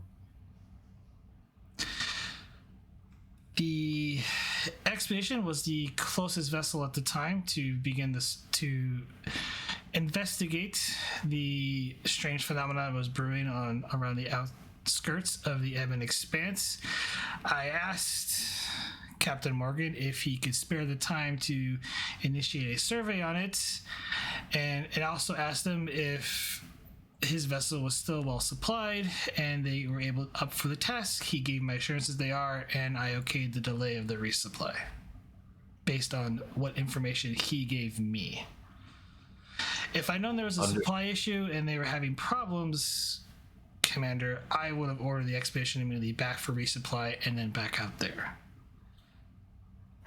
And, well, quite frankly, Admiral, I believe you. I've served under you for long enough to know that that's true. The fact of the matter is, it just, quite frankly, it's a matter of due diligence. And that's quite frankly all I have to ask you. Just so you're aware, Commander, I would never unwillingly put the lives of any officer under my command or someone else's command in jeopardy.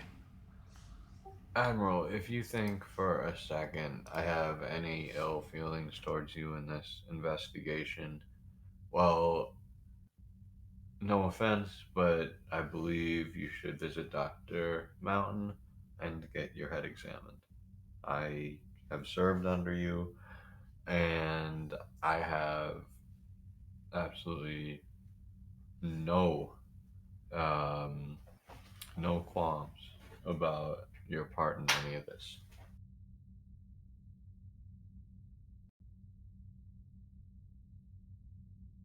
Apologies, Commander. This whole ordeal has got me rifled right now. Oh, us all, Admiral, and if you need to talk about it, please, you know that, well, as I you've will just make an proved. appointment with the counselor if I need to, Commander. Well, fair enough. I can't say that I blame you, but if you don't mind, me and Garibaldi here will we need to get back to this. Commander, can I ask the Admiral a question?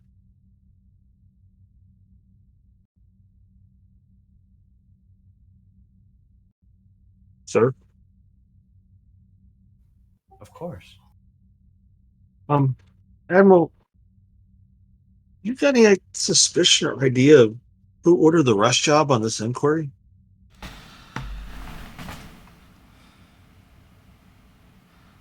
All I know is it comes from Admiral Cinefar at 21, which even he was already agitated, so I'm assuming it comes from someone higher than him. Thank you, sir. I apologize. I'm just a little frustrated. 48 hours really isn't a long time for getting an inquiry of this magnitude complete. But the commander's doing a bang up job, sir. I trust you'll endeavor to overcome any obstacles in this, and hopefully a proper verdict is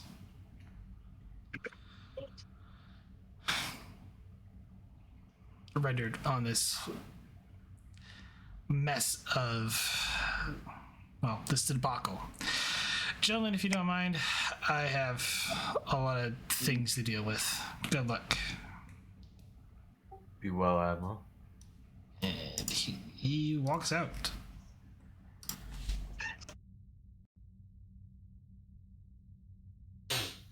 Well,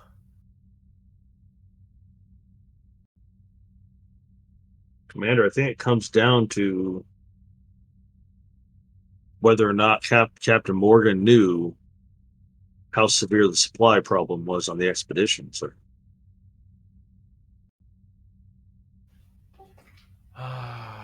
unfortunately, I agree. And, well, Well, he pushed his crew rather hard. I mean, not a pleasant man. Being unpleasant isn't a court-martialable offense. yes, I agree with that too. I think that, quite frankly, as you said, it's going to come down to that. And, well, we can either try to determine who the quartermaster was and see if they were reporting directly.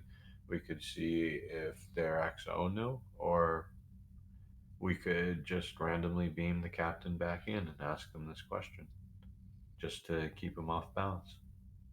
And, well, quite frankly, as you said, he is an asshole, and it would be amusing. Yes, sir. I don't know that we have enough information to read redirect or re-question the captain yet. I sure wish we could find that secondary power computer core that came up missing. Those last couple of days of navigation and sensor logs would be awful nice to have. Just, I don't think we're gonna have the time, Chief, unless something, Garibaldi, unless something just falls under his lap, our lap. Yes, boss. So you want to talk to Commander Casey again? Yeah, you know what? Let's bring both the commander and the doctor in. Try to save time, anyways, and perhaps both, one or both of them will know the answer. Yes, sir. And I will send out the request.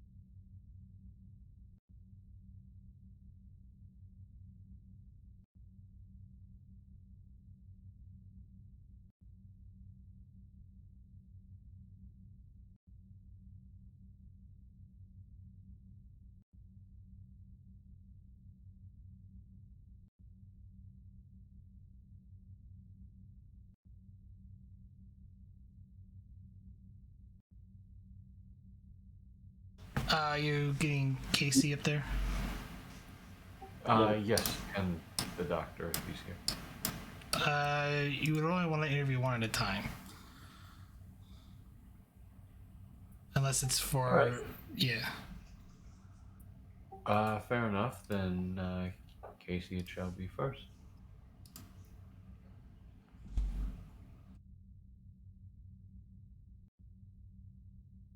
Casey will acknowledge.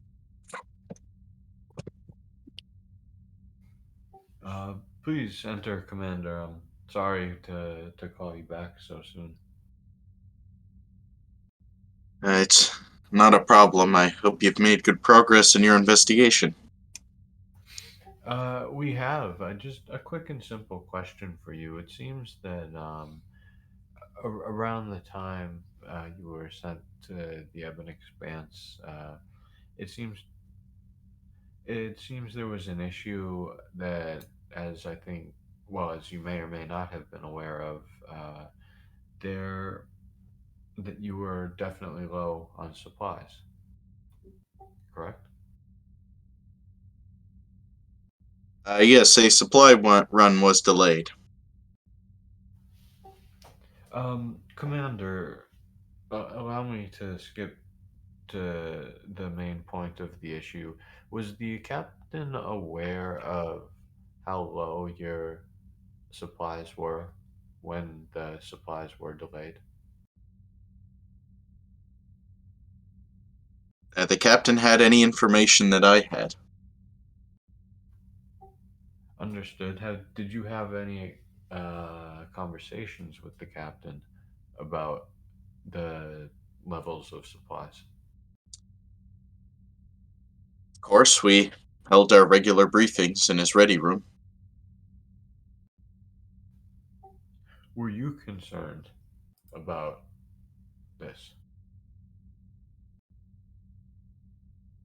Well, ideally, we uh, should be receiving those regular resupplies, but uh, there wasn't anything of a critical nature that I was aware of uh, that should have prevented us from being able to delay the resupply.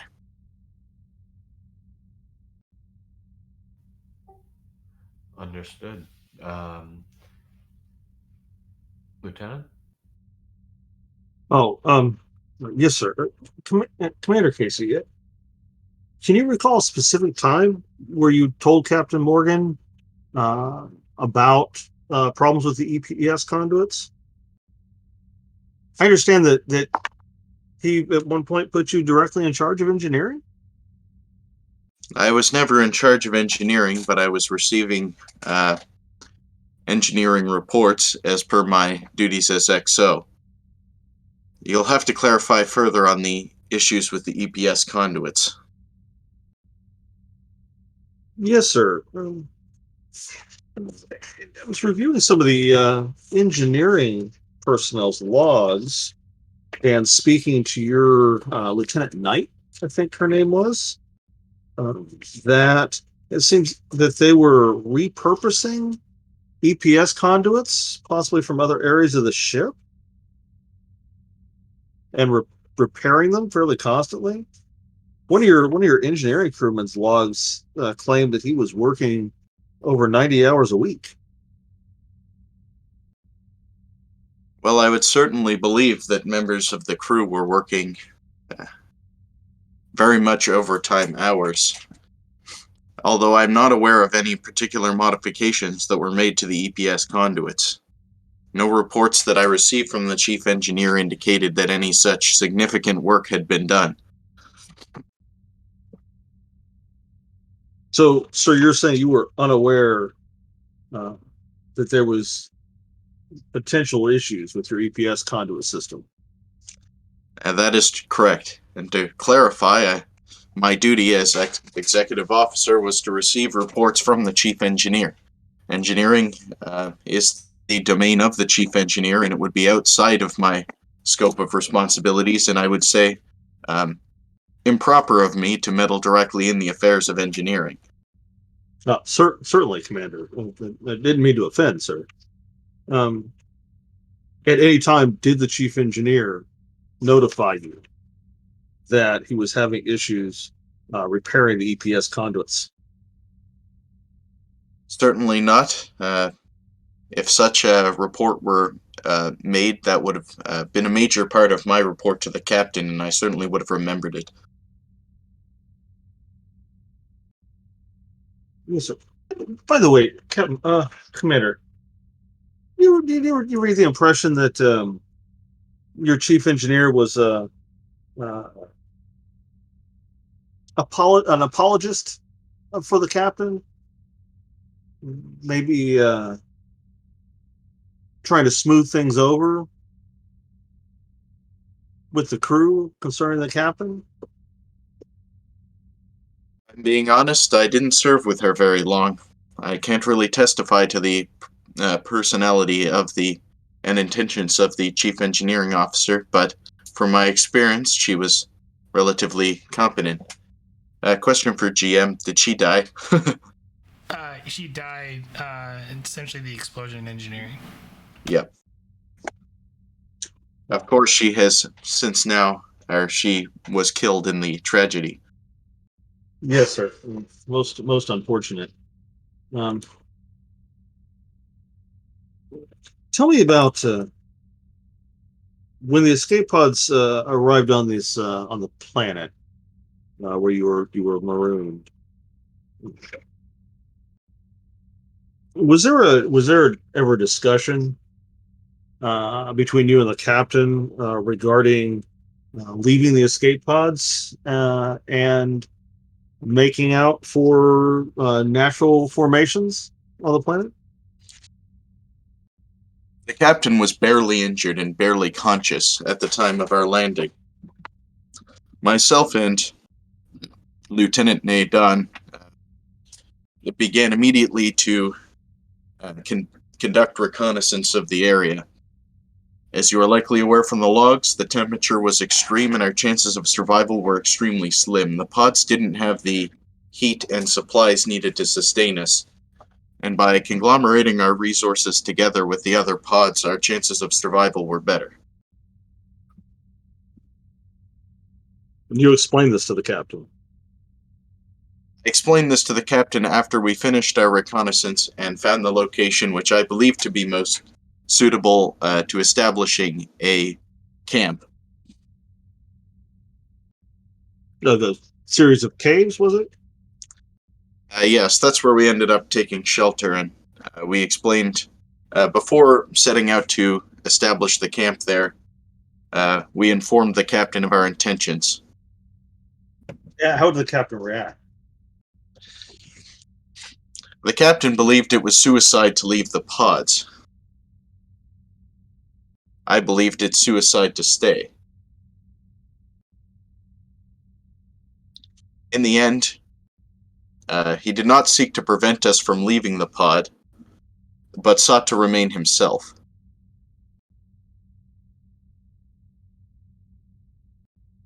So you never received a direct order to stay with the pods.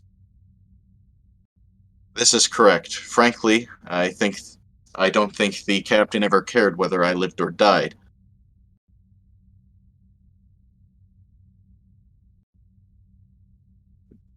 Thank you, Commander. Just a few more questions. Tell me about the decision to relieve Captain Morgan of his command. Well, as mentioned, the captain was severely injured. When we managed to get in contact with the other pods, we rendezvoused with Dr. Pearson. We hiked together back to the pod in which I landed with the captain so that Dr. Pearson could examine him. As I had done all that I could to stabilize him with my minimal medical training. Dr. Pearson concluded that his injuries were quite severe and was, in fact, doubtful that he would survive until rescue had arrived. It was at this point that he made the decision to relieve Captain Morgan of command.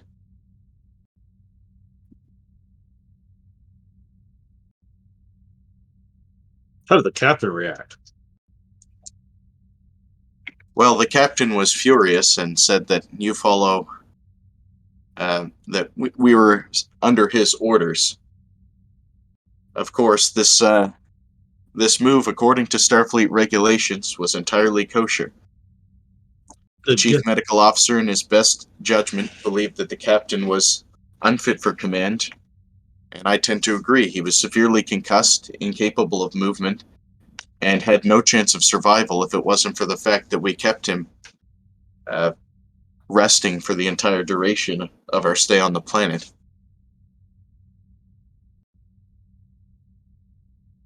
Of course. Thank you, Commander Casey. Commander Arif, that's all I have, sir. I think that sounds about right to me, too, Lieutenant. Commander, you've been wonderful. Thank you very much. I'll be returning to my quarters again to continue my work. So please inform me if you have any new news on the, or if you need me for any further questioning or clarification of what I have said. I absolutely will. Thank you.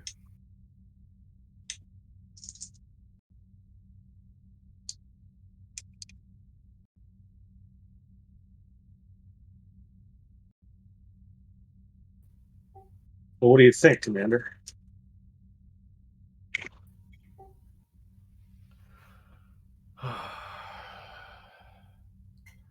I think the smoking gun of the supply issue is pretty cold.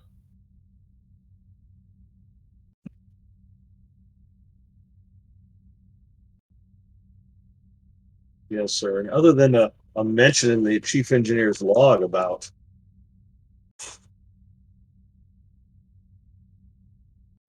covering for the captain with the crew,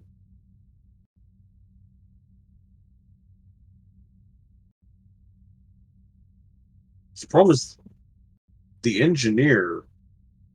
I couldn't find any record in the engineer's logs that he reported the problem with the EPS conduits to the captain. Did I find anything in the engineer's logs about him reporting the problem in the casing? Was not in our logs. That they were the only thing in the logs is like they've conducted general maintenance on all the EPS systems and got them into working order according to Starfleet regulations. So they didn't even document problems with the EPS conduits. Is that what I'm hearing? Right. Or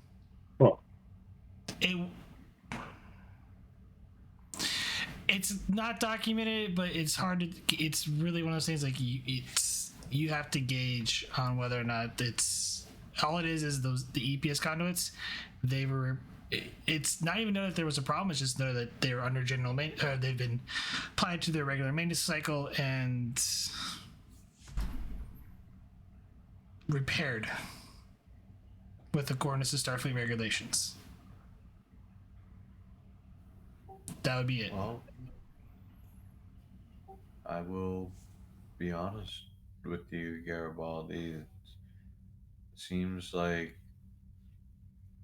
it's either A, on the chief engineer who unfortunately has passed, or B, a series of extremely unfortunate events. But something doesn't feel right about that. well, I don't like the idea of scapegoating a dead person. But I think if we report the content of all of our interviews and our examination of the log, we'll set that engineer up as an easy scapegoat for take the blame. Don't really have anything to contradict Captain Morgan's rendition of events. If nothing else, we can strongly remark in our report about our collective feelings about his unfitness for command, but I don't see anything. I don't. Well, we still have the day. You have any ideas?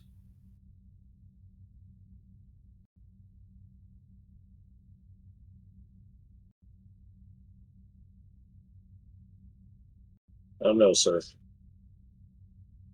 I said, just being an unpleasant person is not a court-martialable offense. I really don't want to see that man in the captain's chair again. You can still cross-examine individuals you've already interviewed, or there's also I think one other character you haven't interviewed yet.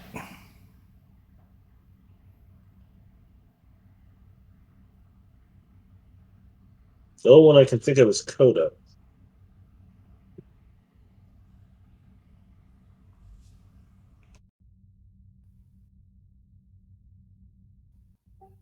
We can bring them in.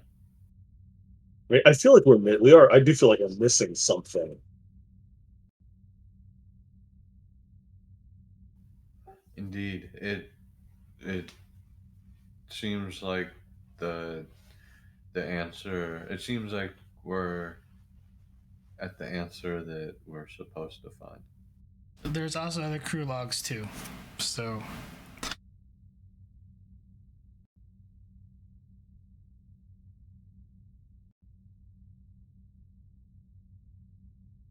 So we can dive back into the logs, see if Yeah, there's any evidence that Captain Morgan knew about the problems. let's let's give it a shot. Um, Listen, why don't you give it the shot, and I'll just try to help where I can. Uh, I'm not the world's best with the computer, but I do have command codes.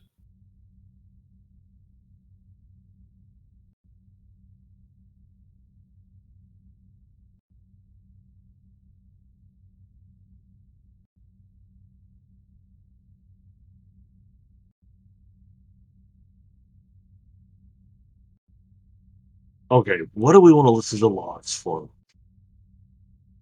I'm drawing blank. I mean, as a player, I'm drawing blanks here. I know I feel like I'm missing something, or it really isn't Morgan's fault. He's just an asshole, and It very well could be. Like it could just be either the engineer's fault or just, uh, quite frankly, a screw up. It happens even in the 24th century. yeah, I don't want to pin it on the guy just because he's a jerk. But he has violated Starfleet policy when he refused to be relieved of command by the CMO. Yeah, but that's come on. Every captain's gonna do that. Even Kirk didn't refuse when McCoy relieved him. And you know how Kirk was. I think that was also in the heat of the moment, and it could be said that he was in shock due to all his injuries.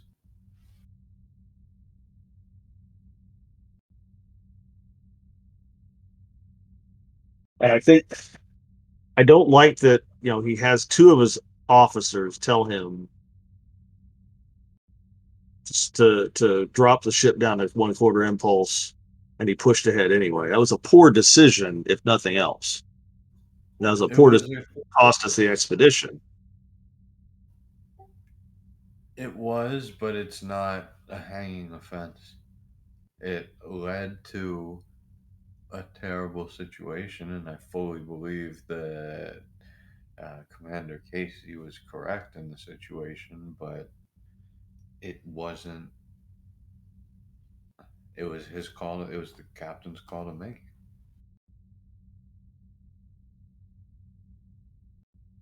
Wait, do we look through maybe the other engineers' log to see if any of them say anything about the EPS conduits? Can we get more detail about the damage and repair efforts there?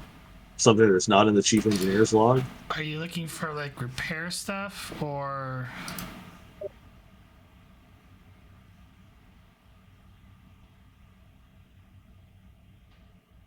like general repair stuff on the ship, or looking for Well, EPS? specifically about those EPS conduits. There's really only that one log that references it. What about other repair issues? Can we establish? Is there an establishable pattern of crewmen running into issues, running it through the chief engineer, and the chief engineer not including it in his logs? Insight con difficulty 1.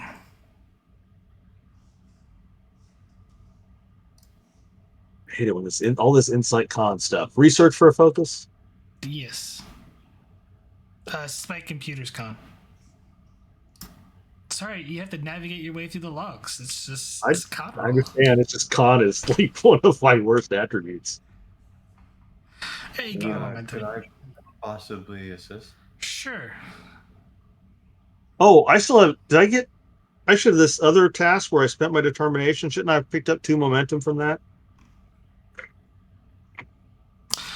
Oh, yeah.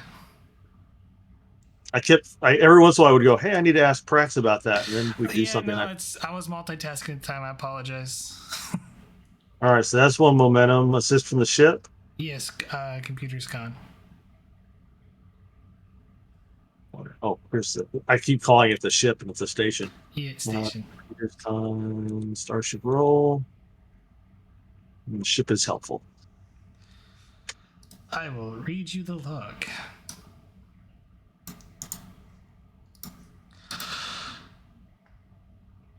Ensign Medicine Cook, personal log, stardate 57019.8. I feel so embarrassed. Crewman Billick caught me dozing off in Jeffrey's tubes today. These double shifts lately are hard, but I'll endeavor to do my part. I'm just so grateful to Thomas that he really has been taking a load off my shoulders lately, and his cooking is definitely a big help. I know we're engaged and all, I just feel like my free time should be spent planning our wedding instead of spending my time repairing the structural joints of the expedition. This ship really needs a dry dock after all. This is over. Maybe we'll get time to work on those details of the wedding then. The chief, after all, promised that we'll see some shore leave once the survey work is done, but these quick fixes aren't going to last. But whatever gets the job done right. I wonder what dress I should wear and look. It was Billet she said she's engaged to? No, Tollus. Oh, so someone else. Not the guy that caught her sleeping. The guy in sickbay we've been chasing around. Oh, really? That poor guy.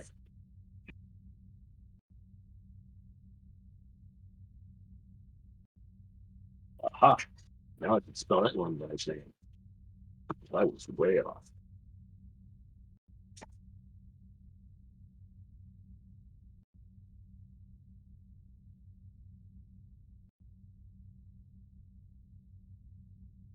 Man, Arif, it's sure looking like this ship had a host of issues. To be honest, it seems like the captain's dogged devotion to discipline led to a forced negligence through exhaustion, which, quite frankly, I intend in my report, at least unless new evidence presents itself, to say that the captain, at least in my opinion, has done nothing illegal. However, it's in my opinion that he's completely unfit to be captain. And that I'm not sure I agree with the nothing illegal, Commander. He's the captain of the starship. If not only is the ship having EPS issues and problems with the structural joints, the captain is responsible for knowing these things. I mean, not, honestly, Commander, if there were issues that severe with DS-17, would you ignore them? of course, I wouldn't ignore them. Not only that, but I know you, sir, you take responsibility for them. I certainly would, but the fact of the matter is, I can't be.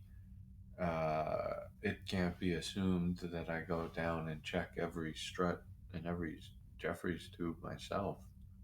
The fact of the matter is, if he didn't know, and if it wasn't reported, then as much as as much as he's unfit, it's I don't I don't I think the ultimate responsibility is his, but the blame is not. Well, certainly he pushed that ship far past its endurance point.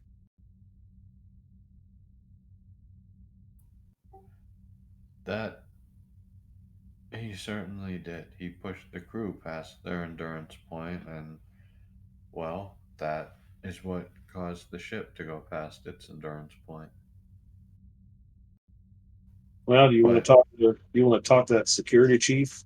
Coda was his name. yeah, Maybe find out a little more about these physical altercations between crew members. indeed, it seems like it's possible they got slap happy simply from exhaustion. But let's hear what they have to say. Well, at least let's cover all of our bases before the GM falls asleep. I'm on the second wave of caffeine, so I'm good. Let's call. What's Coda's rank? Ensign. He's this. Is he just the only remaining security out, or is he actually the chief of security? She is the only remaining security officer. Chief security was killed. Yeah, let's call her up to the office. You hear a door chime. Come in.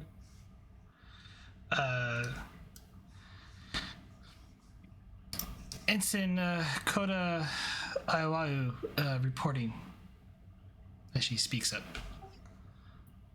Ensign, please have a seat if you may. Please don't step on the rug. Of course, sir. And she slides into the first chair.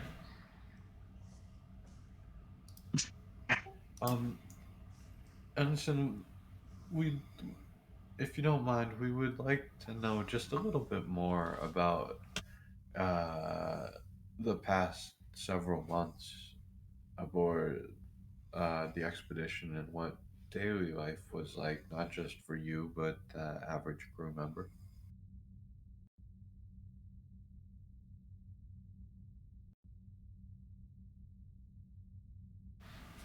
Sorry, I'm confirming. Can you repeat that, please?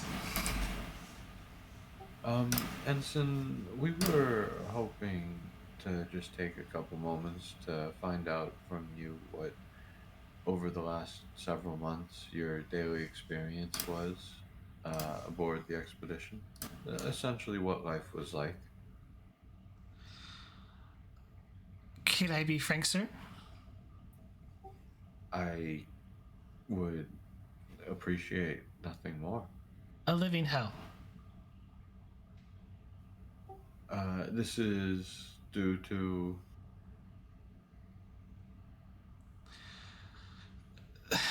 Security didn't get the brunt of many of the issues, but the engineering staff was clearly being overworked, which led to other departments being overworked well to help pick up the slack. And the people in the engineering department who was capable would help pick up ships to help the engineering crews out when needed. Fistfights would at times break out among the junior officers and non-commissioned crew members. Usually over simple squabbles. Most of the time it was really honestly small stuff, but it was a clear sign that many of the crew was being overtasked. And if I may, would you attribute that to the decisions of the chief engineer? Not entirely, sir, but I didn't have much contact with her. Nodding, I'll say that that's fair. Could you possibly please expand on that? Not entirely. My job is within the security department, sir. I am not really good with help sealing stem bolts or whatever it is they do. No, of course. I meant simply would you say that this increased schedule was due to uh,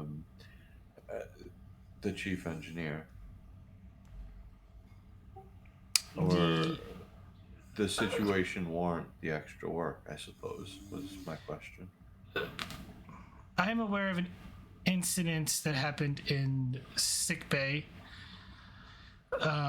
where the captain got involved with the chief engineer because one of the nurses, if I'm not mistaken, relieved several members of the crew for stress-related illness. Well, relieved them of duty for stress-related illness. The chief engineer was not happy about that. That's certainly fair.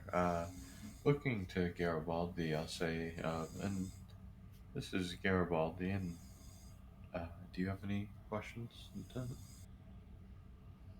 Yeah. Did you serve as security at any of the disciplinary hearings over the assault cases from the fights? Most of the assault cases was honestly done with under handled through the chief of security, and there was really no charges being filed. Do you know if your chief had the XO's approval for that? I honestly, I think the chief of security, I think he most likely deterred them from filing charges and more along the lines got them to cooperate without having to go to the XO or the captain. So I'm going to clarify because I must have wax in my ears or something there, Ensign. So you said the captain got involved with the chief engineer in sick bay Yes, that was with the after. nurse. There was some issues with she relieved, I believe, 14 members of the engineering department for illness. Stress related illness, right? I believe so, sir. And the chief engineer was unhappy about that. You said the captain got involved. Did the captain get involved advocating for the crew or the engineer, the chief engineer? I was not privy to overhearing the conversation, sir.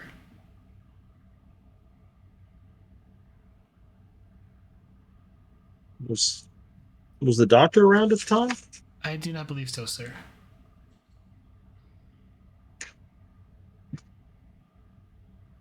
This happened in one of the later shifts.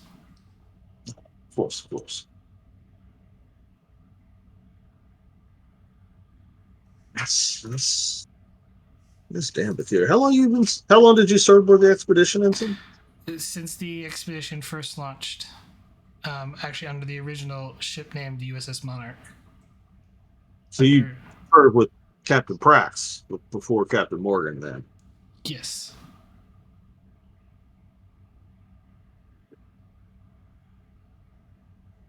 So just among your coworkers, my kind of attitude, morale, kind of stay the same over the transition over the last 6-7 months? Morale did not. Morale started taking a dip after about 2 to 3 months in, after Captain Morgan took command. Yeah. Keeping y'all busy. Yes. Many times we were also running security drills, would seem like nonstop. Interesting. Well, I appreciate your time, Ensign. Commander, that's all I can think of, sir. Me too, actually, Lieutenant. Me too.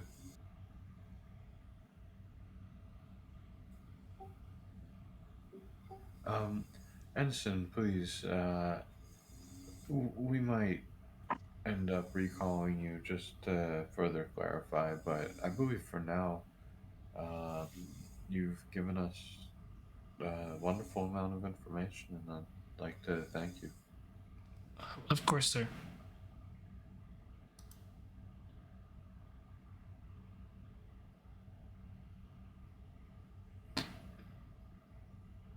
is there anything else, sir?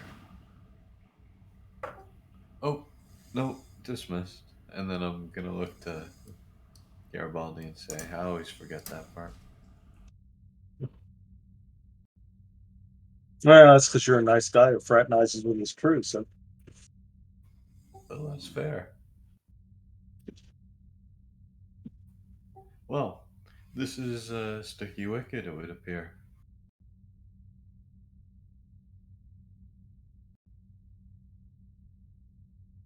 well, I for one, sir, I'm glad that you have more pips on your collar than I do. Why is that? Because you're the one that has to make the recommendation to the Admiralty. Well, I'm gonna recommend that most likely that he be removed from command as he's unfit to command. Uh, But the question on the inquiry that they'll ask you, sir, is who's responsible for the destruction of the expedition?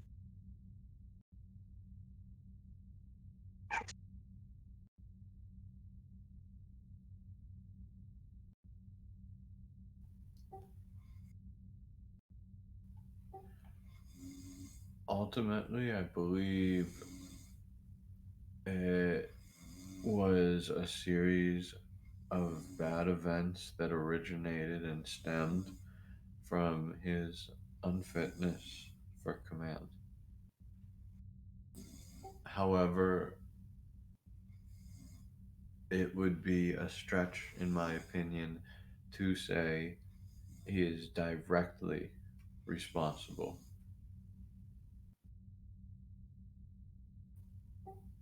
That is most likely what I've come to. Yes, sir.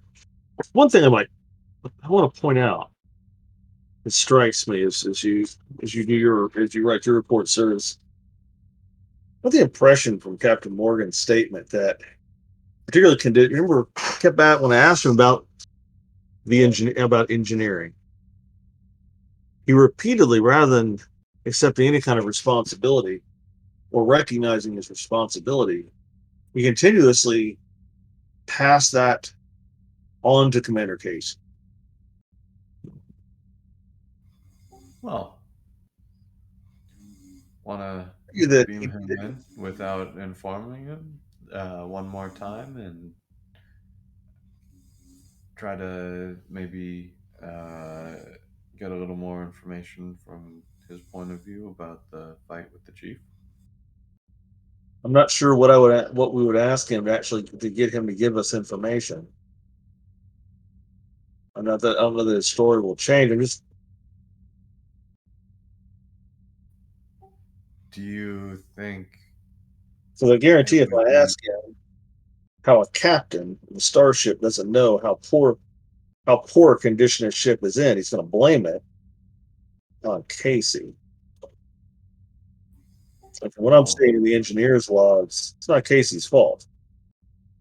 The engineer is not informed as required by regulation informing the XO of the ship's condition, and it falls on the engineer.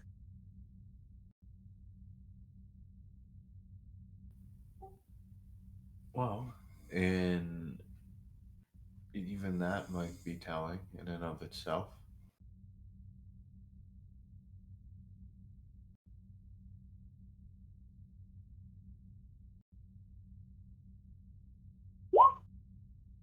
It's a shame he was on the planet with that. If you want to talk to me, why don't we go visit him?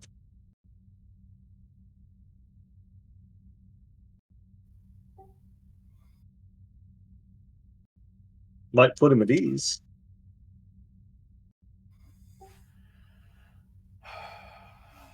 And if you lose your temper and are tempted to engage in some wall to wall counseling, sir, you won't get blood on your carpet.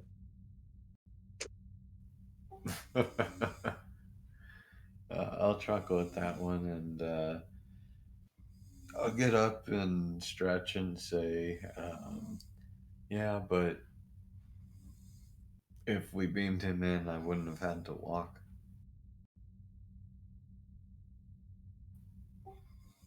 one of those days, and let's go. Sir. And I will glumly leave the sanctuary and head to sickbay.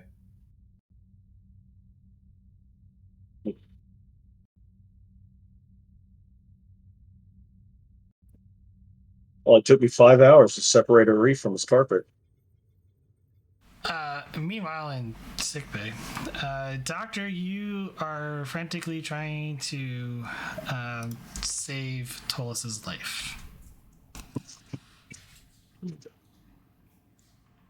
Okay. Yes. Control plus medicine, difficulty of 4 is not an excellent test, just so you're aware. Because I figured this might be, depending on how long certain things got, like we could been here for a while, which we have been. So yes, you just literally beamed into sick bay, and you're frantically, getting ready to operate on Tolus. Surgery? Yes, this will be a surgery task, assisted by the ship's computers, or Oh, the station's computers plus medicine. Excellent. You do have an advantage and then 1 assist. I think the doctor assist. And then also, can I roll veteran? Because of my determination. I suppose. How do I do that? Challenge dice? 1 challenge dice. Oh, yes. So I will buy 2 dice worth and the focus of surgery. Yeah. And some sisters. So Quinix, will you take off 2, 3?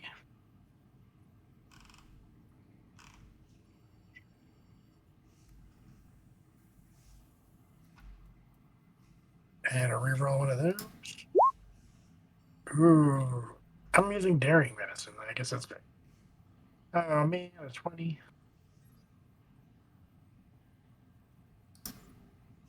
While Thank Odutan comes in and,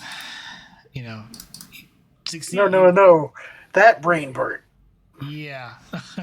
It definitely helps. It's like, don't touch that part of his brain. Wait, not that one. You might have an opinion, not that one. And then assist from the Computer's medicine. computer medicine. And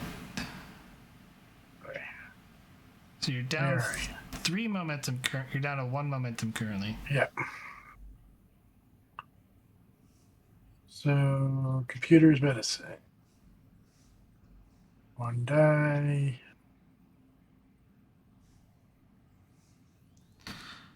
Still at the 1 momentum.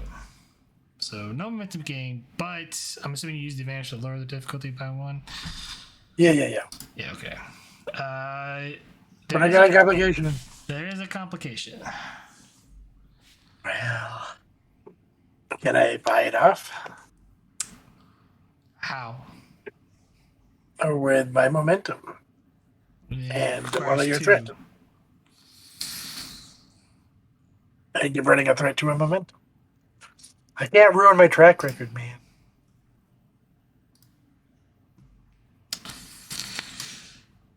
Thank you.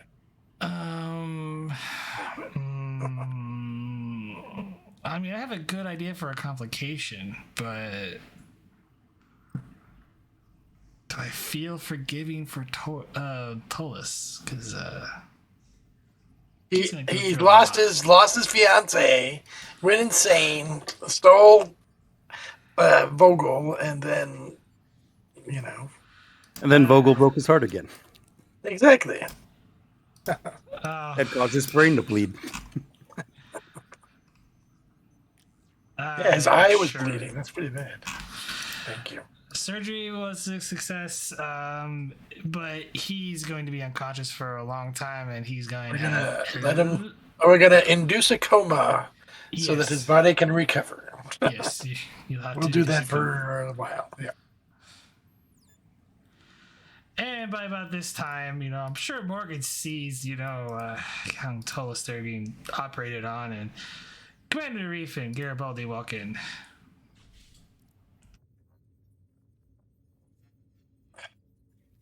Oh, look at you doing the good work as always, Doctor. Thank you, Doctor. We'll keep an eye on him. Thank you, Sarah, for all your help. Commander, um, Lieutenant, how are you today? Phew, what a day. Huh. And I'm probably sitting in the office all day. It's probably been pretty boring, huh? Absolutely, Doctor. Well, you know me, I don't actually do any I don't do any actual work, sir. Oh, I'm sure you do. You're too modest. I just sit around in cafes and drink coffee. I do that on breaks too. Well, excuse me. I'll go word a month to have a word with one of your patients. Yeah, I heard from Nurse Frola about that. Commander, can I have a word with you, please? Of course, Doctor. Perhaps in your office. Yes, have a seat, please. Ah, thank you.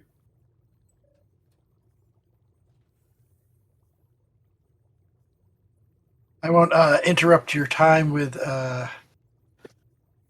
your interview, but I just want to assure you that the health and safety of everyone involved on this station is my responsibility, and it is not uh, common for my patients to be transported unexpectedly out of my sick bay. So please have your officers not be so trigger happy about such things, and ask me at least if they can be moved in such a way. There could have been more complications if my surgery didn't take as much as I expected.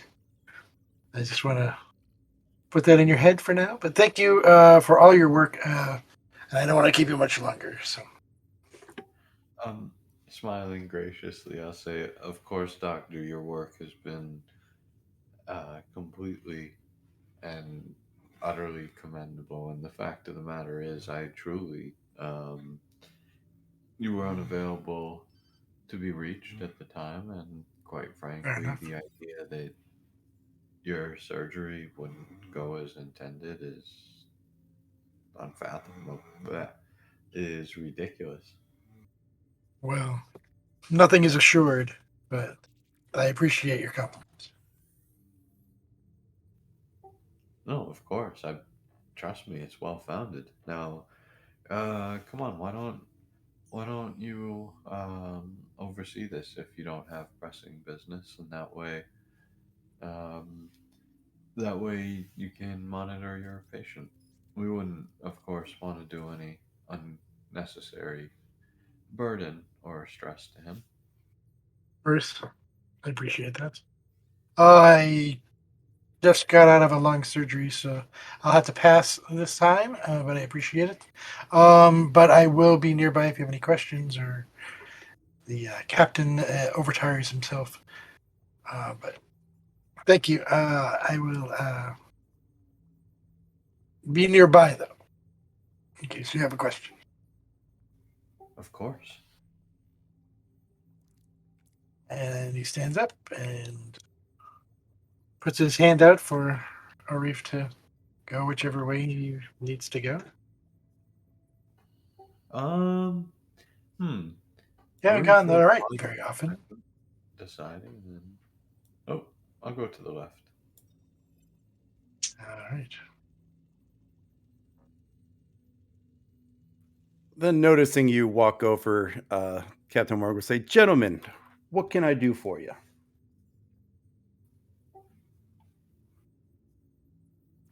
But Hello. a couple follow-up questions, Captain. Of And course, of course. after the previous incident with the transporter, we didn't want to inconvenience you. Nurse, can you excuse us, please? Well, if we're gonna be honest about the situation, I didn't mind, but the lieutenant here talked me out of it. Well, I thought it was fair. Just we can have a. Sometimes it's good to have a frank conversation about things, away from recording devices and whatnot. You know what I mean, Cam? Couldn't agree more. So what can I help you with? Oh, so Commander, I don't want to jump the gun. Mostly I'm just kind of curious about this engineer of yours.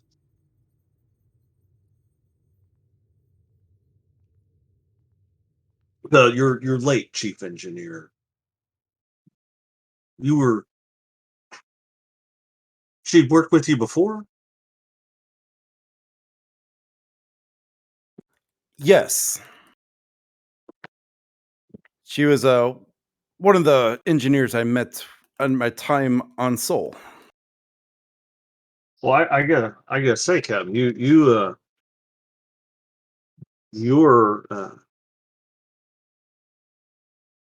you certainly generated some fairly severe loyalty in her towards you. And she seemed to have thought quite highly of you, Captain. She showed great promise from what I saw of her work on Earth.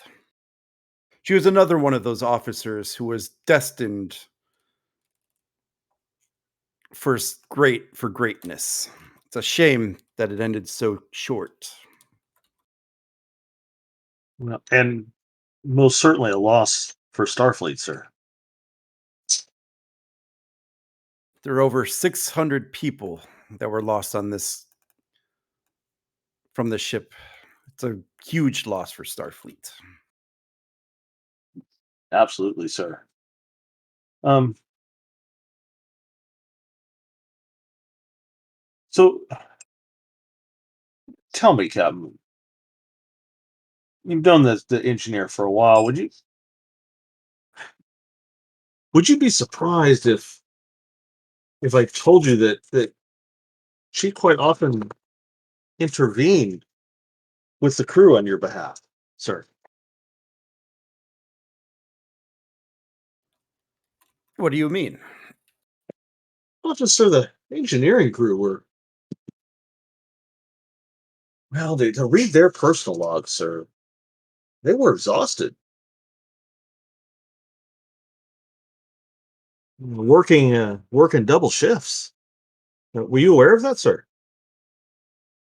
I trusted my engineer to run engineering, just like I trusted my XO to stay on top of engineering. Right, but I mean, and of course, Adam, really, you have to work with the information that you have, right? Of course. And if the XO doesn't give you the information you need, that's regrettable. Yeah. What are you getting at, Lieutenant? Well, I'm just saying, Captain, if the XO didn't give you the information you needed to properly run your ship, well, that could be placed on you, sir, right?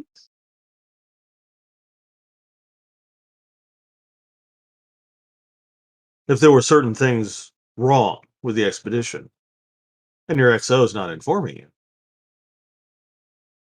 I mean, a captain can't be expected to know everything that's going on aboard the ship Starfleet entrusts to him, right? That's what the XO is for. Isn't that right, Commander? I think you might be, but I'm eager to hear what the captain has to say. I have to be able to trust those that work under me to get the job done.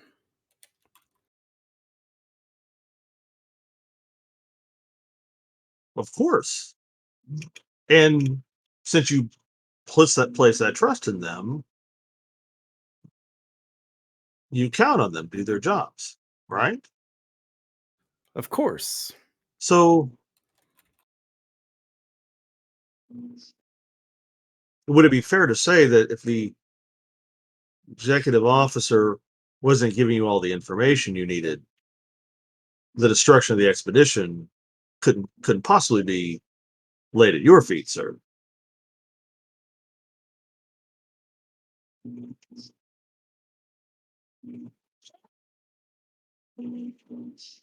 If the XO was withholding information from me, we should be having an entirely different conversation. Ah, so you agree with me, Ken? Well, if that's true, would it also not follow that if your chief engineer is failing to report, say, structural support damage and repeated repairs of the EPS conduit system to the XO, would not the XO be, well, in the same boat as you are, Captain? If that is indeed the case, then yes.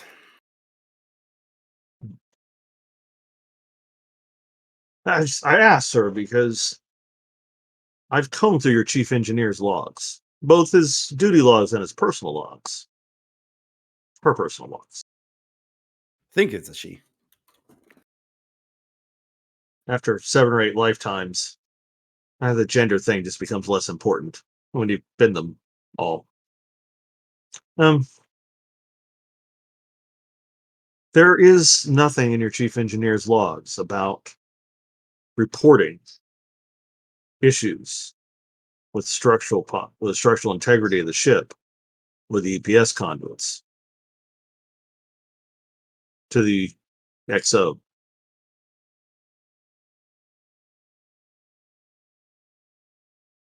Your chief engineer also reports in her logs that she covers for you with the crew.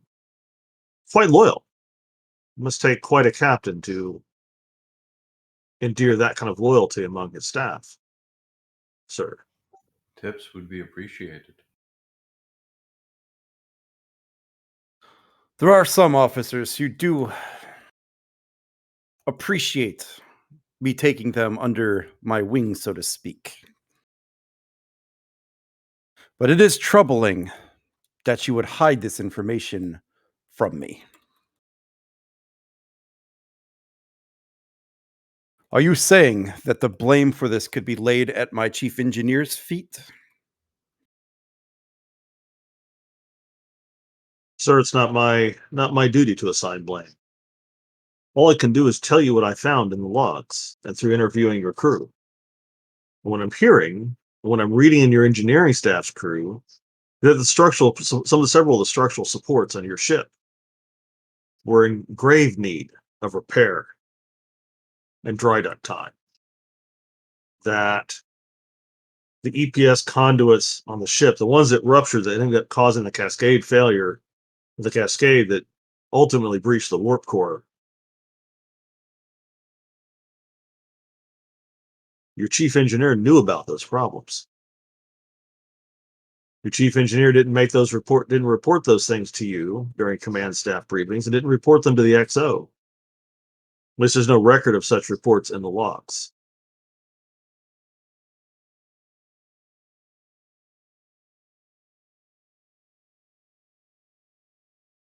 And is that going to be on the official report?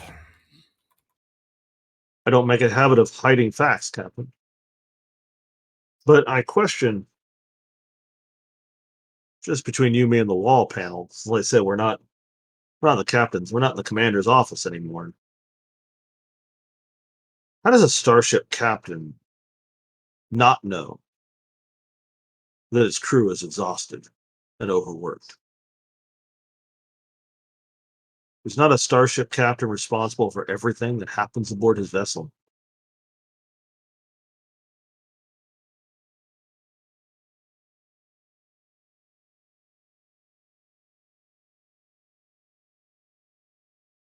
When you have promising officers that you are told is destined for the command chair, there are certain tasks as good training protocol that you entrust to them to ensure that they do it properly and well. All issues of personnel were directed to be performed by Commander Casey. I cannot speak as to why my chief engineer failed to report those logs.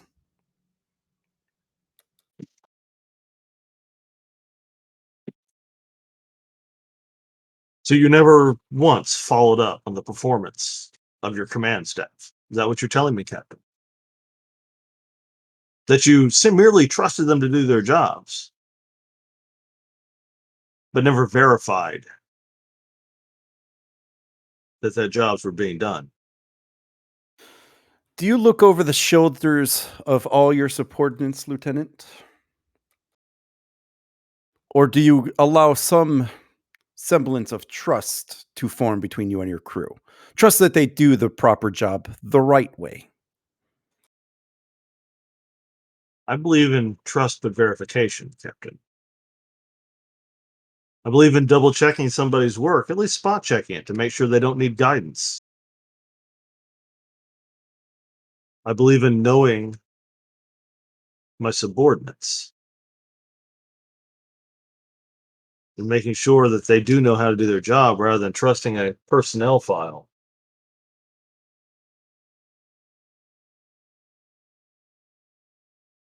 And I thought that I could trust my crew. But it would appear that I have an entire ship of incompetent officers.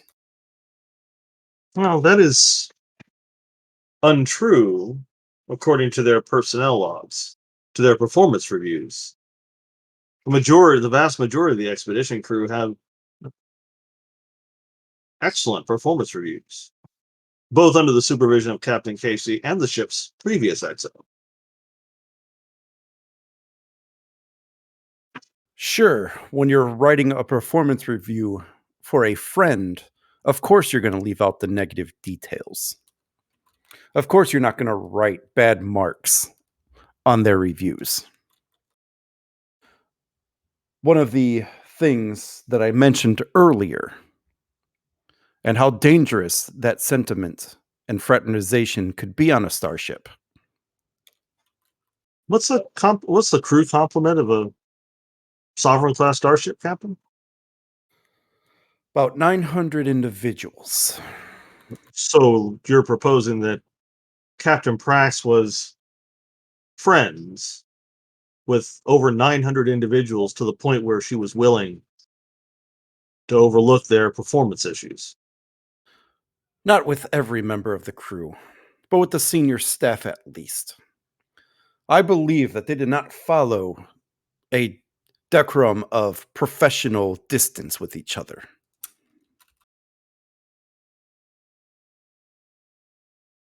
You have proof of that, Captain? You're making a serious allegation against the Starfleet captain.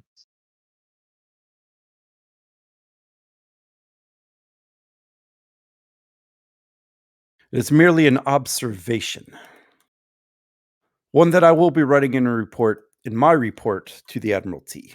So you personally observed Captain Prax failing in her duty to accurately supervise her crew.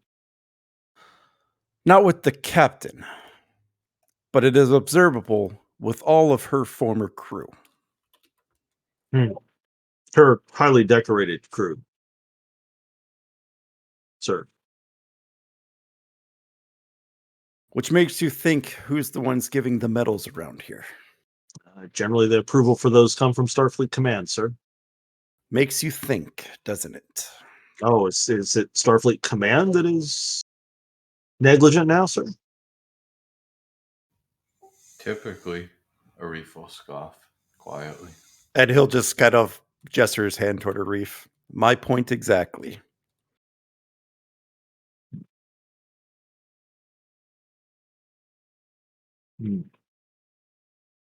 But let's not dismiss the facts of this case. We have a starship Of exhausted crew members,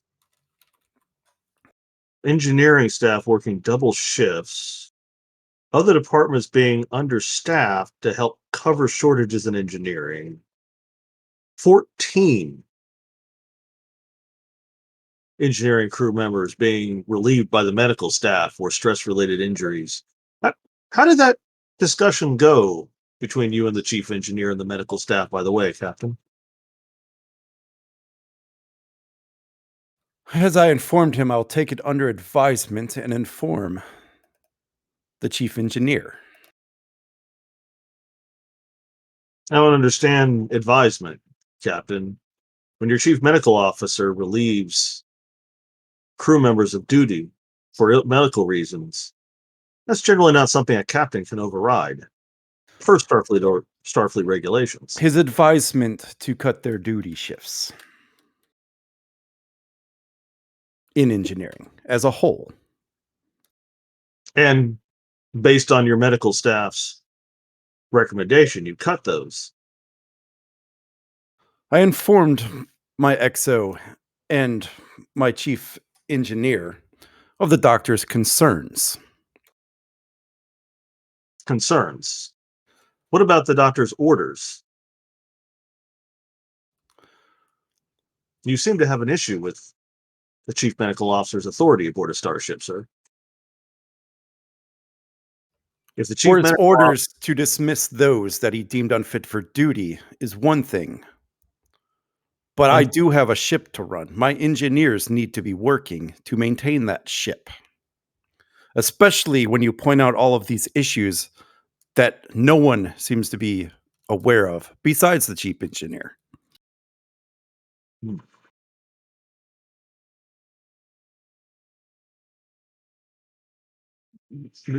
Captain, you did respect the doctor's order that those 14 crew members be relieved. Of course I did.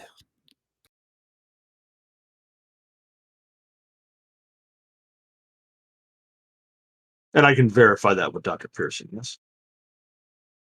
If he's not trying to throw me under the bus, when he isn't shoving hyposprays down my neck. You mean like you tried to throw your XO under the bus and now you're engineer? What exactly in the destruction of the expedition do you take responsibility for, Captain? A captain that doesn't know the physical condition of a ship or the psychological and mental condition of his crew seems negligent to me, sir. If you're here to make an accusation, Lieutenant, make it. I asked a question, Captain. What do you, as captain of the starship, take responsibility for?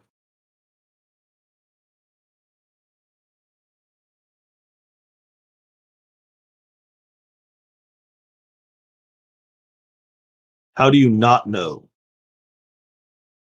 that you have crew members engaged in fisticuffs between shifts?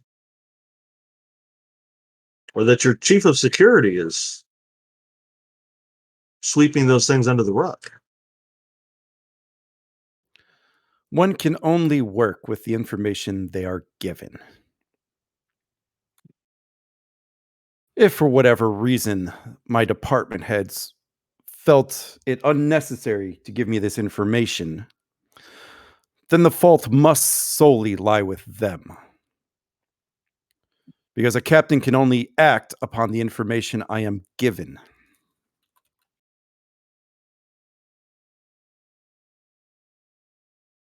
Now, if you'll excuse me, gentlemen, I have a report to write. Everybody would just look at at his commander, sir. I'll give him a quick shrug, and I'll say if there's nothing else.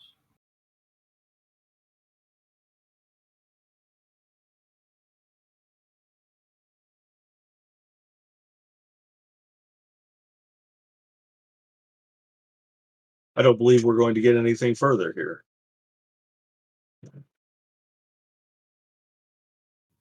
It is obvious that Captain Morgan feels that he is not responsible for the incident that caused the destruction of the expedition.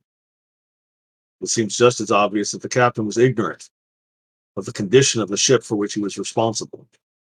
He was ignorant of the condition of his crew for which he was responsible for. Ultimately, the captain of the starship is responsible for everything that happens in the ship. And it's his responsibility to know what's going on on board his ship. Good day, Captain. Garibaldi. Captain, I'd like a response to that statement, if I may. Oh, he was still here talking.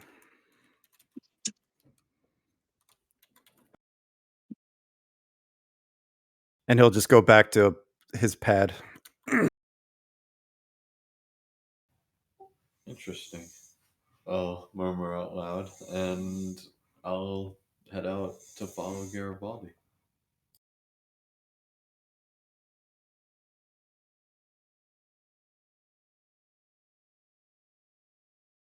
So as soon as we get out of sick bay and whatnot, as Commander, it is my perception that the destruction of the expedition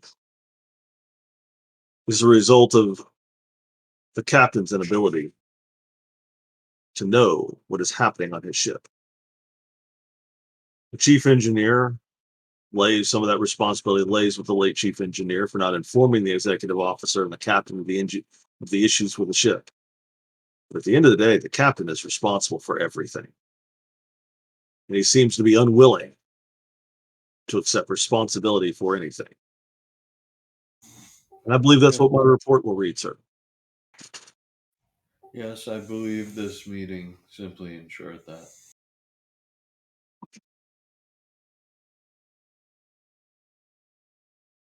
And yes, I recorded the conversation, sick bay, sir. That's my Garibaldi.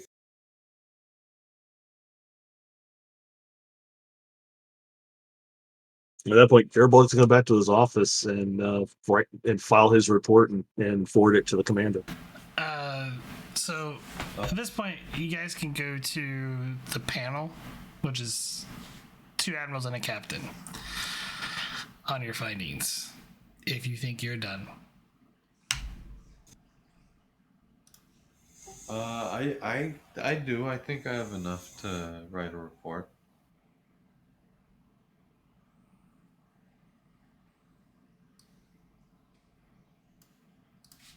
Personally, I still think we're missing something, but at the end of the day, Garibaldi is sure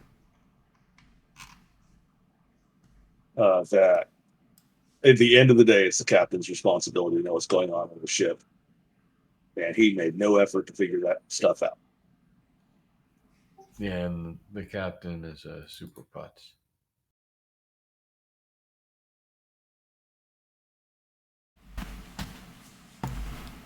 All of you approach, I guess, where Admiral Nea, Admiral Keller, and then Captain Kane, who's been brought on to essentially hear what the for the Board of Inquiry, essentially, on the findings of what you guys are essentially bringing to the potentially either bring the findings to them and potentially if it has to go to essentially a court martial.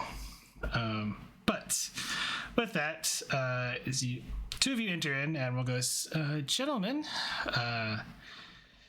told you have news for us. Garibaldi will just look at his commander like, this is your show, sir. Fair enough.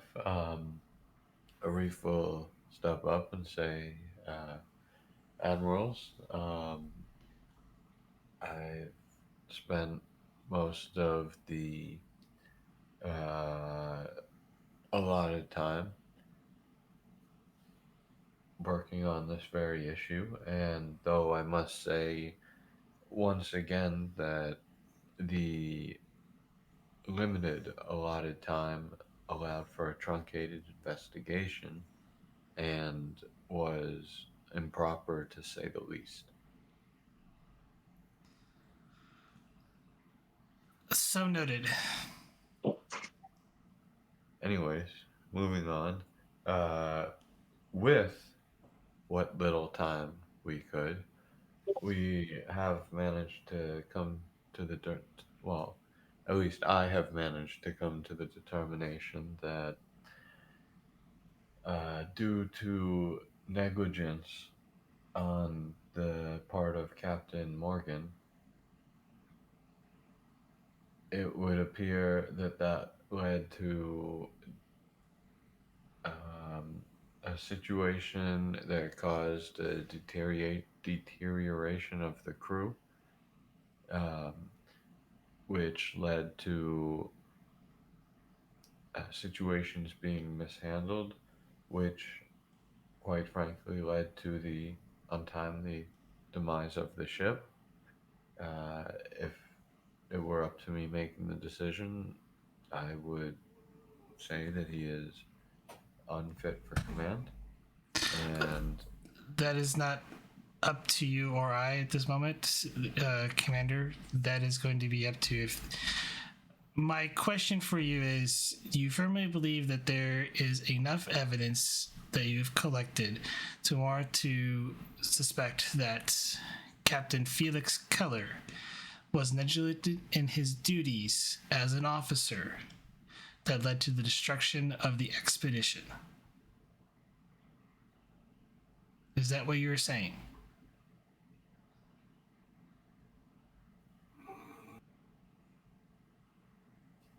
Sorry, yeah, Felix Morgan. My bad. Okay. Yeah, Captain Okay, Felix Morgan is negligent in his duties while he was in command of the expedition.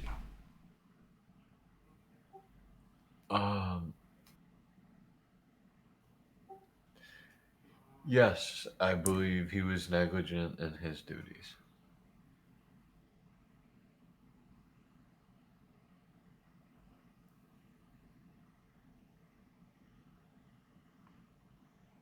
And you believe there, in your discovery, that there is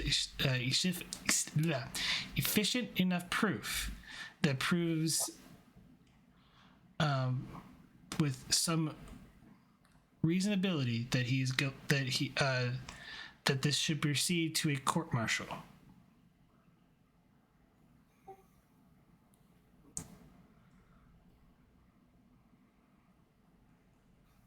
I believe it should proceed to a demotion and not necessarily a court martial. Luckily enough, I don't. I think those type of decisions are made above my head. However, uh, I can't help but point out the negligence at the higher ups of Starfleet Command by only allotting us limited time with which to settle this matter.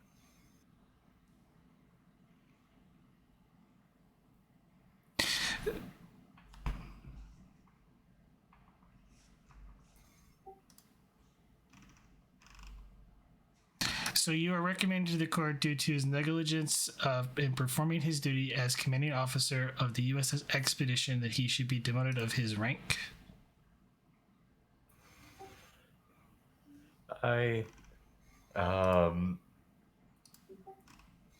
yes, I believe he should be demoted of his rank, and should the situation warrant, I would be glad to have him assigned to Deep Space 17 as an ops officer. I'm sorry, Commander. That is not for you to decide currently. That is fair. GM However, side point. So this is going to affect. Okay, so GM side point. This is going to affect whether or not whatever the Saturday game runs. Whether or not really, you need to, based on what you have encountered today. All right, like all the evidence presented to you that you've discovered. Did Captain Morgan neglect his duty enough that it led to the destruction of the expedition? And that's really the only question you would have to answer. Is that a yes or no? It is a yes.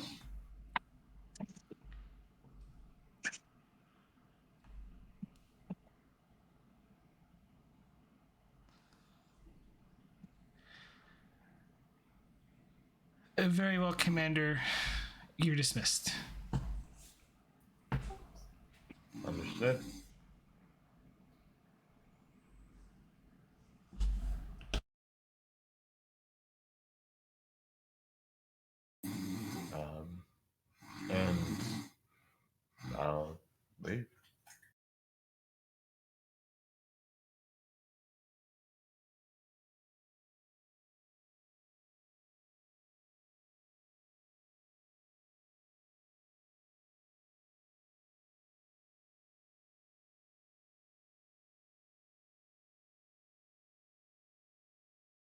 when we're out of the hall, when we're out of the conference room and decently down the hallway, Garibaldi's going to look at Arif and say, "Sir, you do know if this doesn't go the way we think, we both just made an enemy with fairly powerful friends in Starfleet." I think we're gonna make those enemies soon enough, anyways, if we continue your investigation. Well, sure. Maybe they'll come out. Maybe they'll come out and come after you, and they may make it easier for me to identify who they are. Good. Appreciate you. Volunteering to serve as bait, sir. Well, I suppose that's why I just have to count on you to protect me. You were joking about that. We'd love to have him on DS-17 as an ops officer, right? I was joking about loving to have him, but I would love for you to be able to keep your eye on him on a consistent basis. Oh yeah. I can't wait to see you sell that one to Commander Vogel. Well, do you trust him? Not at all. That's why I don't want him in my ops station. Well, I suppose, but quite frankly, like you, there's still a nagging feeling that I'm missing something here. I made the right call. He should have known. A reasonable captain should have known. There's certainly enough probable cause to bring a charge bring a charge against him for negligence. Now, whether or not there's proof beyond a reasonable doubt to convict him, depends on how good the JAG officer is, I suppose.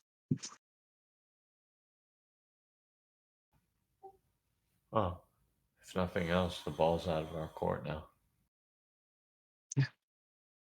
Yes, sir. Right up into the point where we get rolled over by the ball. Well, that's why I'll just, put you in front of it. Hopefully, it'll stop it for me. That's the spirit, sir.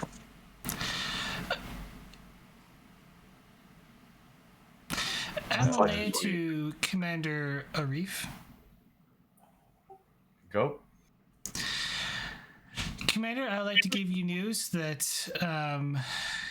Captain Felix Morgan is to be placed under house arrest in a set of quarters here on Deep Space 17 until a proper court-martial can be adjourned within 2 days. Very well. Please arrange with Dr. Mountain. That is your job, Commander. He is to be moved to the set of quarters. Oh, fair enough. Ordering the admirals around now. No, I missed it. I thought it was the ops officer. No, it was Admiral Nea. No, that's fair. I'll keep it. I'll keep it though. I'll keep it in.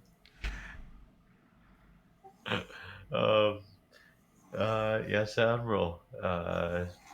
My apologies. It's been quite a day.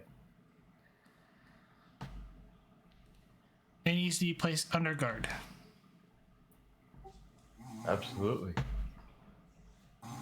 And I'll cut the communication and immediately hail Dr. Mount.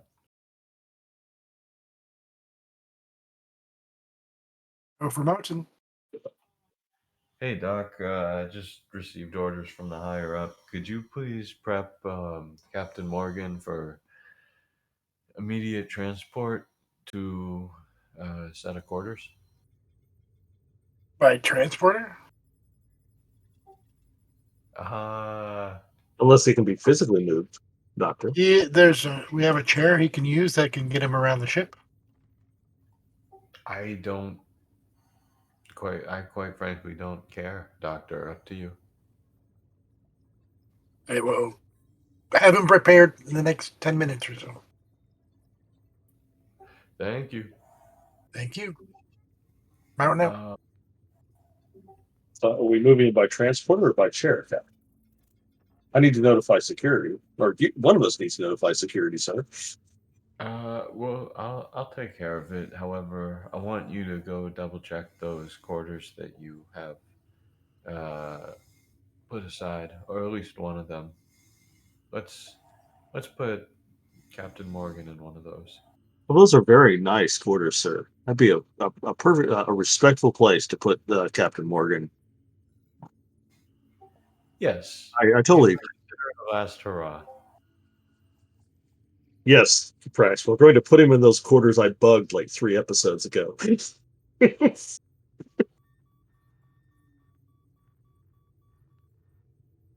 Are you going to give him the news? Uh, I'm tempted to just not. I think one of us has to, sir, or the security chief. Oh, come on, let's Are tell him. you know what? If I tell him, it'll be recorded, sir. I'll take care of it. Sure thing. Can I watch? Sure.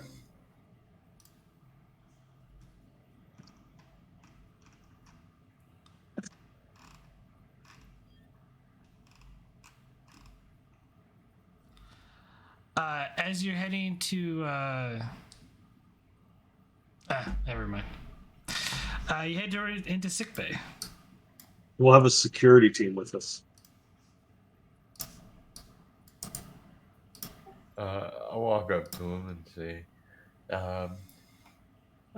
Captain, how are you feeling?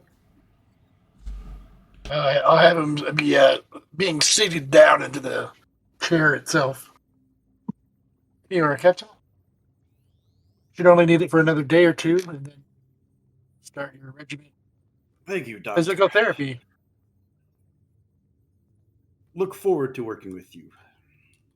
Well, Commander, what touch can I and do go. for you? Oh, sorry. Go ahead. It's all good. Go ahead. What can I do for you, Commander? Oh, I just wanted to inform you that it would seem the investigation didn't break entirely your way. No, nurse. Get those reports in. Go on. Well, unfortunately, you understand it's just protocol, but I've been given the order to secure you in. Um, well, I've chosen to give you one of our finer quarters. However, you will be sequestered there until your impending court martial.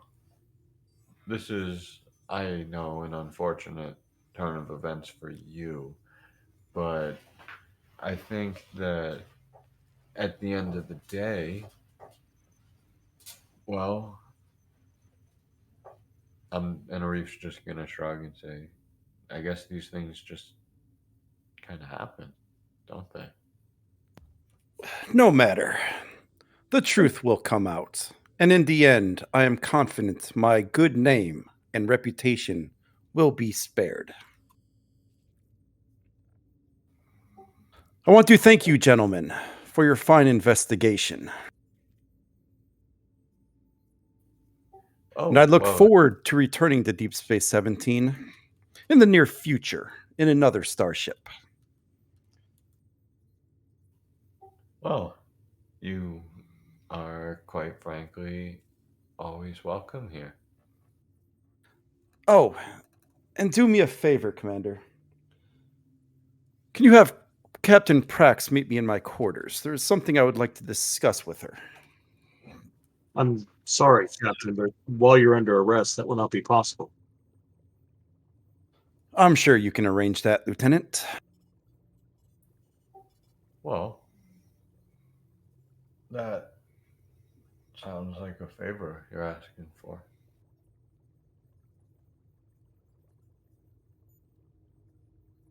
Consider it my legal right. To Only what? if Captain Prax is your attorney, sir.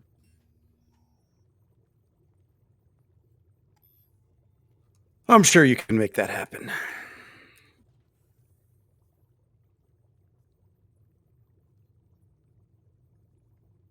I don't feel quite motivated to forge a law degree for Captain Pratt. So And quite frankly,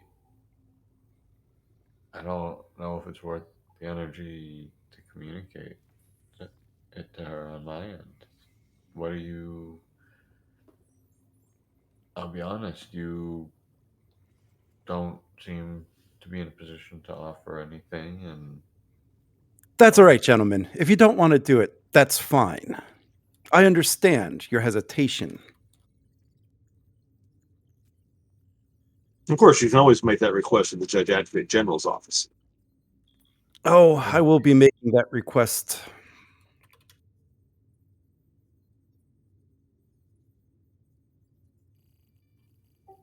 well, But never you that's- worry about that or the consequences to your careers.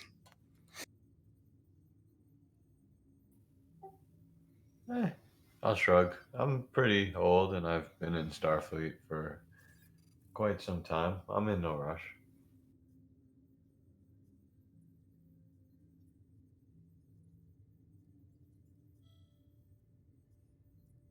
At any rate, if I'm going to be moved, now is as good as time as any.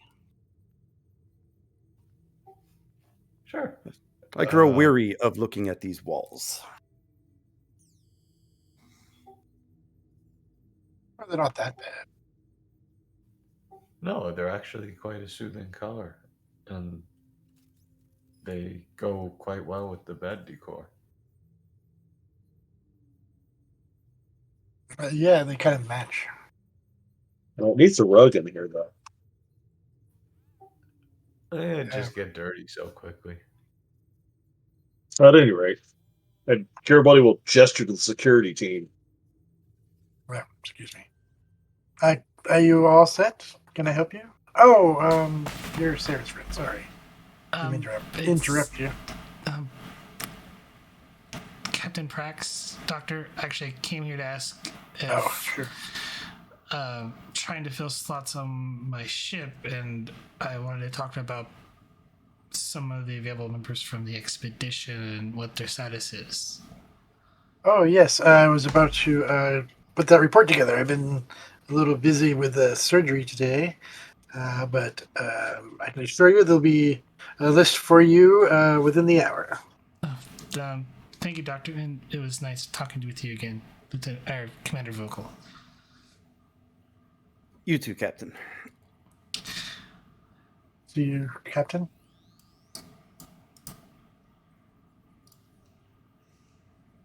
Did she just sneak in and sneak out from the guy that wants to talk to her? She came in to get documents that see, who's available. I don't know what you're talking about.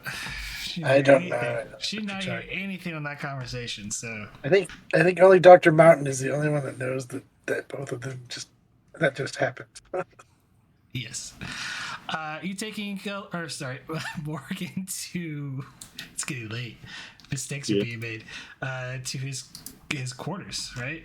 Yes. Yeah, well, so we at least I don't know if Arif will, but Garibaldi will accompany the security team, and plainly where Morgan can hear it, instruct the security team that they are to place transporter inhibitors or shielding around to the quarters so that transporters will not work in those quarters. That he is to receive no visitors without the approval of Commander Arif, Lieutenant Commander Vogel, or the Judge Advocate General's office. Okay. And we'll cut to where Captain Morgan is resting comfortably in some quarters somewhere on the station.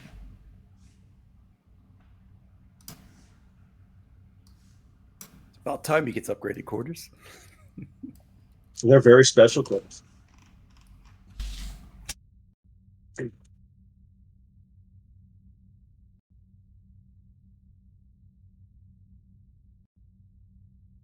So, what is Captain Morgan doing?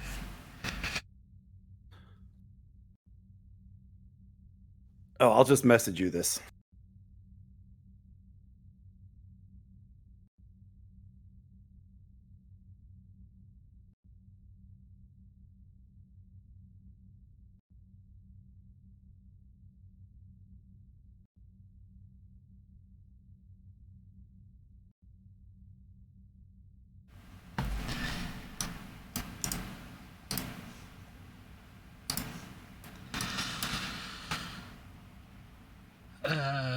Praxip Sword, and if someone wants to play the security officer that's currently stationed outside of Morgan's quarters, they're more than welcome to. May I help you, Captain? Well, listen. After me and Jake, someone else do it because me and Jake have been talking. We've been hogging the show. I got this one if you want. Anyone can do it. Yeah, go ahead, man. Can I help you, Captain? Yes, I need to speak with Captain Felix Morgan. If you could please let me in. I'm afraid all visitors have to have approval from either Commander Arif, from Lieutenant Commander Vogel, or from the JAG office, Captain.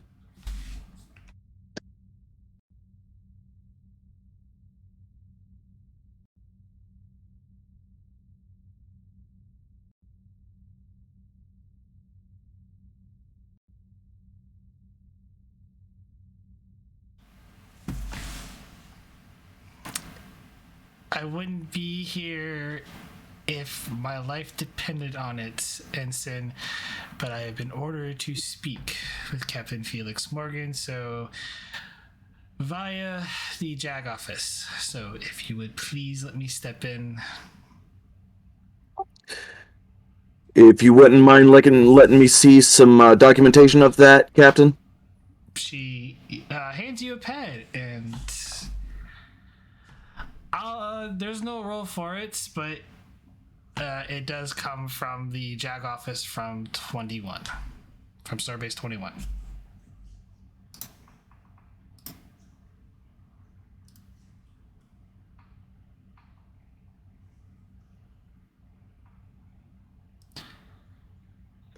Satisfied, Ensign? I guess I'll have to be, Captain. There's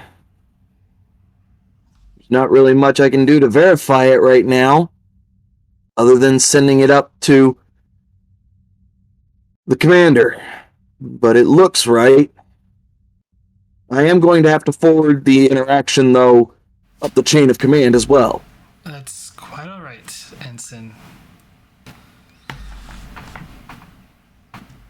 Understood, Captain.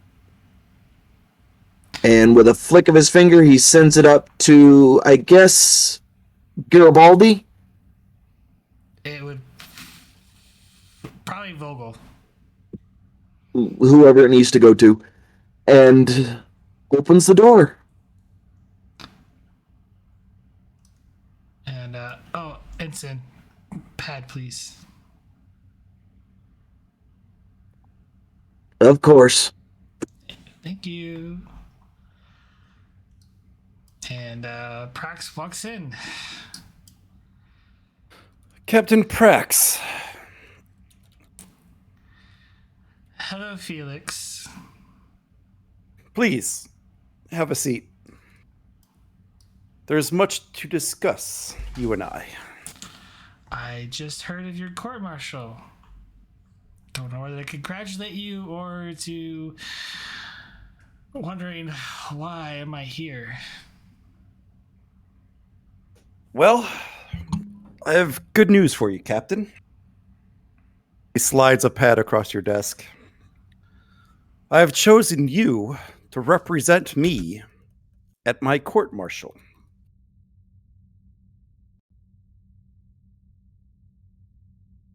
All the information from High Command is there.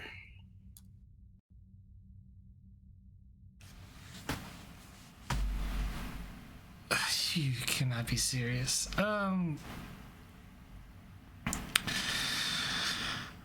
I will have to verify this, but seems to be in order. Now, remember, as you read through that, Captain, one of the orders specifically states that if you do not defend me to the full potential that you are capable of, I will be let off scot-free. Free to enjoy the rest of my career in Starfleet. As if none of this ever happened.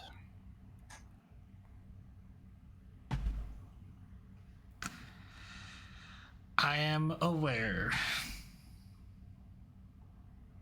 Good. And he kind of leans back and lounges a little bit. Then I have nothing to worry about.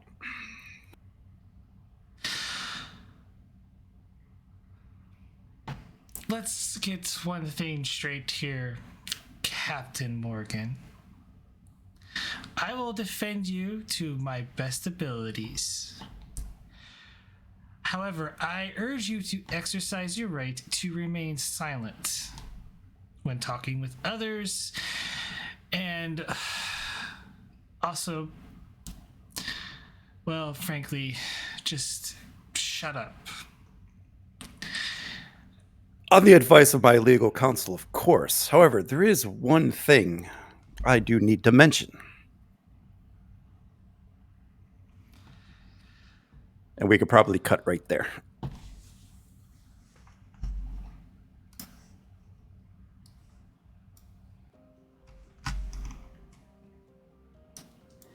And this will be to be continued on Saturday on the Expedition game. So tune in there for anyone who is literally watched all the way through in the lovely 6 hours. I thank all of you.